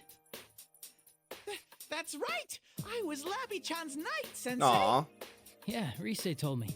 Nice job. What's this? Did Rise-chan use her persona to tell everyone what happened with Lappy-chan? She told me that once I found the exit, she'd let everyone know, but how thoughtful of her to take that extra step. So there's nothing to worry about. Sensei's praise is all the encouragement I need. I'm so confident that I decided to go and push Labby-chan towards everyone else. Hey, what are you doing? Just trust me. Come on, introduce yourself. Labby-chan seems scared, but she does it. Nice to meet you. My name's Labrys. I'm really sorry putting you through so much trouble today. When she says that, oddly, everyone goes quiet. I'm getting as nervous as Labby-chan. What's going on? But then someone breaks the ice. Oh, see what they did there? Whoa, check out the Kansai accent. Huh? That's the first thing that comes to your mind? Breaks the ice. Not, whoa, a robot persona user. Or, awesome, I bet she can do a rocket punch. Or, oh, wait, I shouldn't be saying that stuff to her face, should I? Wow. What's this? Oh, did you just shoot yourself in the foot? We heard what happened. You met your shadow, right? You must be exhausted. It does put rather a strain on oneself, yes. Perhaps it was different for you, but still, best to be cautious. Everyone's tension drains after Chie-chan and Yosuke exchange, and they all start talking all at once. Labby-chan is still resistant, is still hesitant, but she slowly begins to smile more. One by one, everyone goes up to Labby-chan, introduces themselves, and talks with her. Alright, I've seen enough. I can already tell. Everyone's friends with Labby-chan now. This has been the best day. I got to see Sensei, I met Labby-chan, and then we had a big ol' reunion. Oh, Team C's have entered the fucking building. Just as things are getting all cozy, I hear the sound of high heels echoing. If that's finally Kanji, his footsteps shouldn't sound like that. I'd be scared if they did. So that means... You're the Kirijo groups. The scary yet beautiful lady and Ai-chan. You're both safe. Oh, and the half-naked man, too. It's Akihiko. Labby-chan cringes in fear as the three of them arrive. After meeting Ai-chan, I'm not too worried, but that half-naked man and the pretty lady are still scary. I don't blame her for being nervous. Alright, I'll pitch in as her knight. Hold on there. If you want to talk to Labby-chan, you'll have to go through me first. Bro, just kick him. It's okay, Teddy. I feel a gentle hand on my back. When I turn around, Labby-chan looks a little pained but determined. Say that again? I remember who I am now. So there's some things I gotta talk over with him. I'll be honest, I'm a little scared. But this is my problem. Are you sure? I can't wimp out in front of my friends. Don't worry about it. Well, if she said so. I'm worried because this still seems hard on her, but I can see her face that she's thought this through. I believe in Labby-chan. Even if things don't work out in the end, there's no need to worry. I'm right behind her. I don't know if she's picking up on that or not, but Labby-chan smiles at me. And she takes a step forward. She's going over to Ai-chan. Sister. Labby-chan was about to say something, but in the end she decides not to. Instead, she faces the pretty lady. You're Labrys, correct? Yes. I'm the 5th generation anti-shadow suppression weapon. Labrys. It's strange, but that lady doesn't seem so scary now. She actually sounding calm. Talk about herself and Labby-chan. She made everything seem so easy to understand, so I tell her what I know, and everyone else joins in to tell her how Labby-chan feels, even Sensei. And after that, the lady hears it all. She bows low to apologize. I'm sorry for everything. Huh? You were designed to have a heart, and yet unforgivable sins were perpetrated against you. How come you're apologizing? The past sins of the deceased are not my responsibility, but I do bear responsibility for the future built on that foundation. Hence, I am obliged to atone for the sins committed against you. I wasn't thinking about atonement or anything. I mean, you're gonna take me back there anyways, right? Labrys, you seem to be misunderstanding me. I don't intend to seal you away again. I want you to perform the duties you were made for, along with Aigis here, who could be considered your younger sister. It needn't be right away, of course. All we need now is a mutual understanding. Let's get to know each other, Labrys, and maybe one day you'll lend us your strength. Just listening to her, make sure that this lady wants what's best for Labby-chan. Labby-chan is at a loss for words, but she knows that too, right? Before I can say anything, Ai-chan takes her hand. It's the same mechanical hand as Labby-chan's. It's true. Labby-chan does have someone who's just like her. Sister, Aigis, there are so many things I want to ask you about, but I'll just say this for now. I'm glad to meet you. Labby-chan gently squeezes Ai-chan's hand. Ah, the sisters have come to an understanding. Labby-chan, I'm happy for you. Yes, now it's time to share that happiness with me. Up, here comes the hacking bullshit. Get cooked. Just as I'm about to rush over to her, Labby-chan's body shakes strangely. Labby-chan? What in the world is going on? She's sick from all the excitement? I try to see if I can tell. Wait. It's not over yet. Whoa! Who said that? It was Labby-chan's voice, but it didn't sound like her at all. Is this the same communication system we use? What are you standing around for? Everyone, get away from Labrys!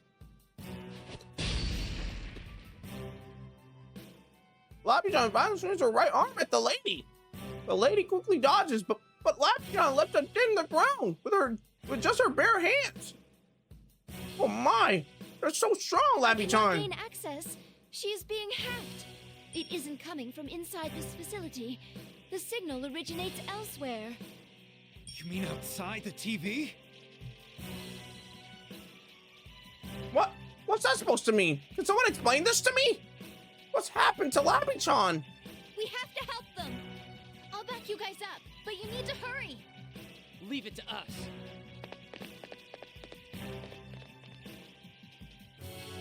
Everyone darts off, leaving me completely flustered. Wait a second. We're going to fight against Labby-chan? Everyone looks so tired from all the fighting before. But they have to fight again now. This is just a little extra resistance. Now, entertain me.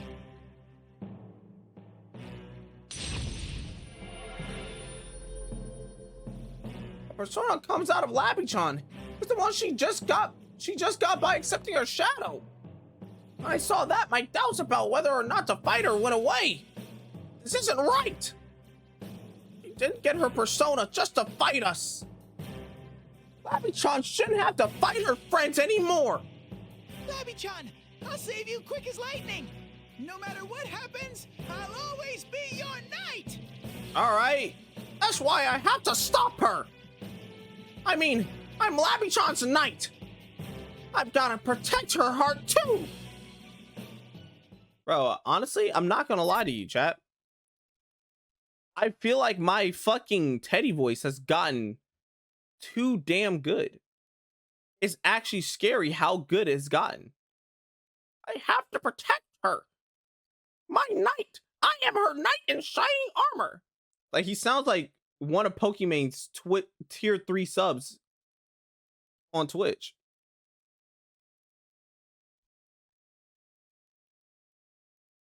It doesn't hurt as much to listen to, like a smidge. Don't even utter that name here. Bro, wait, whoa. What's up with Pokimane? Wait, no. Hold on, what's wrong? Bro, what's wrong with her? What's your beef? What's the beef?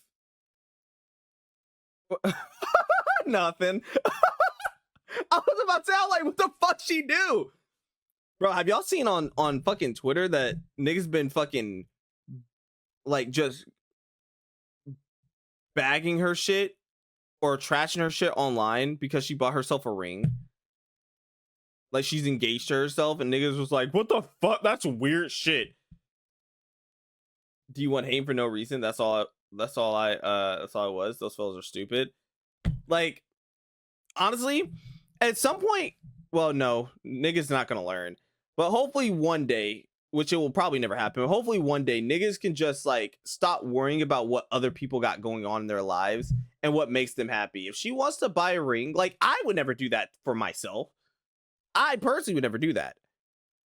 But for Pokimane, I'm pretty sure it makes her happy. So why should we fucking worry about what makes other people happy in their lives? Why do we have to bag on them that makes their lives happy? If she wants to buy a ring for herself because she loves herself that much, then okay. I love the saying of this isn't even rage bait. You're just stupid. And it makes going on Twitter a lot better experience for me. Like legit. It's like, what? It's dumb. Anyway, sorry little ones. Let's get ready to rumble!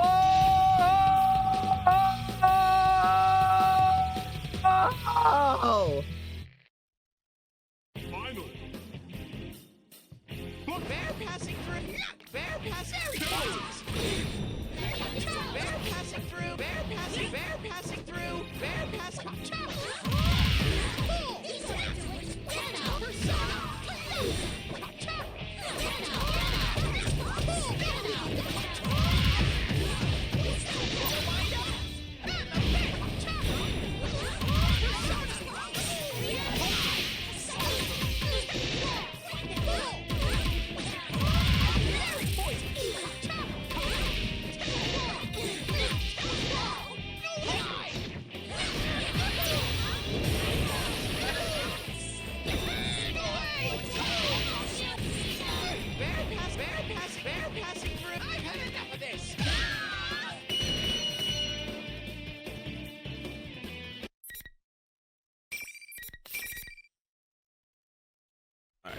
That was easy. I managed to stop Labby-chan? I carefully look into Labby-chan's face once she stops moving. Suddenly, she starts talking blankly. My, she was quite easily defeated. Evidently, I didn't push her far enough. Well, she is a test unit, so this is as far as my little game goes. It's the same voice as before. It's only a man's voice. What in the world is that? He's been going on and on about personas, this and that, and some test thing, but it's all just a gag to him. You heard Labby-chan over something like that? I'm absolutely furious that he used Labby-chan. After taking a brief look at me, the voice keeps talking. I should thank you all.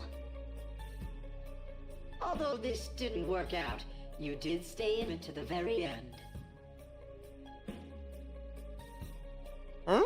He wasn't listening to what I said at all. Can't you see how angry I am? Labrys's shadow was only the mastermind of the tournament. I see now. You're the true culprit behind the whole thing. Indeed. It was I who stole Labrys away. Since I don't have a persona and can't enter a TV, I needed a puppet that could run amok for me. Labrys's persona was only partially awakened, so I had a feeling her shadow would appear if she underwent a little suffering. You got the better of me this time. You deserve to know at least that much. This time? Are you still planning something? Well then, everyone, until we meet again.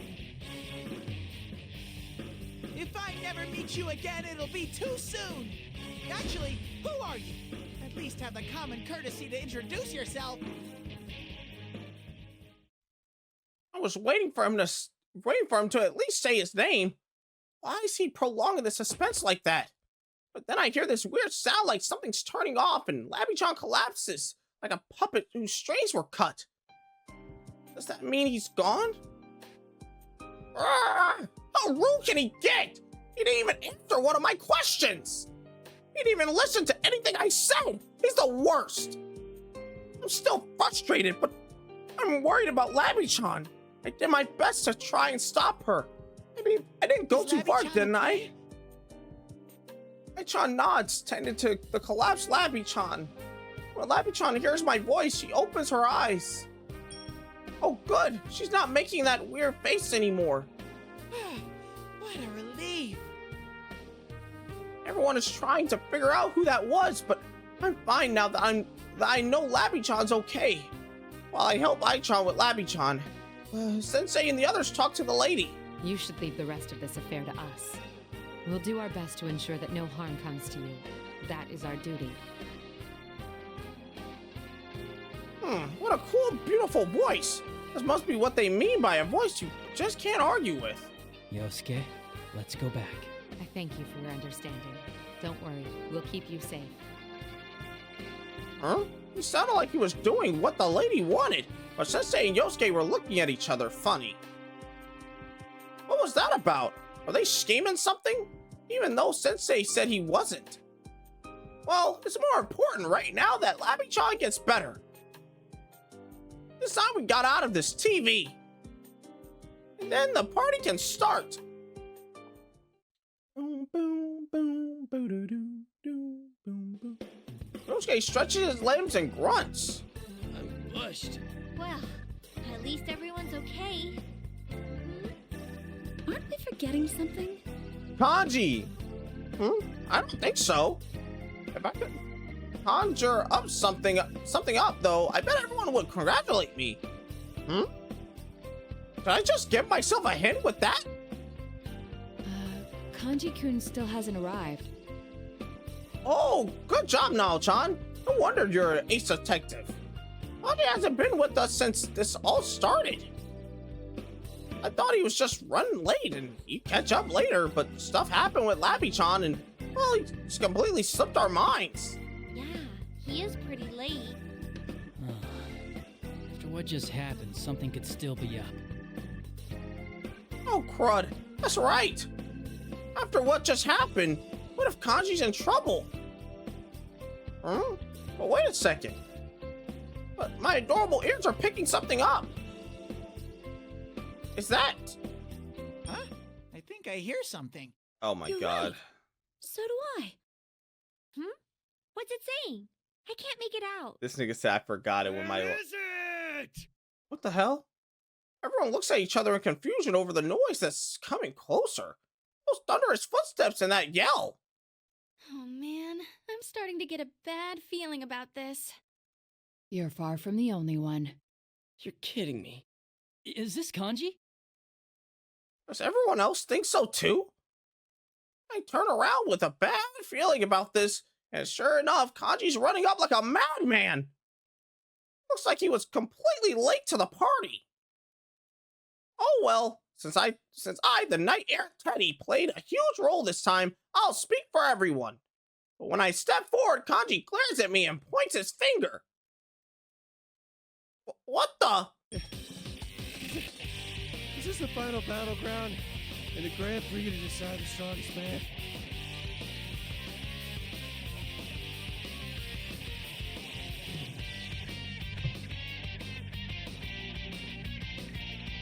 This by far has to be the best thing ever. This is the final fight. Kanji not being here, and this is the most interesting shit out of all the to be continues. I like this ending because this is the most different one. He's about to fight us because he does not know what the fuck's going on. This is great. Kanji, why are you bringing that up? I see. What are you looking at me for? Wait, I guess too? What's so funny? Oh no, he just reminded me a bit of you. See? Even the ladies are laughing at you, Kanji. Hey, she's embarrassing being your friend. Kanji, you were still at it? Ugh, I already told you it's over. Shut up! No one gets to decide when my dream's over but me! Nick! Oh my god. Dream? Do you mean to tell me you think this is all a dream? I kinda remember Rise-chan bringing something like that up when I talked with her. Yosuke seems a bit embarrassed. Oh, I get it. Yosuke must have gotten beaten by the confused kanji, or Con, Well, as I call him. suppose that it does all seem quite unrealistic. Still, isn't this kind of long for a dream? Honestly, kanji can be such a handful. What are we gonna do? Should we stop him? Wait a second.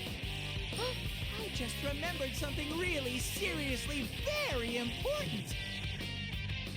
That's right. It's extremely important. I haven't gotten my victory kiss from Lappy-chan. Now that I remember that, I gotta give this last fight everything I've got and win Lappy-chan's praise. Kanji, I'm your last opponent. What the fuck? You want to fight me, Ted? I've got one more job to do. I can't let this end without at least getting a victory kiss. What? A kiss? What kind of motive is that? I quickly stepped before Kanji as he's cracking his knuckles. Oh, how awesome! A P-Run Grand Prix to decide the most masculine of all men. Now this is more like it. Alas, he never learns. Well, if it calms Kanji down, I'm fine with it. A heated battle between the daringest of men. The ultimate showdown to decide who's most macho of all. Now this is a festival. Get ready to try a little teddiness. I threw Lappy-chan a sidelong glance. He doesn't look hurt or anything. It's okay if we tussle a little, right? Lappy-chan seems to understand. After looking at Ai-chan, she gives me the thumbs up. If you're gonna do this, you better not lose. Best of luck, Mr. Knight. All right. What the fuck? Has boosted my courage to 120%. I like this ending a lot. Bring it on, Ted. You're gonna find out that This the is so legendary different. Kanji Tatsumi's the strongest man there is. Especially since you're in my dream anyway. Oh man, he's way too into this. I agree. Still, there comes a time when a man's gotta take a stand. Go for it, guys! Fight it out to your heart's content!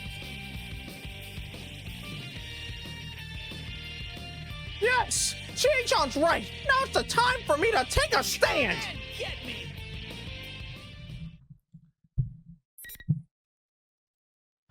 My god. Alright, chat. So sorry, little ones. Let's get ready to rumble! Oh! Oh! Finally.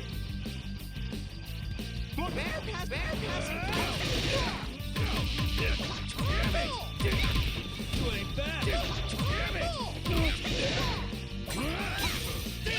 This'll hurt! Push it!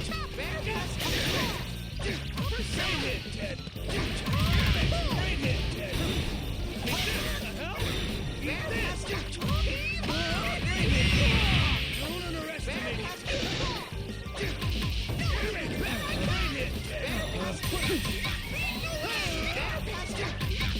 Bring it, Ted! Too easy! Bear passing through. I've had enough of this. Bring it, Ted! Bear passing through. I've had enough of this. Seriously? Bro.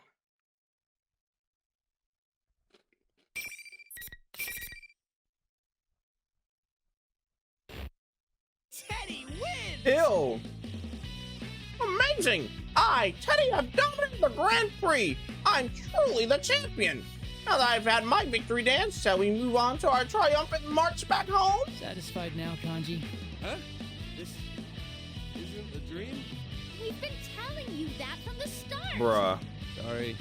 Stupid Kanji! You really are dense, you know that? By the way, chat, I do have to unfortunately announce something.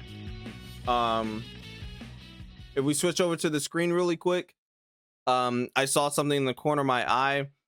Unfortunately, the actor Hiroyuki Tagawa known for his roles as Shang Tsung in the Mortal Kombat OG Mortal Kombat movie.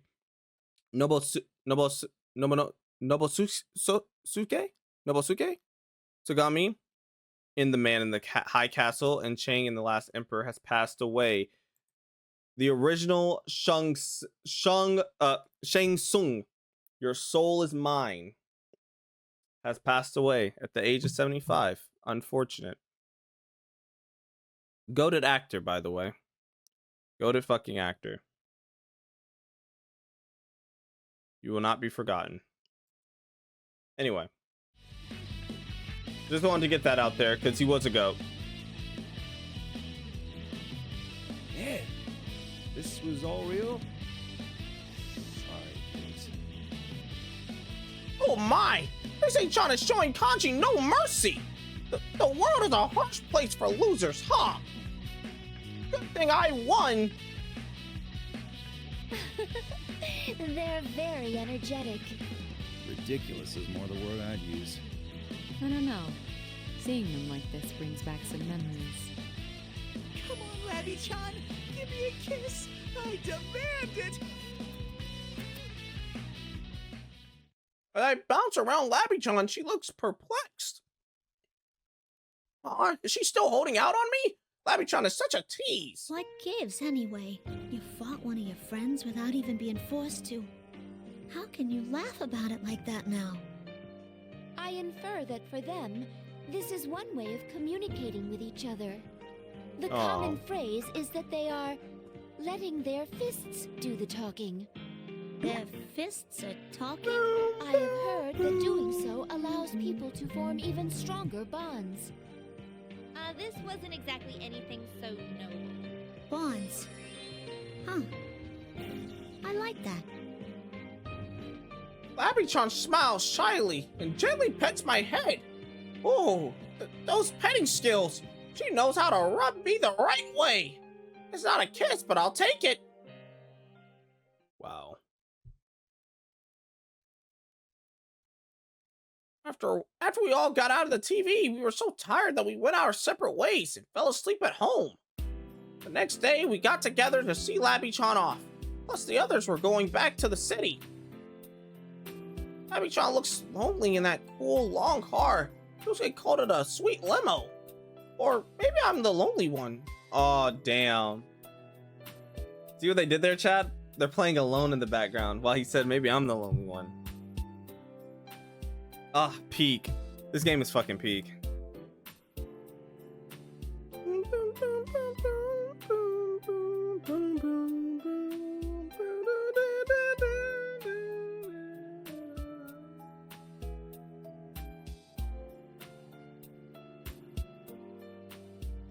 What a great fucking... Yeah, this is great. Labby-chan, you decided to go with Mid-chan, right? Mid-chan? Who are you talking? Oh. Wait, is he referring to me? Mid-chan? Nigga, I thought he said Mid-chan. Bro, I was about to beat this nigga's ass. Mid-chan? That's his thing, just adding chan at the end of everything? Mid-chan. The way that he downsized her fucking name to fit his fucking... Okay. Mid-chan indeed. And just what are you laughing at, Akihiko? Ooh. The idea of anyone calling you... Oh. You're laughing too hard, Aki. Aki? What? It's very rare to see anything make Mitsuru-san laugh like this. Sheesh, what's her deal? I'm trying to have a heartfelt farewell and these guys keep undercutting me. Even Labby-chan is laughing. Well, I'll forgive them for a cute girl's sake. Besides, laughing like this is more our thing than staying down in the dumps. The thought of staying here did cross my mind. But I've made my choice. I'm gonna find whoever it was that set you all up and catch him myself.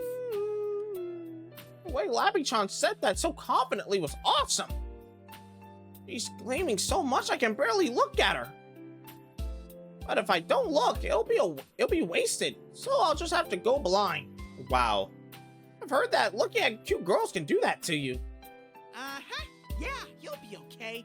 You've got Ai-chan, Mid-chan, and Aki with you. I'm sure you can pull it off. Yeah.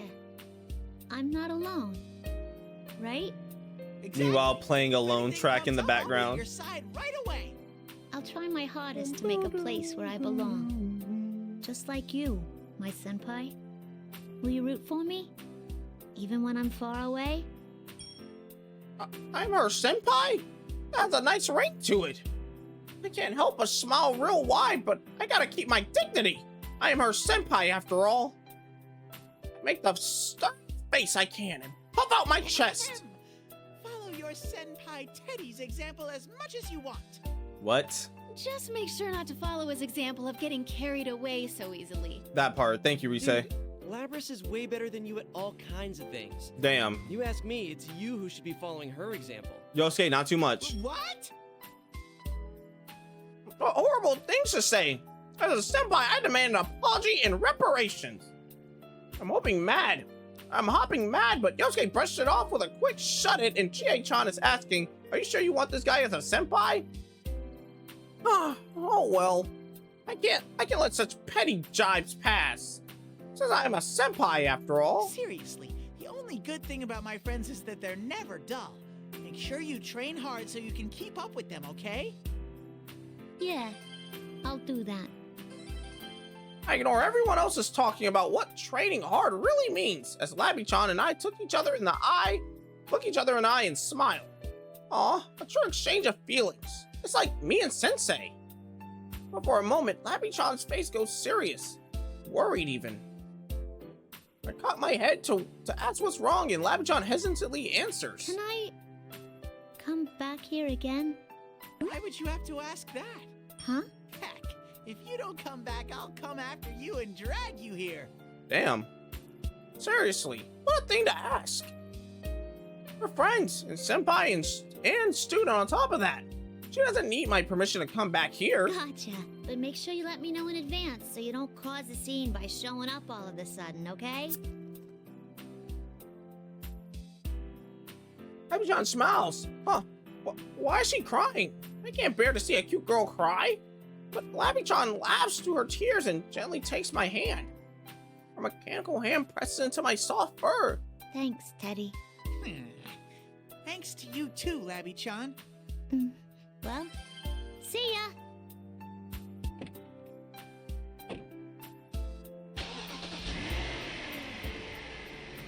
Labby-chan waves from the window of the sweet limo and goes farther and farther away. I do my best to wave back, and I keep waving until I can't see her anymore. Eventually, she disappears. She's gone. Yosuke pets my head when he hears me mutter so sadly. No, if he acts nice to me now, I'll cry even more. I'm sure you'll see her again. Yeah, she said she'd come back. Yeah, Labby-chan. I couldn't say it before, but you don't need to worry about anything. Maybe you don't realize it, but you're so charming that you'll be fine wherever you go. Everyone will want to be your friend. Just look at everyone here. They all couldn't help but like you. Heck, I like you so much that I wish you'd come back right now.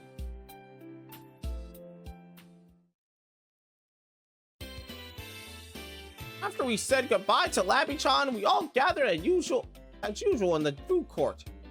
It was to make up for Sensei's welcome back party that got interrupted by the case. I was kind of down though, because I had hoped Labby-chan could join us at the party. You really stepped up to the plate this time, Teddy. Good job. Well, if Sensei's gonna say that. I am a superhero. I start talking about my heroic escapades as the knight-errant Teddy. Everyone will want to hear. Enough about that already. That nigga is cooked. Oh, come on. I know you want to hear more. That nigga Kanji is cooked. Feelings, Yosuke. Yeah, that nigga Kanji's cooked. It's always that one nigga at the party. Believe me, I don't hold back when it comes to the stuff you do. Jeez, Yosuke's such a sullen boy. I elbow Yosuke in the ribs while Chie-chan looks up from being moved to tears by my heroic tale. Oh, are you done talking about your hero thing? Wow. Huh? I'm sorry, Teddy. What was the last thing you said? Wow. What? Was no one listening at all? Hey, now that I look, even Kanji's fast asleep. You're all so cruel. Come now. We all know that you did your best already. Really? Then can I go on with my story? Nah. Let's save the rest for another occasion. Sheesh, that's enough out of Teddy. Come on, Yosuke-senpai. Now's your chance. Right. Everyone, may I have your attention, please? When Yosuke claps his hands, he gets everyone's attention. Even Kanji wakes up from his nap. I'm impressed and a little jealous. We are gathered here today at this food court to celebrate our reunion, obviously. But that's not all. Is this about that mysterious voice? But I thought we were going to let those Kirijo group people handle it. I said that we should trust Mitsuru-san, but I didn't tell her we wouldn't get involved. Now that's our leader. That's what I'm talking about. So what's the plan? Are you still half asleep? It should be obvious what we're going to do. Obvious what we're going to do? Does that mean what I think it does? I look at Sensei with excitement. He keeps his usual cool expression before speaking up. The investigation team is back in action. Oh! I wondered if that was it, but now that he said it, my excitement's through the roof! I'm like a tiny rocket. I'll go all the way to space. It means we're going to be working on the same thing that Labby-chan and her new friends are, right? I'm so pumped up to do this that I feel like I'm turning into a hot air balloon. Considering how important I was to solving this case, I bet that'll continue into the next one. There's only one thing to say. This looks like another job for Teddy! What? Where did that come from? Wow. The moment I say it, everyone probably makes a jab at my comment. Now this is what a bond between friends is supposed to be. I can't wait for Labby-chan to join in on the ribbing too. Oh, and Mit-chan and Ai-chan too, of course. If Aki changed his half-naked ways, I might even let him join in too. The best Golden Week ever is just getting started.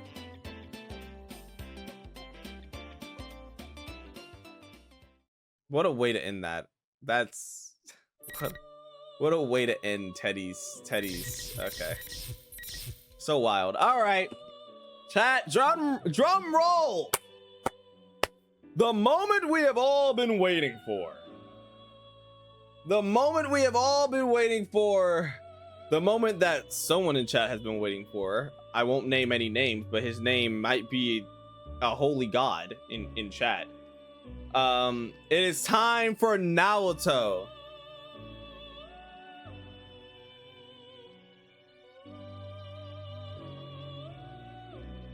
You're right. And just for the occasion, because someone is locked in now, post the polities locked in emote in chat because we're locking it. So hear me out. Start from the beginning. Fuck no. Fuck no. Polities locked in emote chat. We're locked the fuck in for Naruto Shurigane. Like I said, Labrys is my favorite next, and then it will be Naruto Shurigane because Naruto's was my favorite, and then Labrys overtook that, but Naruto is my favorite before Labrys. So, without further ado, let's get into it. Naruto Shurigane, continue from the cliffhanger. Rise-san! Look out! I see something glimmer in front of me. Acting purely on instinct, I ducked instantly. A low whizzing sound passes above my head. What was that? Did something get thrown my way? Oh yeah, it was Kanji, right? Naoto-kun! Or something. Yusei-san turns towards me. I look at her from across the room. She's crouched down next to something on the ground. On closer inspection, the red and white lump she's near is Teddy. I see General Teddy in the back of the room, so the one with Rise-san has to be the real one. A girl is standing between Teddy and the General. I've never seen her before, but looking at her mechanical body, I can tell who she is. That's Labrys. That girl wasn't normal. She wasn't even human. I know it sounds hard to believe, but she's a robot or something. She defeated Teddy and, Calm down. Are you talking about Labrys? Though Rise-san is quite shaken, she still nods. The riddle is solved then. You're not the real Teddy. You're only a shadow taking his form. The shadow of Labrys here, to be precise. Aha! No wonder they call you the Detective Prince now, Chan. You cracked the case. But even if you figured it out, there's still nothing you can do. Look, there's like, hold on. I think I can do this.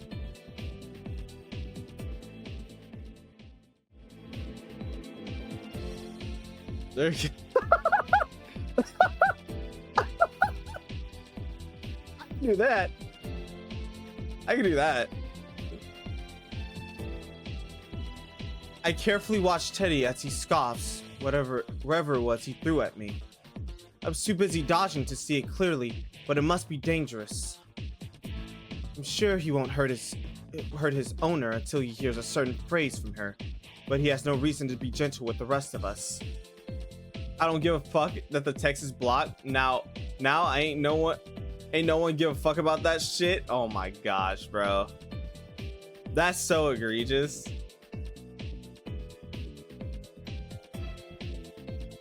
I point my gun at him, ready for any more of his attacks. However, the next attack comes from a direction I had not been expecting. What? There's a droning sound. It's coming from a giant axe, flying at me. The axe is bigger than I am, spinning through the air towards me. Like a boomerang, it curves back and returns to the hands of its wielder. There are thrusters behind the blade, allowing the axe to fly as it spins. It wasn't General Teddy attacking me. It was Labrys. Not the shadow, but the real one. What's going on? Wait, did she attack me the first time too? That would explain why Rise-san is so shaken up. But the shadow's right in front of her. Why is she going after me? It's not true. We're human. This is all just a bad dream. I'm gonna destroy everything. Denial. I can't find any meaning in what she's saying. I want to convince her to stop, but I can't come up with the right words to do so. Labrys takes a fighting stance without wasting a moment. Looks like the only way to bring Labrys back to normal is to fight her. Rise-san, please stay back. Naoto-kun? I never really expected to be able to convince her in the first place. With the shadow here, I bite the bullet. I will stop her, no matter what. No.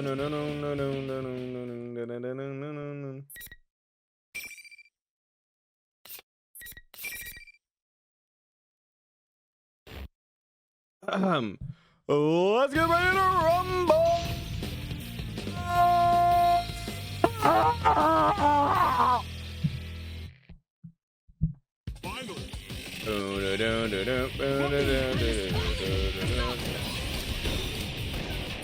Oh shit.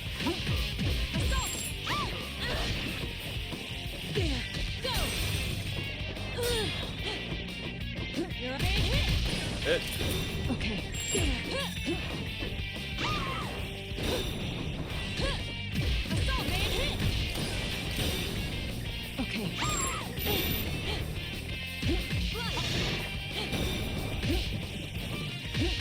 What?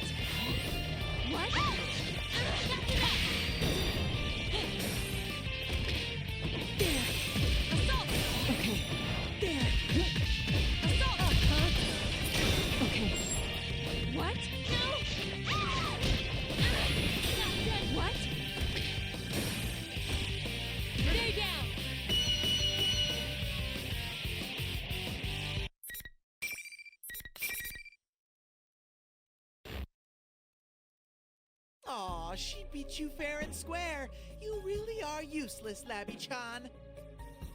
After Labrys collapses, the shadow looks at her as if she was trash. Your whole reason for being is to fight. Hmm. And you can't even do that. You're not worth a damn. You don't need to exist anymore. Shadow's voice and speech pattern begins to slip away from his impersonation of Teddy. No, that's not all. The fake Teddy appearance begins to warp as well. Finally, the time has come for it to reveal its true self. I'll waste it any time I see.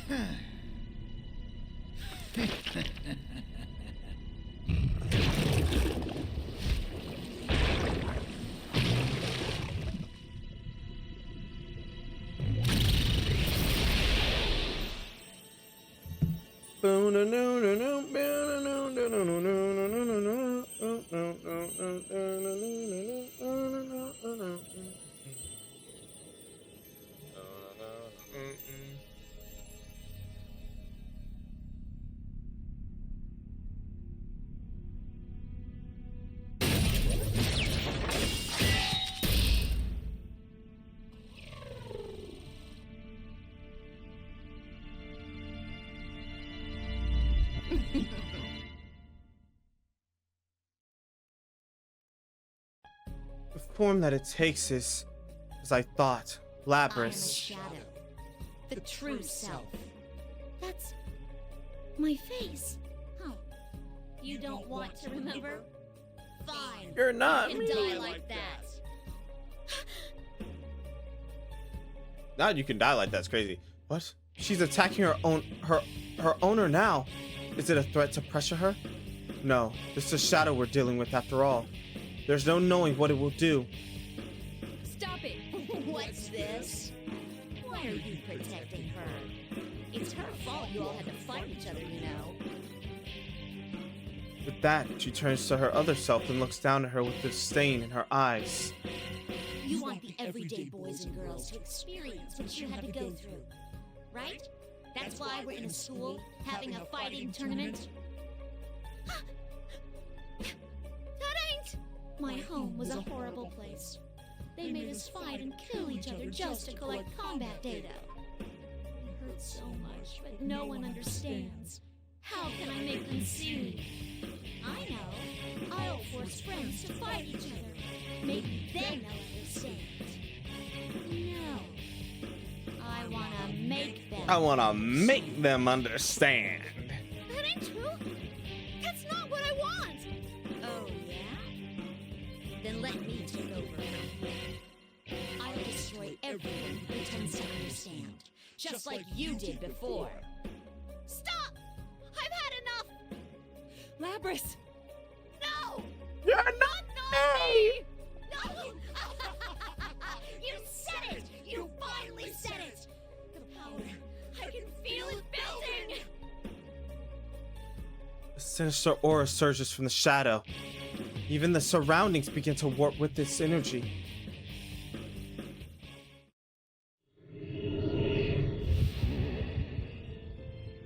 Yes! The power!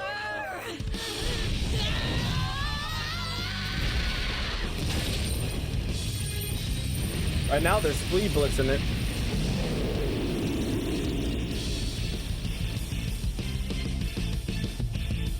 I will say that right now there's flea bullets in this shit. In an instant, the area becomes dominated by a piercing red light. Beyond the window has changed completely. I hear Rise-san grasp behind me. I don't know what this place is modeled after, but I get the sense that someone carved open a living creature's stomach. This is the reflection of Labrys' heart, the suffering she carries. The shadow's golden eyes stand out even more in the dusky redness, focusing on me. I change my mindset. There's only one thing to do here. Just as my friends did for me. Rise-san, you watch Labrys and Teddy. I got him. Good luck, Nato-kun. I like how Nato's I'll save her. Yeah, Nato is just like locked the fuck. Bro, what? No words were exchanged. Bro, there has to be more shit. They're splee blitzing the fuck out this shit, bro. No words exchanged. Naoto's locked the fuck in, Chief. There's more? Okay. Okay, there's more. Yeah, I'm like, bro, they're splee blitzing the fuck out this. Because after this is gonna be like the, you know, accept yourself moment where Labrys accept herself.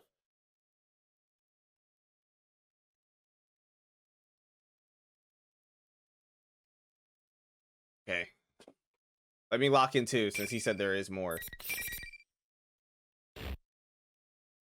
Oh, let's get ready to rumble!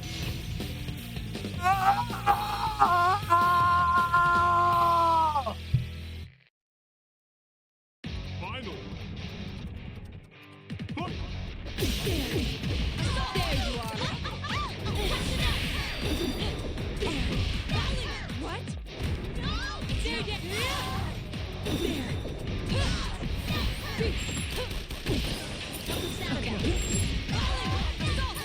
Okay. There. Okay. Go. Okay.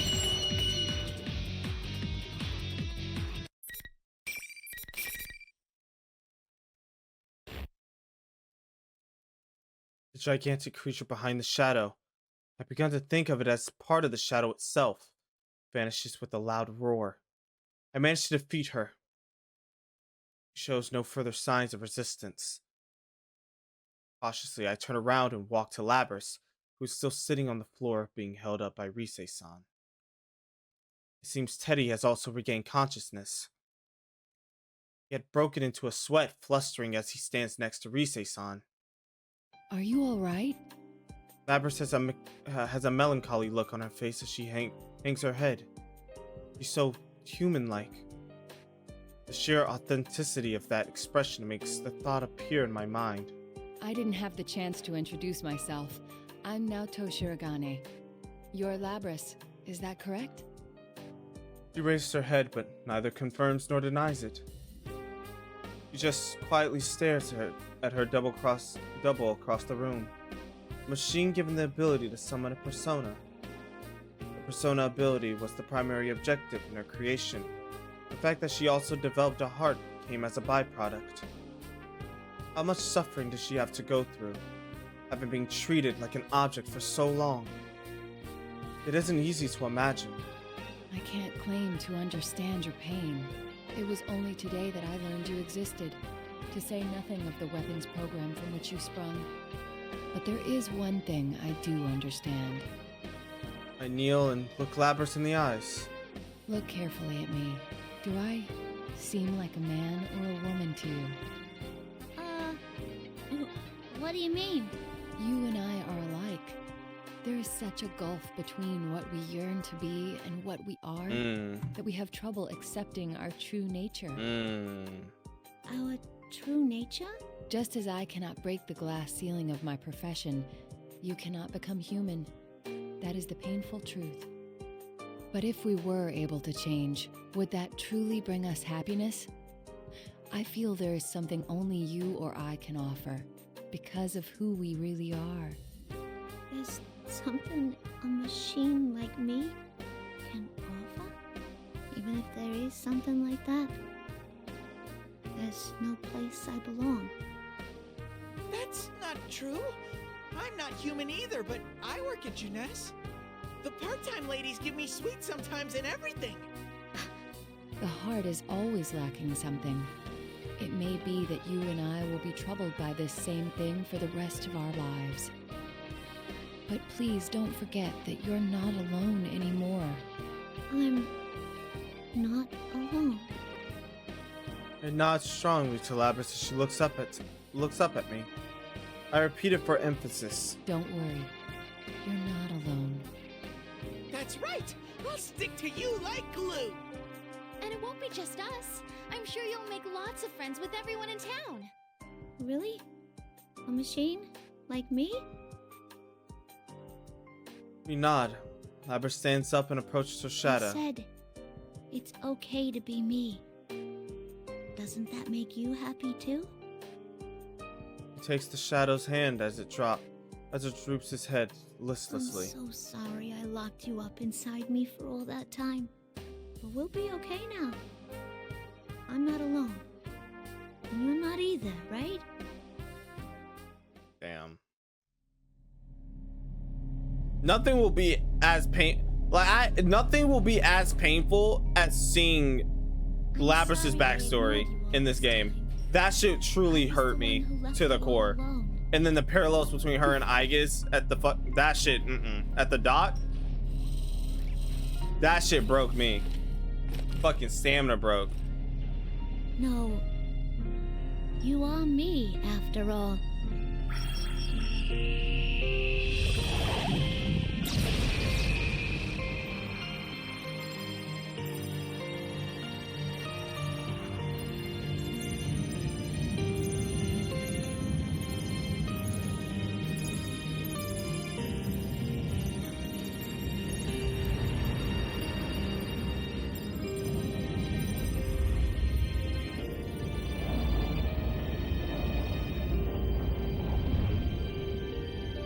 This is my persona.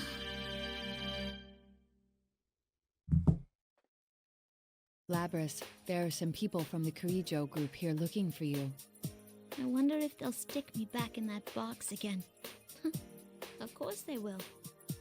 After all, I caused a lot of trouble. What else are they gonna do? I can't say anything about that for certain, but you should talk with them. It's your right to be where you belong.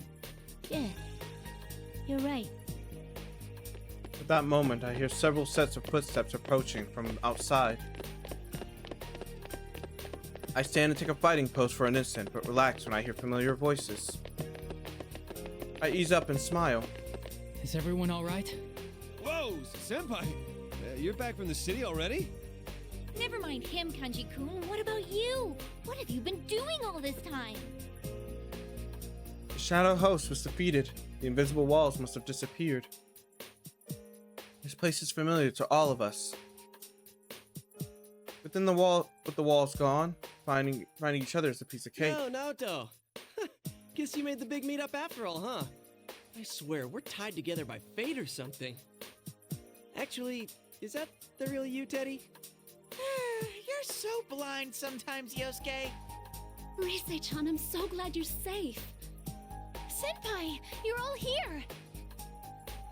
Kirijo-san's group comes in behind Senpai and the others. The room instantly falls silent. Perhaps some of the others had encountered them during a match before I did, but in general everyone was shocked to see them. Kirijo-san weaves between all of us and walks directly towards Labrys. You must This be is different. Labrys. Everybody's meeting up in the announcement room instead of on the rooftop. All of us hold our breath at I'm Mitsuru Kirijo-san. Kirijo. Whoa, whoa, whoa. You may have heard Dignified already, voice. but I came to collect you. Collect. At that, Labrys takes a step back. I put my hand on her shoulder to comfort her. He looks at me and I nod. Human, robot, anyone, it doesn't change anything.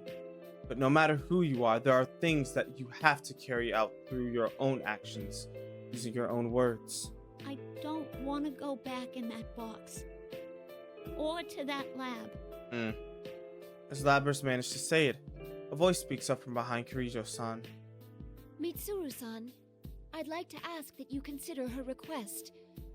Labrys's, my sister's abilities, will surely be useful to us. Please. Can't we enlist her on a trial basis and see what happens? Sister. Surprised by that unfamiliar appellation, Labrys looks towards the speaker. You're a robot too. It's nice to meet you. I'm Aigis, the 7th generation anti-shadow suppression weapon. I'm your successor. Sister, we're sisters? She answered Labrys with a smile. Amazing. Her tone, her expressions, they are all so human. I'd like to third their request. I'm well aware that I'm in no place to make demands on you, but Kirijo-san gave a weary smile after a third objection. I'm starting to feel like the bad guy. There's no need to worry. I wasn't thinking of sealing you away again. Really? You've awakened to your persona and gained control over it. True, I don't know for sure that the danger is past, but I don't feel that you need to be sealed off from humanity. Particularly since it's obvious that you have a heart. Oh shit, we still gotta wrap it up with like the people that hired Naoto too, so we're probably gonna get some lore on that shit. The company that hired us. Kirijo-san. Labby-chan doesn't need to be all alone anywhere? Yay! Naoto, sorry to interrupt, but who are these people? They kinda look like a bunch of freaks. Wow. Yeah, I mean, one of them's not even human. I guess she's a robot? Huh? Wait a sec. Kirijo? As in the Kirijo group? Wait, what? What's going on here? All my friends begin to look at me, the only one who knows everything. Where should I start? More importantly, how much should I disclose? Either way, looks like it's going to be a long explanation. First though, I suggest that we change locations. It's important to share information, but it is imperative that we all get out of here safely.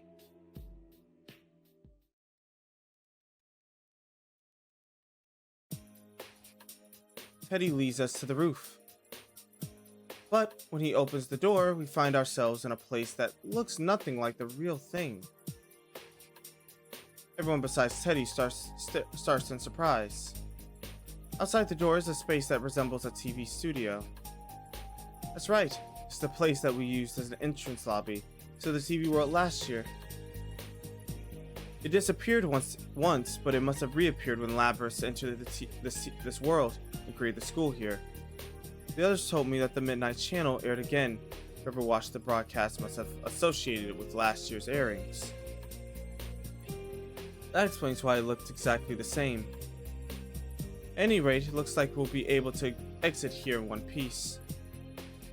As I sigh in relief, Kirijo-san turns to us. I should introduce myself to the rest of you. I am Mitsuru Kirijo.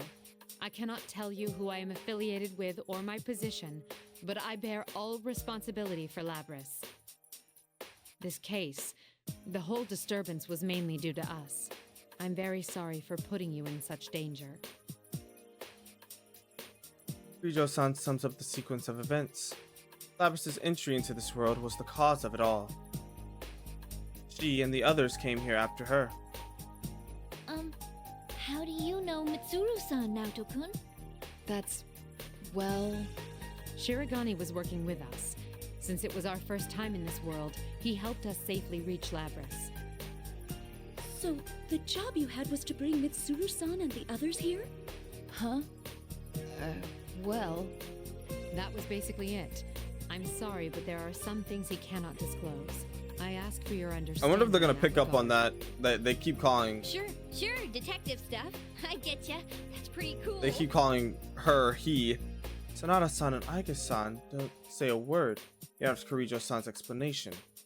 It's not completely a lie, but still. I shrug and sigh softly. Now that she sees I'm not denying any part of her less than vague explanation, I might as well be admitting that my investigation position me against her. I really am no match for her. Well then, Damn. let's all go home. Alrighty, attention please. The trip doesn't end until we get out of the TV. Dude, you really gave us a scare. And this isn't the first time either. Well, at least it ended well. You know, I understand. I can't wait about for her to losing trip Connie out. and Teddy, That's but what I'm waiting for. Why did Kanji-kun go missing again? Huh? Oh, well, because, You needed a change of pace, no? What? Did I misspeak? You said something like, sometimes a man just wants to be alone inside a TV. As if. Naoto, you bastard! Why'd you have to tell him that? Labras laughs at our small talk. Looking at her, I begin to feel like this episode wasn't so bad after all.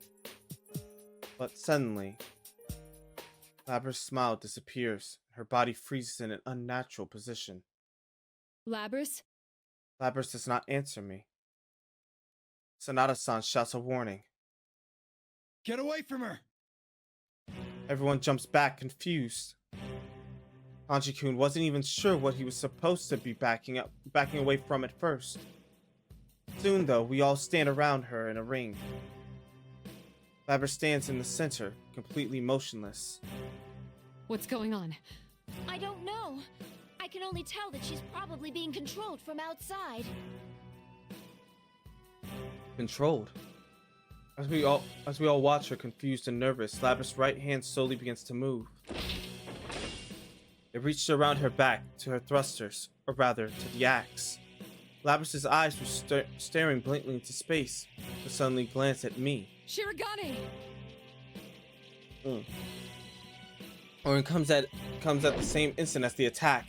I can feel the wind of the axe passage as I bend backwards to dodge the blow. If she'd gone after anyone else, things might have not been so unfortunate. I'm the only one who's actually seen that attack before. But Labrys follows up with something different. I gulp in spite of myself. That white, elegant silhouette behind Labrys. I'd almost forgotten. Labrys now has the power of Persona. Fighting her won't be as easy as it was before. Labrys, why?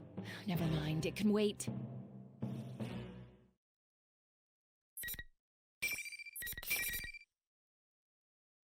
Alright. Let's get ready to rumble!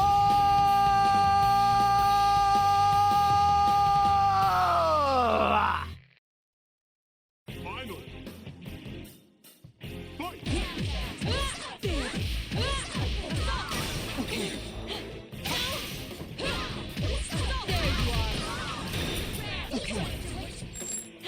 There. Go! Go! Do it!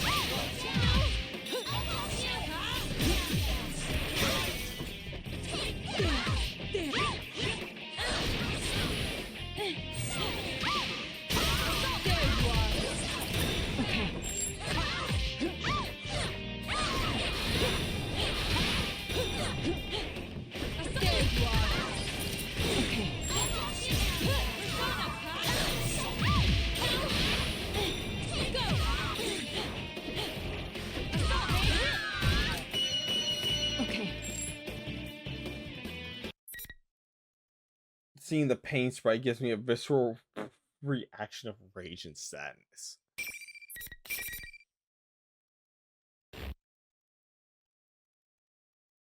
I emerged victorious, but I don't have enough energy remaining to run up to her. I breathe heavily and look at her. Aige-san runs towards Labrys right? in my place. Suddenly, an uncanny voice echoes throughout the studio. My, to think she'd fall so easily. What the fuck? Everyone glances around trying to find where it came from. I hope that she'd provide more entertainment. Is that Naoto? As soon as his sentence is complete, all eyes turn towards me. I cannot blame them. After all, this voice was mine.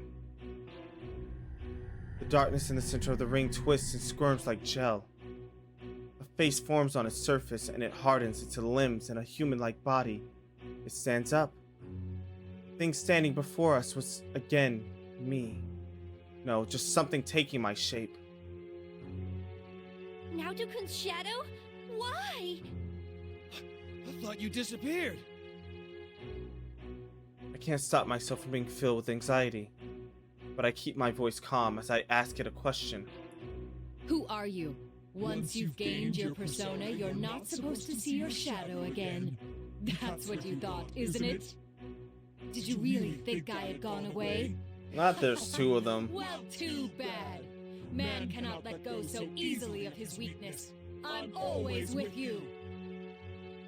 No, this can't be happening.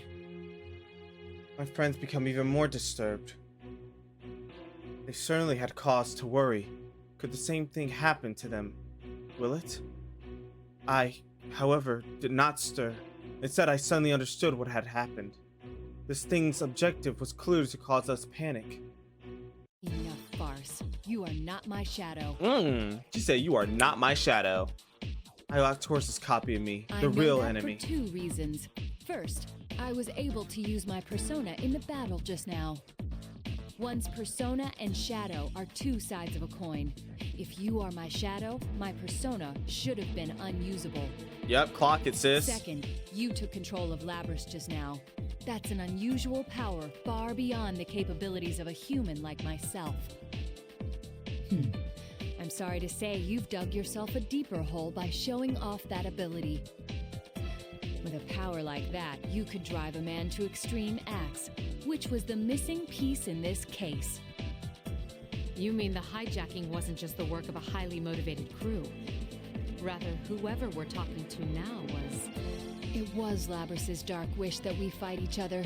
But what if someone knew beforehand that that would happen? Labrys has a heart, but she's also a machine. Unlike humans, her memories can be tampered with. By using Labrys, you thought you could orchestrate the disturbance her shadow would create in this world.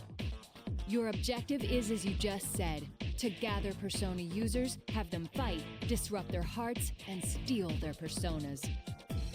That's why you're appearing in the form of my shadow right now, to confuse me. You're the real puppet master behind this case. I'm surprised. Very insightful of you, Naoto Shirogane. Quite impressive work. I didn't expect you to fight back this fiercely. Sadly, it seems things won't be going according to plan this time. But I'll make use of what tools I have to the very end. This is my last chance. No, more like a marvelous entertainment. Now stand, my puppet. Labrys staggers to her feet. There's no doubt now. This is the person controlling Labrys. And she has yet to break free from the spell. Poor thing. It's all worn out because of you. It shouldn't have much strength left to fight. But unless you destroy it, it will keep rising up and attacking you all. What will you do? Labrys pointed her axe at me for the third time. Rather than caution, I felt sympathy. The forced killing of comrades against one's will? I see now. This is the past her shadow had talked about. Shirogane, you need to stand back! Kirijo-san steps in front of me. Wait, if we all attack her, we may end up destroying Labrys. But she's just under its control. If we can release her, she should stop attacking. I glance over at Rise-san. Is that possible? All right, I'll give it a try. Perhaps Rise-san's persona was powerful enough to do it. I think it's worth trying. However, It's no use. What is that thing? It's not a shadow. It's way too strong. I had a feeling things wouldn't be so easy. Out of options, Kirijo-san signals Aiga-san with a troubled look on her face. Aigus, prepare for the worst. Aiga-san opens her eyes in shock. A look of astonishment, and not the good kind. But she quickly regains her composure and begins readying her weapons. She slowly aims them at Labrys. Realizing what was happening, Rise-san hastily interjects. Wait, let me try again. But Aiga-san pays her no heed. Labrys is in her sights. She looked calmed. But it hurts just to see her expression. That's only natural. She called Labrys her sister. Good. Now suffer. Relinquish your personas. At that very moment, Kirijo-san suddenly looks up. She closes her eyes. She gathers her strength as she had when she tried to establish a line of communication with her own persona. But who is she trying to reach? I see. Now! Who is she talking to? Is there someone here besides us? As I stared at Kirijo-san in bewilderment, it happens. Without warning, Lapras freezes in place. The menacing aura that she had been giving off dissipates in an instant. What? For the first time, I can hear panic in the enemy's voice. Freed from power of the enemy, Lapras' body collapses to the ground. Ikesan's weapons folds back into her body, and she runs to Lapras as if all her pent-up emotions were exploding behind her like a rocket. What the heck was that? I don't know. I think that I was getting Fuka. desperate too. It seemed like something far away stepped in. Yeah, it had to be Fuka. This can't be. It's just as we thought. I just don't think they have The a sprite enemy for is her taking on your appearance and has no connection in this to you. game. Feel free to cut loose. Kirijo-san's voice is full of confidence. I don't know what she did, but she speaks so confidently it's impossible to doubt her. I look at the enemy again, my face, but with a different expression. There's something I want to ask before I fight. What now? Why did you choose me? Of all the Persona users here, why did you use my face? Is that all? Of course I chose you. You were the most unstable of the lot. Ooh, Never not quite unstable, sure bitch. whether to call yourself a man Those fighting or a words. woman. Your indecisiveness made you the perfect prey.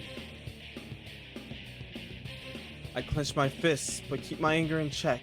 After a moment, I nonchalantly tip my hat back on my There's head. actually something I've been curious to know all this time.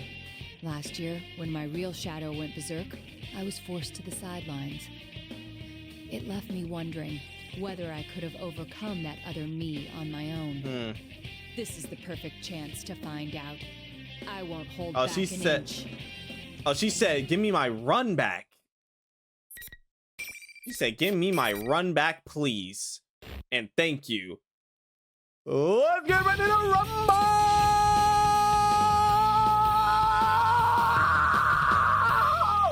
Sorry, my bad. Finally. That color scheme, though.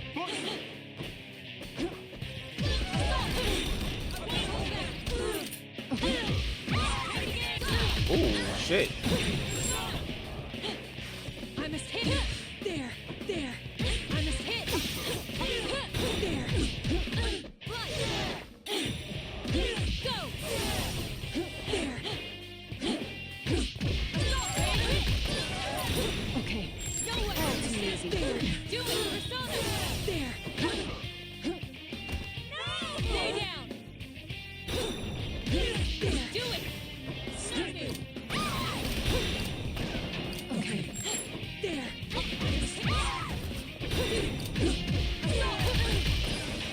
okay. I won't hold back. Do it. Go away. I won't hold back. There you are. Okay.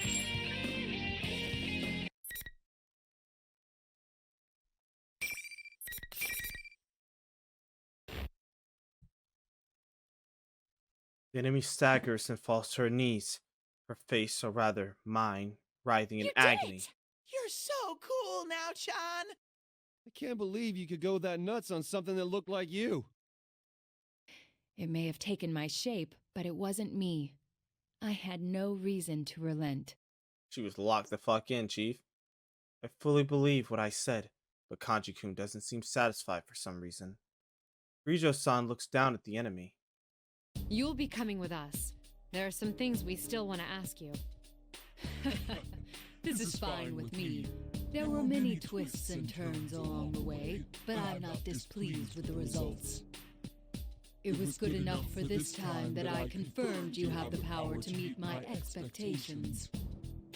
This time, this is only a temporary form.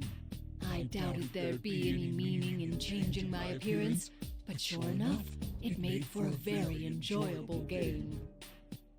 I will see you in another guise next time. Just wait until then.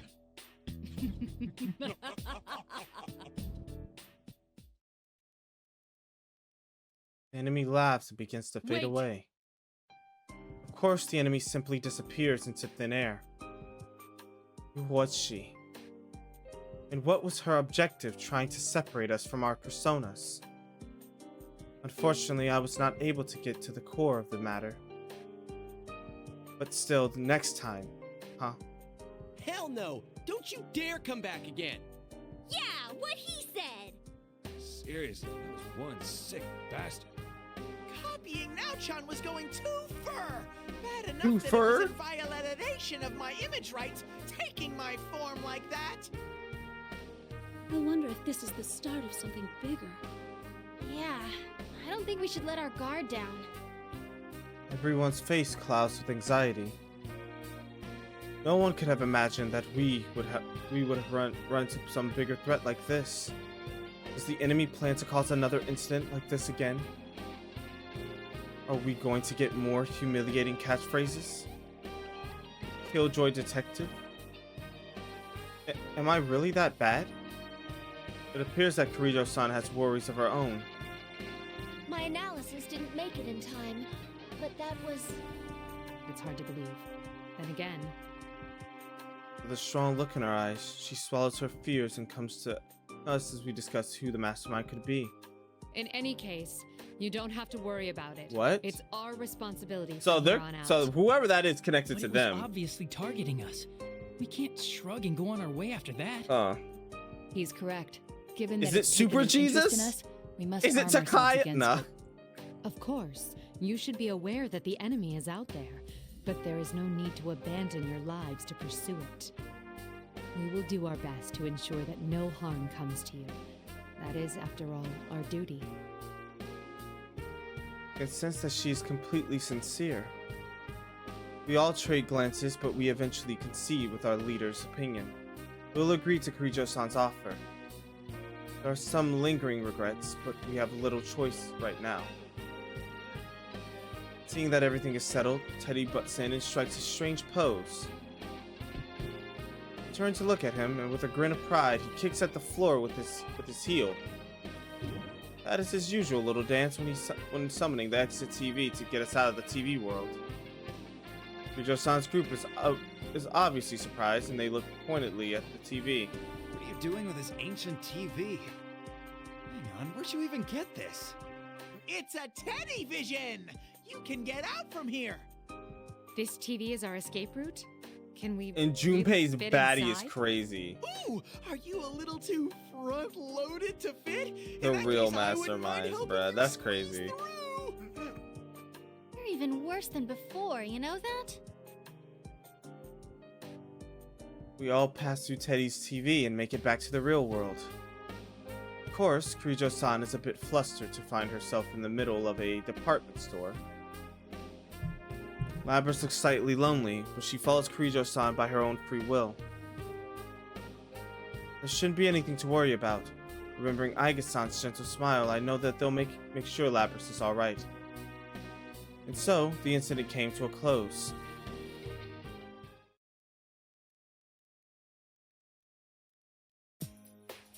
You know what's crazy? The fact that you guys dubbed two niggas that are me in Persona 3. Jin and the fuck ass nigga.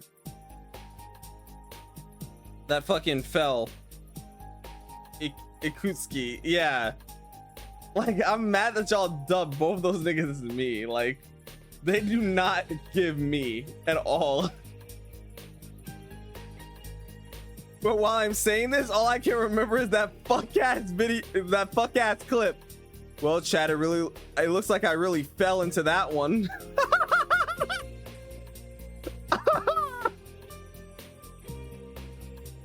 Oh my god, that clip is legendary. I love that clip so much.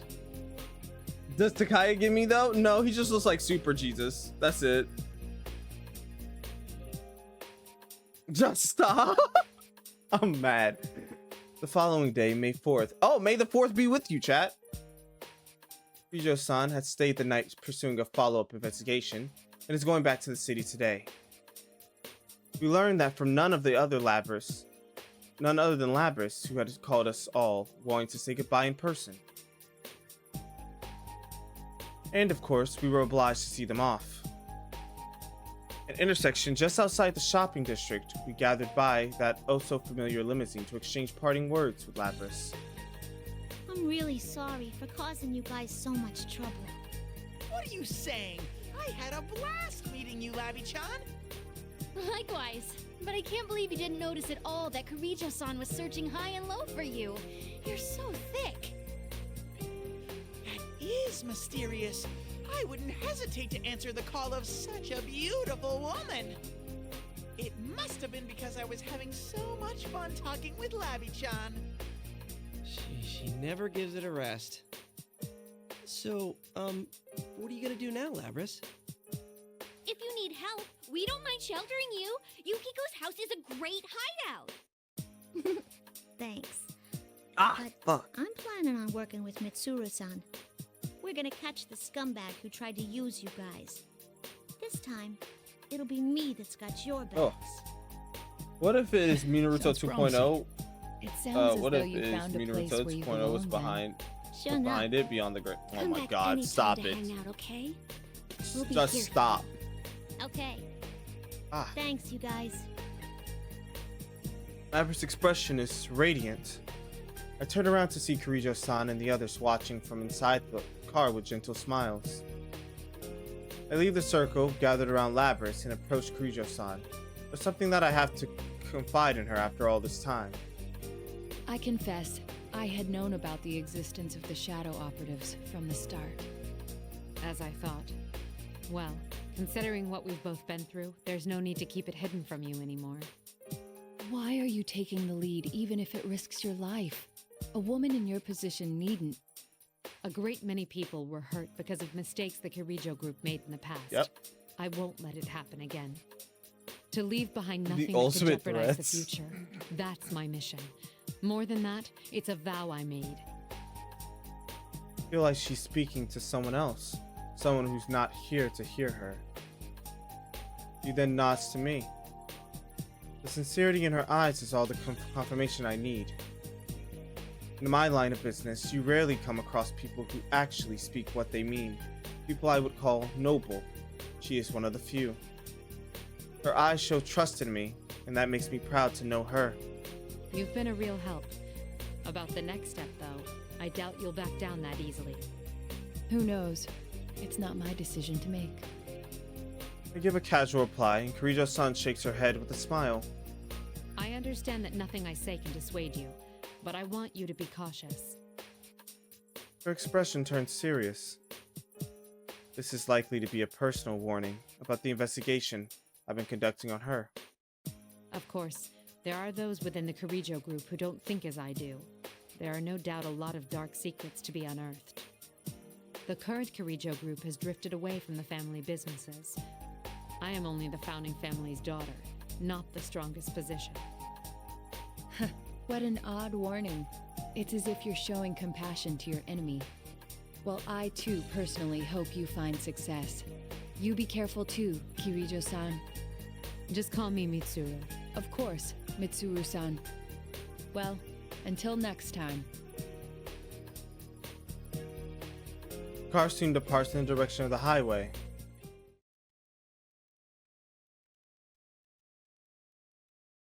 We watch as Lapras waves from the window, believing that one day we'll meet again. After seeing them off, we head to the food court at Junes. It's been a bit delayed. Oh shit. It's been a bit delayed, but it's time for you Senpai's welcome back party. These last few days have been full of trouble, but I can't help but feel that some sort of fate has brought us together in the end. Soon the topic at hand changes to what you Senpai had said. We should reform the investigation team. Just as Mitsuru-san had predicted, it was the only natural reaction to what we had been through. Not a single one of us objects to the idea, and we all talk about our plans to continue. At the time we split up and I arrived home, it was close to midnight. But I sat at my desk and turned on my computer so that I might compile my report on the investigation. What follows are my impressions of the organization called the Shadow Operatives, as well as their leader, Mitsuru Kirijo.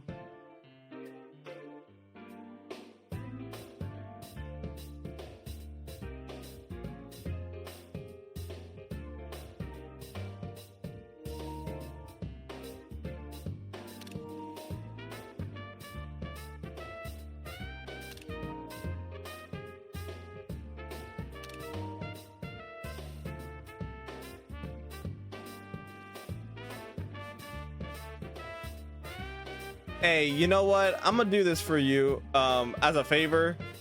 You might want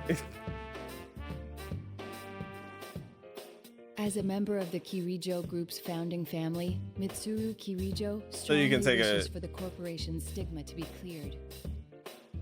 so you can have that shit as like a screensaver or something. Turn off oh my god. This nigga here is egregious, bro. There, nigga, damn. Get her, nigga, damn. In all her fucking glory. Oh my god. They gave this nigga the screenshot of a lifetime, bro. In all her fucking beauty. Tell me when you got it, my nigga. Oh my god. This nigga is egregious. To make sure chat is still working, just type in chat, please, to make sure that's working. Oh my god. Yet the Shadow Operatives are not ultimately a means for her to clear the Okay, there he stigma. goes. This is good. Her first priority is to protect and save those who are at risk. The way she handled the lost cargo I feel like that in this fucking case made that much clearer. meme. Though discarding it would have been more advantageous, and it would have been simple to destroy in secret, she chose not to do so. That one meme of just She the sees the nigga that played the restoration of Arkham, family honor as a byproduct of the her Dark true Knight mission. Batman in the I will movies. Just continue the my secret investigation. It is apparent I can't that the remember his Kirijo name Group still harbors many dark at the moment. Yet I must note that no matter how their internal affairs are worth watching, we need not trouble Patrick ourselves Bateman? overseeing shadow operatives. Damn. That's a Mitsuru Kirijo Yeah, I feel like that does one not means just shrink from the responsibilities she bears. That fucking We will one never meme. gain leverage over her based on her family's sins. Even if the true culprit behind this matter has ties to the Kirijo Group, she will. I stopped typing and delete the last sentence. No, this report is no place for conjecture. I suspect this is only the beginning. Is that where it ends? Ah, Patrick Bateman. Okay. Yeah, that's where it ends. Damn. That was good. I like how that ended. That was a good ending for it. Teddy and Naruto is just my favorite ending of how they like went about it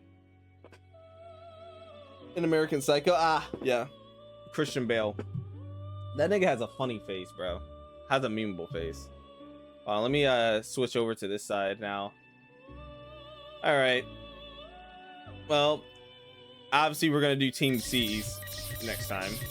Yeah, it was all right. I guess it could have been better. I died and went to heaven.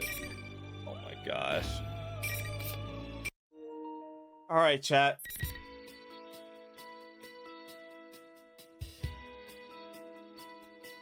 All right, chat. I think.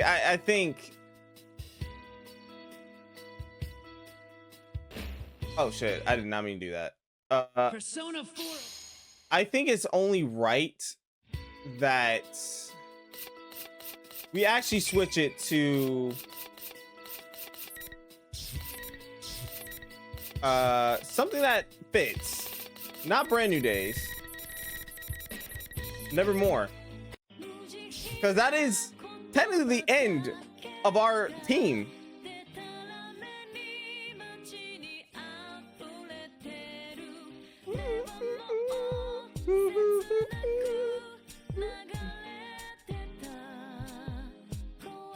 All right. So out of everything, I enjoyed it. I enjoyed the investigation teams wrap up, how they wrapped up their to be continues. We still got to see how they wrap up Team C's to be continued. But overall, I enjoyed it. I like the two people that could relate to her the most was Teddy and Naoto. That was great. That was great. Hand grip shoulder enough to dislocate. Where? What the fuck?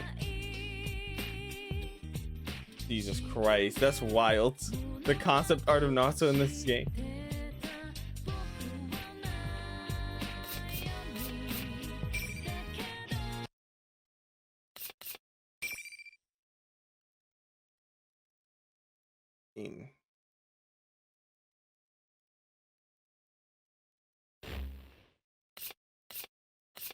That looks cool.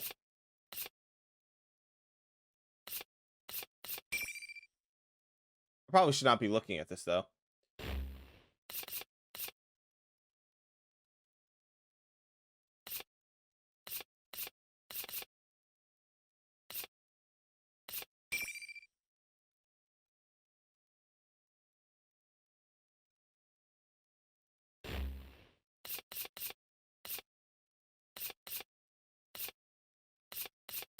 Yeah, we got a couple more that we have not seen at all. Why?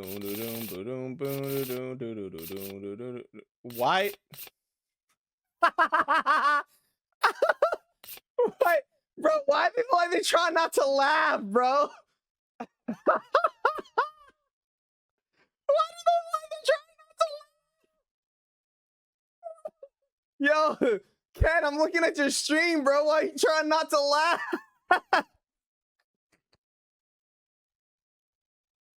Yo, Adachi's is funny as fuck as well. Adachi, why you trying not to laugh, bro? Hold on. Wait, not.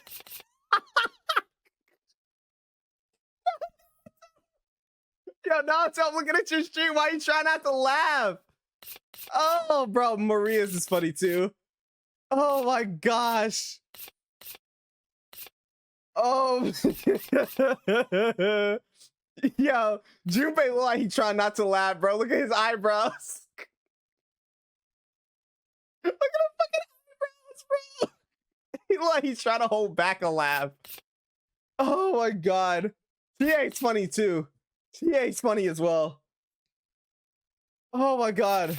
That's funny as hell. Faye tried not to laugh. Oh my god. Oh. Where was I? All right. But overall, thank you everybody for watching this fantastic stream. I really do greatly appreciate it. If you guys want to know, I'll be streaming next time. I'll be streaming at 8 o'clock. Well, no. Tomorrow I'm gonna have to pick up my coworker from work. So we will not be streaming until after that whole thing is done. So it's gonna be a late stream.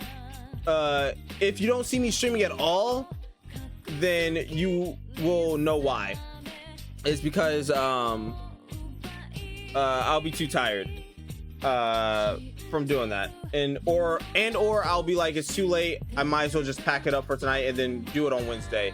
Because it'll probably be better if I do it on Wednesday. So we'll finish off Arena on Wednesday, and then leading into the next day, we'll do a Yap stream before the Game Awards happens at 11, or sorry, at 7.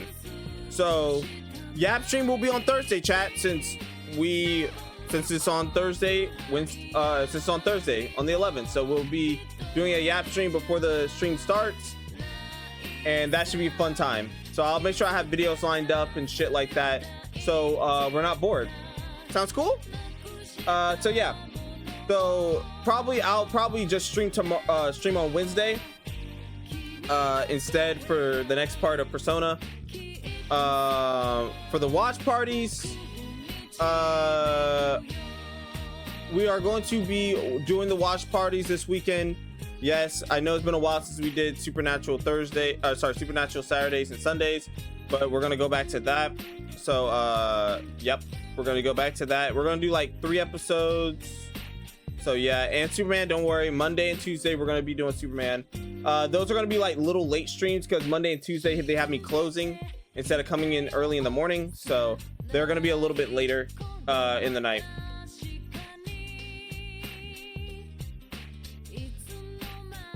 What is HL3? What is HL3? MHA? Yeah. Half-Life. All right, bro. Anyway, so yeah, if you guys want to know, I'll be streaming next time. I'll be streaming on Saturday, doing a watch party, hopefully. So make sure you guys tune in for that.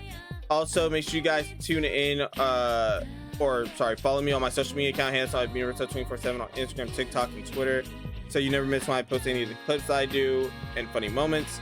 And make sure you guys follow me on my YouTube channel where I post all the VODs from Twitch onto YouTube, so just in case you do miss when I go live on Twitch.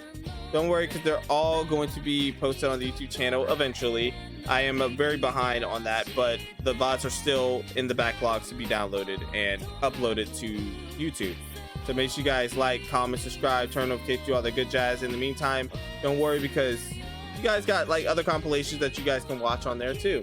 And shout out to everybody that joined me here tonight. Shout out to Jay, shout out to Super, shout out to Dante for showing up, shout out to Duck. Let's say shout out to Jace as well. Shout out to Jace if I didn't say already. And also shout out to ZZ Reaper Gamings for following me on the on Twitch. 87 followers, let's go, on the road to 100. And without further ado, it's time for me to get up out of here. But before I go, I would like to make one last announcement beforehand. Shout out to my boy Dante. You got less than an hour left to enjoy your special day, bro, and enjoy it however you want. It's your day. Happy birthday, bro. Shout out to you. Anyway, this has been Minaruto signing out. I'll catch you guys when I catch you guys, and until next time,